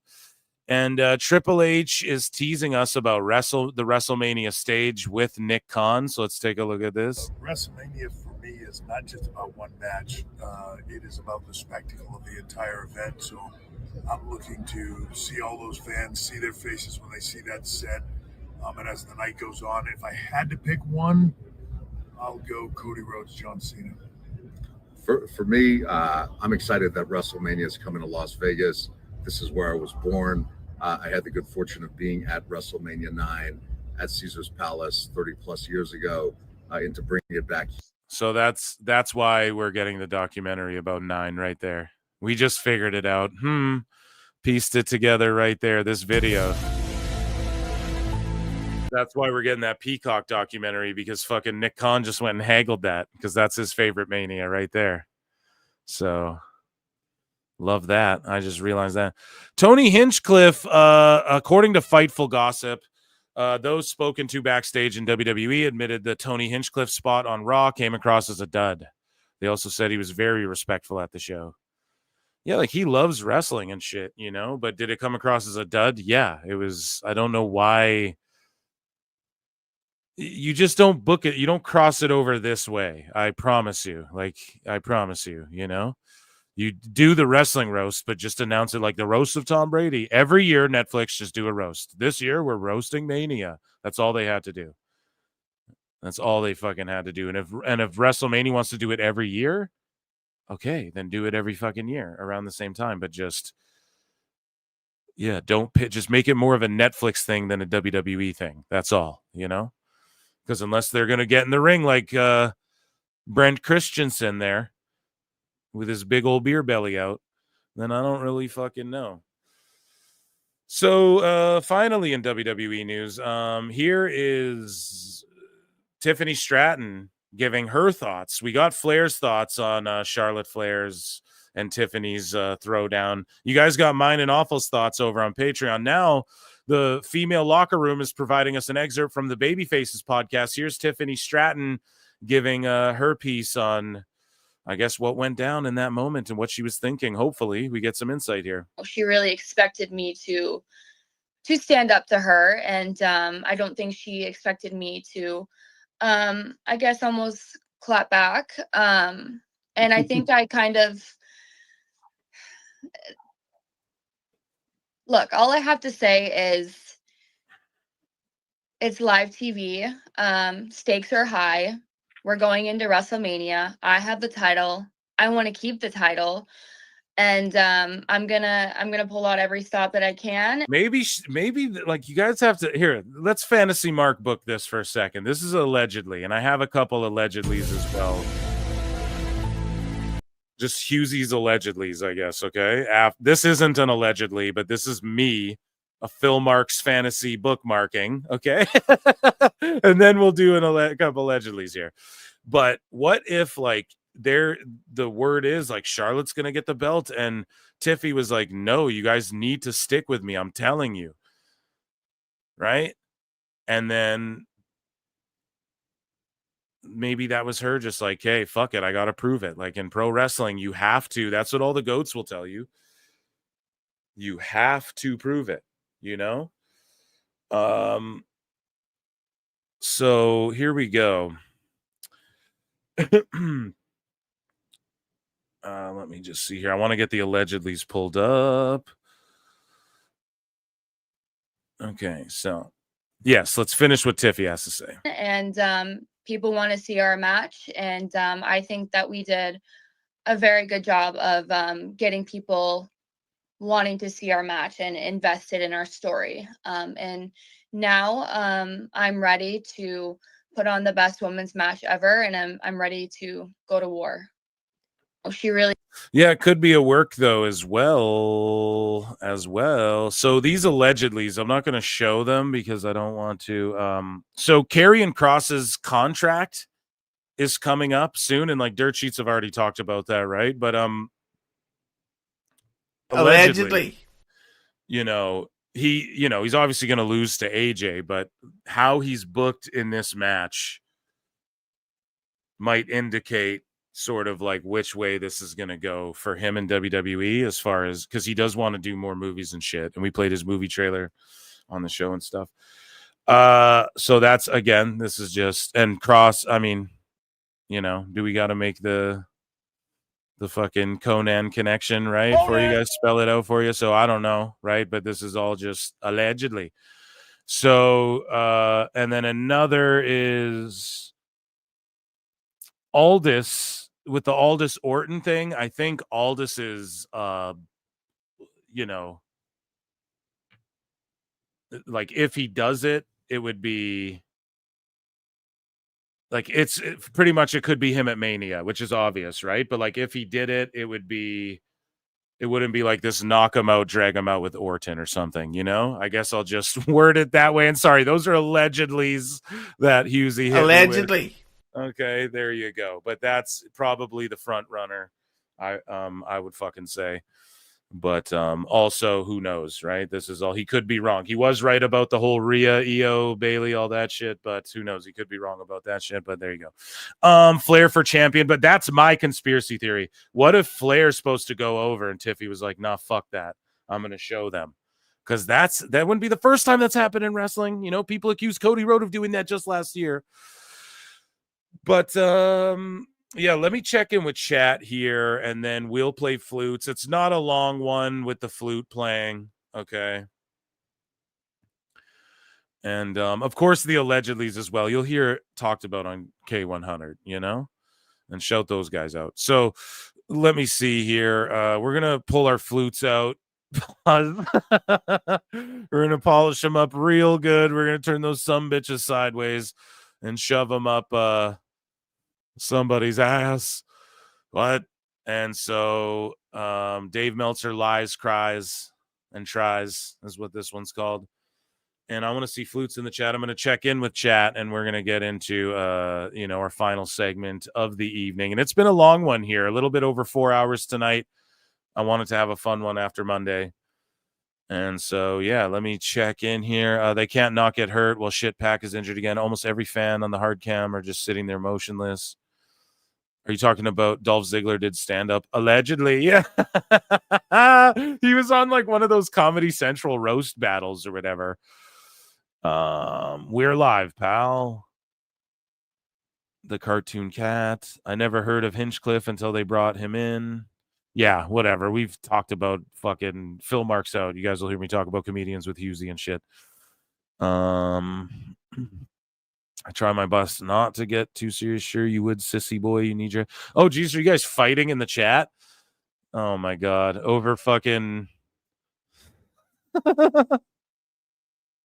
What are you guys all fighting about in here a minute ago? Whatever. I'm not reading all that shit. You goddamn sickos, calm down. You guys fighting over comedians and shit? Come on now. Emotional damage. Okay, so we head over. I want to see flutes in the goddamn chat. I haven't seen but one. I haven't seen but one flute. What's going on? This is so terrible. All right, well, I'll put flutes in my own chat. So how about that, you goddamn haters? Because it is time for everybody's favorite segment, and it is called Dave Meltzer's Dumb Moment of the Week.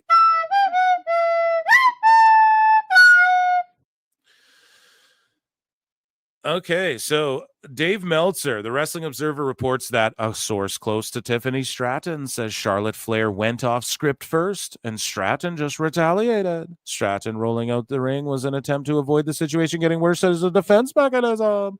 The situation between the two has been brewing. There is said to be more heat on Flair than on Stratton at this point, although the stance is that neither of them were in the right. Brian. So yeah, Dave making up lies. I don't believe he has any fucking knowledge of anything that's happened in this whole entire thing. And so, hey, Dynamite, Dave Meltzer, can you give me some lottery numbers to play? Your powers of prediction are unmatched since the days of Karnak the Great. So yeah, here's Dave in 2024 talking some shit. And let's see his card get pulled by the goat. This was a great Raw. Best one in a long, long time. And they really set the table for a lot of stuff, too. It wasn't like one of those shows where it's like, okay, a lot of cool stuff happened, but like, now what? We know what. Up and down the show, we know where they're going, leading to, this pay-per-view and then the Royal Rumble eventually. Well, the Royal Rumble's a long ways away. Well, it is, but I mean, dude, they set the pieces for SummerSlam starting in January, so this is long-term booking now. Oh, yeah. Well, they got, the top two matches of WrestleMania are, probably Roman and Solo Sikoa and Rock and Cody. And that's been known. So that, and listen to how Dave says it. Oh, yeah. Well, I mean, they are long-term, but sure, yeah. I mean, these matches, it's going to be Roman and Solo and Rock and Cody. This is last year's Mania, and that's been known for a while. And that's why he's spurged out trying to defend his fucking bullshit stories about the situation around WrestleMania. And Solo Sikoa and Rock and Cody, and that's been known for since WrestleMania. He was about to say years, but then he's like, "Well, WrestleMania." After WrestleMania, so they're booking way ahead as far as the key stuff. Well, but yeah. So he's talking about this Mania. I don't know which one, but he's wrong. It doesn't matter because that's none of the matches for this or last year. A lot of good stuff out there. Yeah. Right. Oh yeah, a lot of good stuff out there. That's all he can say. Like, Jesus Christ, Dave's so funny. You're in a meltdown. So the stuff irrationally drives me crazy. Meltzer didn't report this. He saw it on Instagram. So look. Bill Goldberg posts, I'm training, getting ready. And then this is what Meltzer does. This is how he cons everybody. WWE Hall of Famer has reportedly begun training for comeback retirement match. Is upon us. Dave Meltzer of the Wrestling Observer newsletter noted that Bill Goldberg is currently training for him or for his impending retirement match. According to the report, blah, blah, blah. Like, no, there's no report. It's an Instagram post, man. Like, fuck. Try to take credit for like dude's Instagram post. I can't remember if this one's like a way throwback. No, I got to clear out some of these old Davies here. Wavy Davy. So Meltzer said what? The faux anger at a hypothetical scenario that never happened, which you created in your mind to have an imaginary argument with yourself, is always a classic. Absolutely. And then Meltzer said what? Posts a clip of Dave A classic from Dave Meltzer's School of Biased Journalism. It is to invent a hypothetical scenario that never happened and get mad about it. So again, we've covered a bunch of these. He gets mad at kayfabe. He's not the best luchador. You know, he gets mad at fucking things that are just non-existent. Here's Dave just getting upset with himself, getting emotional damage over these scenarios and arguments he's having in his head. I mean, the first weird thing, which is just, it was just odd. No matter what. And Brian here, Brian's here, so we gotta hit you guys with a fucking Brian. What had happened is they both dressed exactly the same. They're in black tops and they have black lace leggings. Same leggings. Yes, it was totally bizarre. The same leggings was really weird, I have to say. Yeah. You know, and I also should preface this by there has been problems between the two for about 2 weeks. Oh yeah. So people knew about it. And I mean, you can even, you know, one thing about this is it also shows a complete double standard in how people view things. Because if this same thing had happened in AEW. Oh my God, Dave. Oh.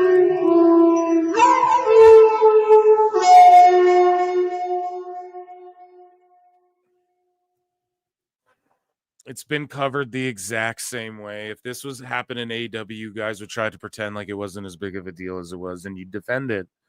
But now you're like, oh, if this happened in AEW, Brian, well, you know, Tony Khan. Oh, if it happened to Tony Khan, they'd all be so mad. Everybody's upset. It blew up the fucking internet. Everybody's talking about it. Me and Awful argued about it. Okay? It's a whole fucking thing, man. Like, what? It's treated the exact same. You guys didn't say shit about Thunder Rosa and Megan Bayne. Didn't follow it up. Well, that was awkward. I mean, must have been a botch. Thunder Rosa's reading like a hostage letter on fucking Busted Open the next week or the next day or whatever. Like, fuck no, man. You guys didn't even talk about that. Like, no, this got talked about so much. It's still being talked about. The best guy's Tony Khan. We did fucking follow-ups tonight on PWT. Like, shut up, Dave. You're so... Oh, if it was AEW, he's always just does whataboutisms for everything. That's disingenuous. It's just lies. There's no consistency in the logic when it comes to playing whataboutisms, dude. While the blame would still probably go on the people in the ring, of course, it would largely go on Tony Khan for, if it was him, for you've had 2 weeks to figure this. Right. This is why. Ready? Because Tony Khan says, I'm the boss, CEO, lead of creative, da-da-da-da-da. This is a great wrestling place. I'm a great boss. And you all go, he's an amazing boss, and he handles everything, and he's hands-on with everything. So, Tony, handle your shit. Tony, handle your fucking talent then. Why don't you? This is why, Dave, because there's been like 45 instances as of late with, in the short period they've existed, there's been like 3 a year. Okay, where there's backstage bullshit and Tony doesn't have a handle on shit. In WWE, this happens every now and again, where they don't have a handle. And when they don't have a handle on shit, it's usually they're working you into think they don't have a handle on shit. Okay? That's the difference, Dave. Like, this doesn't happen all the time. That's why it's such a big deal. And it is a little bit. I'm like, well, why did Tiffy powder out if this was planned?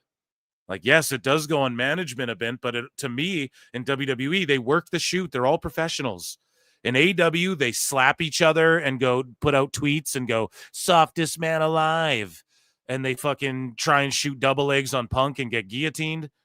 And then Samoa Joe has to come carry them away like a little baby. Right? Like a mama kangaroo picking their cub up and putting it in the fucking pouch. You know what I'm saying?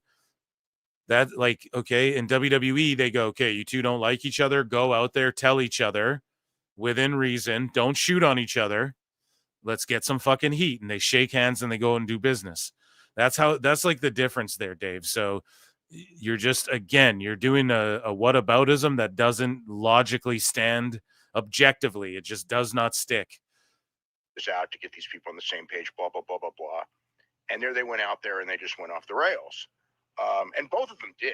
You know what I mean? It was like Charlotte is getting, or Ashley is getting, more of the blame, and probably deservedly so. But they both are getting blamed for it. And, you know, as far as that, but it's like it happened in WWE, just like this stuff. If it happened in WWE, it did happen in WWE, Dave. Happened in AEW with Punk and Listen. stuff happened in AEW with Punk and Adam Page, and there's probably other instances too of Ricky. Right, because Dave, listen to what you're saying. Literally, Dave explains it himself, but he's such a dumb fuck. He doesn't like. Oh my god! The best guy is Tony Khan. Dave, you're biased. You just love Tony Khan and his nuts, dude. Okay, that's all it is, bro.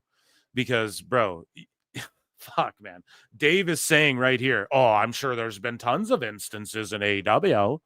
Okay, name another one in WWE that wasn't completely fabricated. Name another one recently.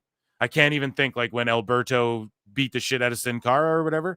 Like, I don't even remember the last one. You know what I mean? Umaga and Steve-O that I just brought up a while ago. That might have been the last one. Like, or maybe Charlotte and Nia was the last one where people in WWE really started shooting on each other. And then they both laughed about it after and were like, we're fucking best friends. And this shit happens. So Dave is literally saying, oh, there was Ricky Starks and this guy and Paige and Punk and this guy and this guy. Yeah, that's why it gets criticized, Dave, because there's nobody steering the ship. How doesn't he get it? He's so dumb and he doesn't study and learn. We need Dave to really hear this segment. Stupid idiot. Okay, we need him to hear this clip of this segment. Someone on YouTube just said, like, Dave, why you just named 7 instances? That's why. So, just craziness. I love doing this. And, you know, as far as that, but it's like it happened in WWE, just like this stuff happened in AEW with Punk and Adam Page, and there's probably other instances too of Ricky Starks and Adam Copeland, but that one was different because that one there was no warning. It just sort of Okay, so what about Kingston and Guevara? What about Andrade and Guevara? What about Monet and Guevara? What about fucking, you know, there's so many instances though. Punk and the Bucks, right? Nemeth and Punk, fucking, we can just go off the top of the head. There's like a billion of them. It happened because you had 2 people. Thunder Rosa and Evilise, Thunder Rosa and Megan Bayne, right? We can just keep going. Like, God only knows. Britt Baker, Thunder Rosa, right? One of the things also when it comes to this is that there's a tradition in WWE to a degree that sometimes when you're someone on the way up, like Tiffany Stratton, that the veterans in this situation will kind of throw you a little for a loop with the idea that you have to be able to respond like really quick and you know what I mean? And not just follow the script, even though you're told to follow the script. Why is that throw you for a loop? And Dave, they don't script stuff as much anymore. You don't watch WWE. This isn't 2017 Vince McMahon WWE Dave Meltzer. There's no script anymore the way that there was. And was Tiffy shit was super scripted. Her shit was thought out, scripted. It was like she was reading it off fucking cards. She's staring off in the crowd. That was Awful's biggest evidence that this shit was scripted. But I think she just scripted it in her mind. Like, I'm going to fucking go off and tell her. So that's why hers seemed rehearsed and Charlotte was taken off guard. Because they did have a premise for her, but I think that's why Barrett was in there too.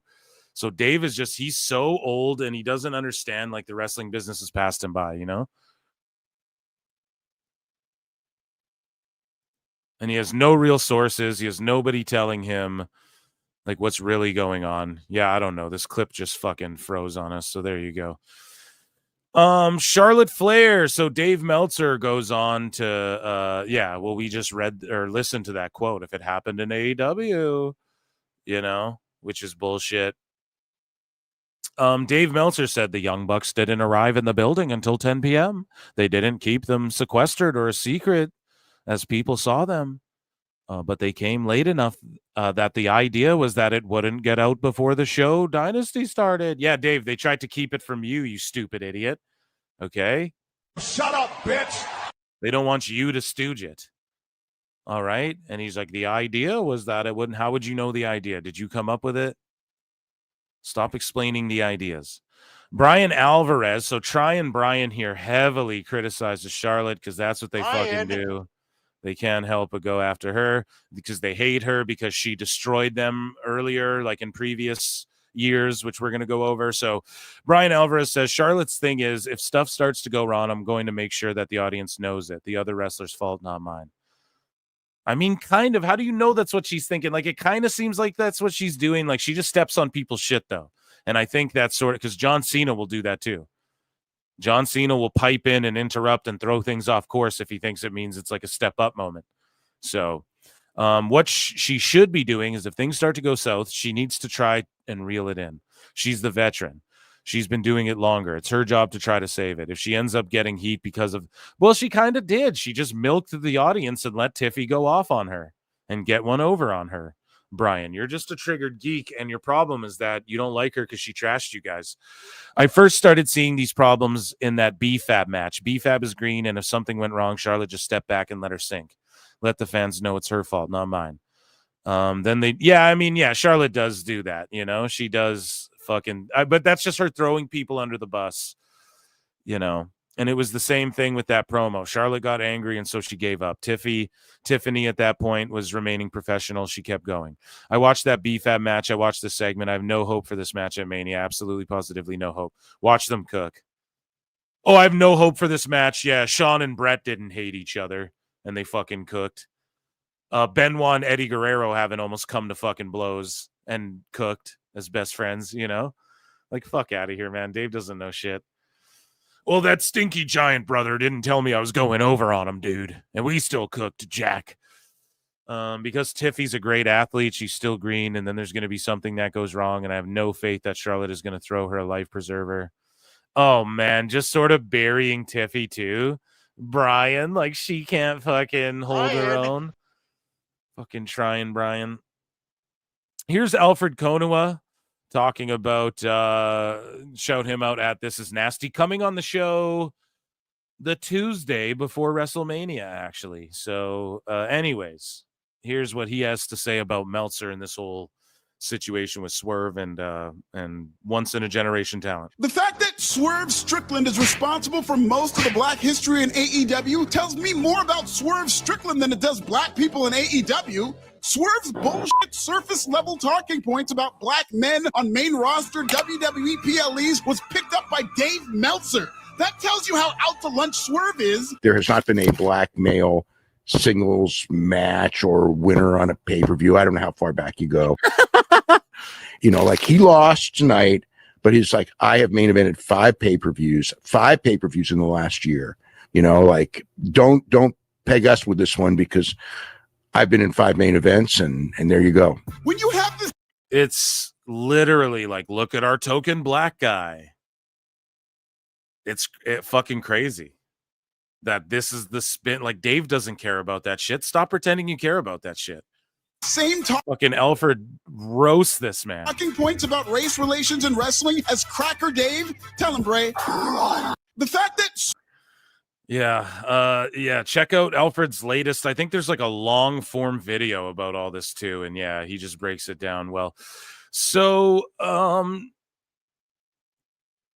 we have Dave Meltzer being salty about the Tiffy stuff. So Dave Meltzer on Wrestling Observer Radio, he says there's been problems for weeks. We listen. So Neckbeards points out Dave is just salty about this. This is back from 2022 or 2021. She says to Dave, you have my phone number. This is Charlotte Flair. It would take you 30 seconds to ask, as opposed to giving straight crap to your listeners. Grow up. For you, of all people, to comment on a woman's looks. Do you have any shame, decency, or professionalism left at all? Find a mirror. Look hard, Dave. And then she goes, yeah, I just listened. I thought Dave Meltzer would have learned his lesson last time commenting about women's bodies, but apparently I'm fair game. So I get to respond again to a rumor about my body again. You know what? This is when I stop. Dave, go to hell. See, he's a fucking clown shoes, bro. Everybody thinks Dave is a fucking clown. You know what I mean? So here's one I've been meaning to get to for a while. Corderis and Dave threw down. We're going to talk about that Saturday. Saturday night's all right to fight. But Dave Meltzer gets, I guess, stinky about the first match ever to be announced into the WWE Hall of Fame. You know what I mean? So it's like the first ever moment, and I guess he's like all bothered by this or something. So we're going to head over here. and watch some Click Dave that Meltzer. notify button, and you'll never miss a video again. Fame and inducting matches. Can you guys see Dusty Dave? We got to see Dusty Dave here. You guys can. There you go. Let's see this. Are they? I did not hear that. Is that came up today? I think that came out today, and the first match is should be one of the first matches. Austin and Bret Hart, so they can get both of those guys there at the ceremony. That's cool. Well, as far as the first match inducted, it's interesting because of their own history. They didn't go with Hogan and Andre, but when we look at it, Andre's dead and Hogan was Jesus Christ. He can't be like one of the best as a wrestling fan, one of the best matches. He just has to find a way to be like, to try and explain the logic behind how WWE does shit when he has no idea at all. He doesn't know how they do shit. And yet he's like sitting here trying to explain the logic behind why they do shit. Like he has any insider knowledge. Oh, it's weird they didn't go with Hogan Andre. Why? Why is that weird? They want Austin and Bret in town. People were booing Hogan. They're going to go with that match down the line, hopefully, or something. Dave, he's just like salty and can't be like, as a wrestling fan, that match meant a lot to me. Now, why are they going with that one? I don't know. It's an interesting pick. I mean, some people say it's two of the GOATs. Fucking ridiculous. Someone that people would not celebrate, whereas Bret and Austin have a lot better reps to the public. Linda was blasting Hogan again, and I saw Brooke was. Oh, yeah. I did see that stuff. Brooke was like, sorry, guys, like both of my parents, I'm just not talking to them at all. Like they're just crazy. That's really, when I read the Brooke thing, actually, it was really sad. You know what I mean? Because, like she was around like these, I don't know. It was really, really sad. The Brooke thing to me, she was, as the parents were doing. What point are you making? What are you saying? They're fighting, she was a pawn. They both were looking for her, and I think she felt that they were being manipulative to her, and so she just wanted out. You know what I mean? But he says this like here's the problem, Dave. We know, and she's trying to stay out of all this shit. Really, really sad. I didn't know that. I knew that her. And we're talking about Bret Hart and fucking Stone Cold for a second here too. And Terry were not on good terms. I didn't know that her and her mom were not on good terms for 8 years. I mean, and didn't go to the wedding and hasn't seen the grandchildren, and it's a sad story. It really is. The stuff with Linda I didn't know until like this week. So, I mean, I had seen them together and stuff, but that's it's like 20 years ago, right? 18 years ago, when she was trying to do her musical career and everything. So why? Okay, I seen them. He just tries to don't insert yourself, Dave. Oh, I saw them 20 years ago when she was trying to do the music thing, Brian. Everything like that, and Linda was her stage mom. I mean, she really was.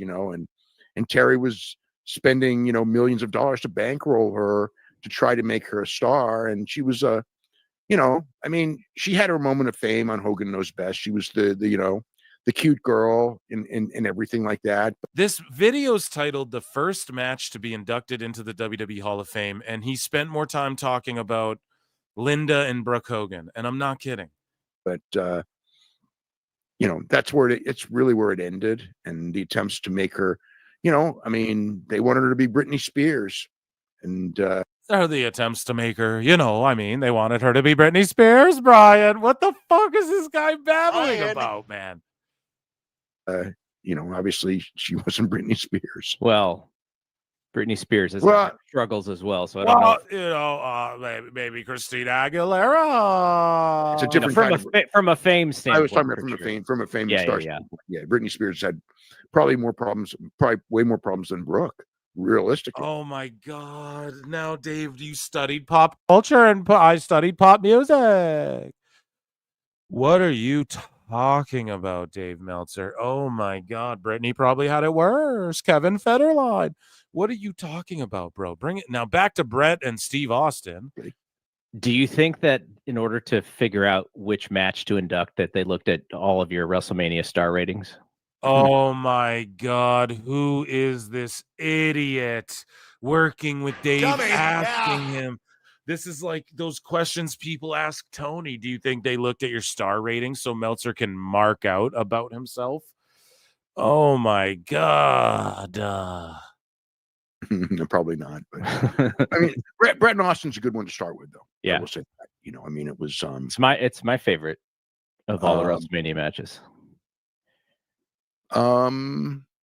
Yeah, I think it's mine too. I think it's my favorite if I have to say one. So you, instead of marking out or talking about it, you just you're being excited and talking about how they deserve it. You're just like, oh well, you know, I'm surprised it wasn't Hogan and Brooke Hogan and Linda Hogan, Brian. It's up there. Probably they'll go with if they don't do Hogan, they'd probably go with Steamboat and Savage just because of the legendary nature of it. Even though, again, the thing with Steamboat and Savage was that it was a great match at a time when WWE fans never saw great match. Dave's always like, oh, you know, and then like it's always WWE fans never saw, like they're the same people to this day. Oh, and at that point, WWE fans never saw great matches. Like there was never one good match ever before fucking Steamboat and Macho Man or whatever. And he always is like, oh, the thing about this is, oh, the thing about Steamboat Flair. It's like, dude, what the fuck? They'd probably go with Steamboat and Savage just because of the legendary nature of it. Even though Steamboat Savage, yeah, but he's just talking about, he's just diminishing. I don't know. Talk about Brett and Austin. That's crazy. Again, the thing with Steamboat and Savage was that it was a great match at a time when WWE fans never saw great matches because the product match-wise wasn't particularly good. So those two guys were like way off the charts. But like, you know, like if I watched it now, I'd go, oh, I've seen matches like this, you know. I mean, it's still really good though, even yeah, if you watched it now, you'd say, oh, I've seen matches like this. Yes, Dave. Just like when The Exorcist came out, it's the scariest movie ever because at the time, nobody saw shit like that. When we see xenomorphs and aliens in the alien movies, we know they're not scary anymore. But when the xenomorph was first put on a movie, no one ever seen shit like that, and it was fucking terrifying. So yes, Dave, we know. Oh, if I saw it now, it wasn't shit, to be honest. For a WWE match, though, it was amazing. If you, because I know you for a WWE match, you mean the company that has the most iconic, greatest pro wrestling matches that have ever happened in the history of the fucking sport and the business. You mean that place for their matches? Yeah, it's a perfectly great match. These guys are trying to tell us that Steamboat and Savage for WWE guys were kind of okay, I guess. In 1987, it was amazing, but at the same time, for me, it wasn't because the reality. But for me, it wasn't even amazing because the reality. I mean, I was already watching Japan. For me, I was way ahead of my time. Dave, the shit you think is amazing is not working, and the shit that is more like Steamboat Macho Man is now what's billions and billions and billions of dollar empire. These two right here, whoever this clown is on the left-hand side, are a couple of delusional fucking morons, okay?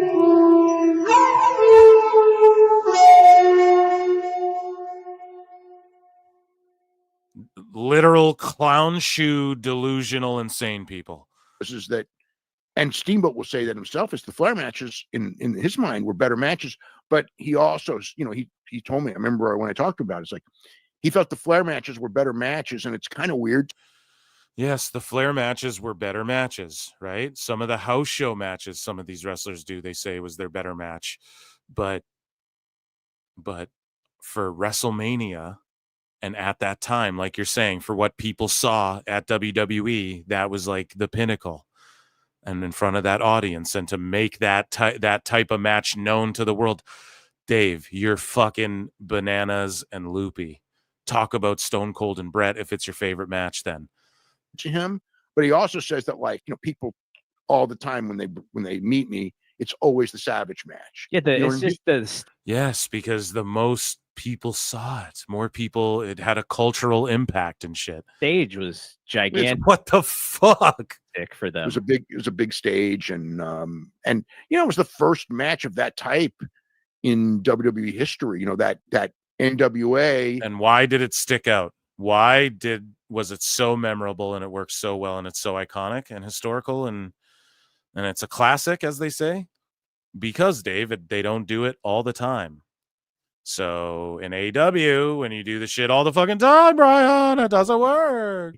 If you would call it caliber match on a WWE show with two fantastic wrestlers. And think about the first two WrestleManias. What would have been the best match on the first two WrestleManias? Like maybe Bulldogs against Valentine and Beefcake? Right. And reality is Greg was good, but Beefcake was average at best.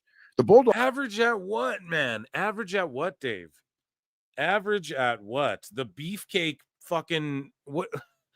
Average at what? Like doing the moves? Like he didn't do a cartwheel into a fucking spaceman plancha? Like what do you mean? You know, this is so. These are a couple of chuckle fucks right here. Okay, Bulldogs were great, but yeah, I would say that up until that would have been the best actual match at the first two. Are you one of those youngsters today who listens to Spotify? Are you one of those youngsters today? Oh my God, these people are so fucking cringe. And that, ladies and gentlemen, was Dave Meltzer's Dumb Moment of the Week.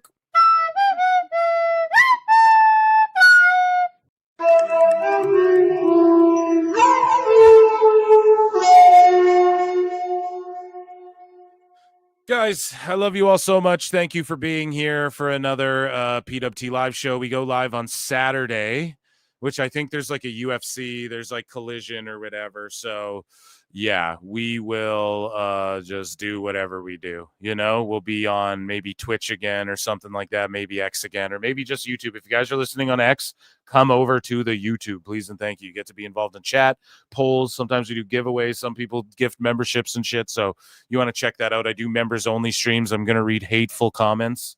Okay. And members only streams, I guess. That'll be a funny one we do. And yeah, I appreciate you all so much for being here. Another eclectic live show. This one was dedicated again to Kev Castle. Round of applause for the PWT universe and another epic live show. So everybody consider joining the Patreon. That's where mine and Awful's argument about Tiffy and Charlotte will be. YouTube.com/ProWrestleTimes. We're at almost 2K subs, but Pro Wrestle Clips, we're at 6,400 allegedly. Check out Phil Marks Out. Keep an eye on what I'm doing over there. I'm linking up with like some heavy hitters in the game already, man, in the YouTube sphere, at least in mine eyes. So yeah, I'm rocking and rolling with that sort of stuff too. Over if you like pop culture, YouTube drama, and I got a lot of content I've sort of been banking up for that channel as well. And I appreciate you all. Thanks for being here, man. Take care of each other. Drink lots of water. And I'll see you all Saturday. And maybe there will be a run-in show just randomly this week. Yeah, so just members only for sure. Okay, so you guys stay locked in for that. It'll probably be during the day. I love you all. Take it easy. And until next time, I'll see you in the Upside Down. Peace. I look and see it's not just me. Jack, why do you insist on doing this dumb internet shit on TV? I look and see it's not just me. The place is a fucking joke, man. You're a clown. I quit. So many of us have stood where I stand. We are the young, so raise your hand. So many of us have stood where I stand. We are the young, so raise your hand.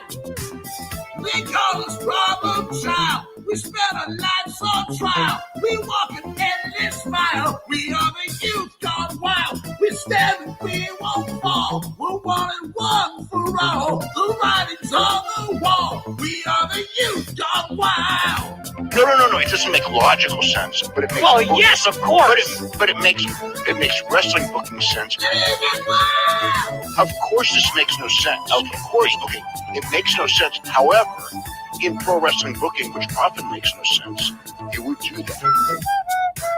It's about making money. It's not about anything else. Wrestling's always been about making money first and foremost. That's it. I look and see it's not just me. Last weekend was the greatest weekend in AEW history. This is the greatest week. I look and see it's not just me. Security, my safety, my life was in danger at a wrestling show. So many of us have stood where I stand. We are the young, so raise your hand. So many of us have stood where I stand. We are the young, so raise your hand. They call us problem child. We spend our lives on trial. We walk an endless mile. We are the youth gone wild. We stand, we won't fall. We're one and one for all. Nobody's on the wall. We are the youth gone wild. They call us problem child. We spend our lives on trial. We walk an endless mile. We are the youth gone wild. We stand, we won't fall. We're one and one for all. Nobody's on the wall. We are the youth gone wild. Let it get wild. Yeah. If you're familiar with how we do things often here on these Wednesdays, it's a lot like one of my favorite movies, Time Cop. What? Fuck you. Fuck you. Yeah. God damn it.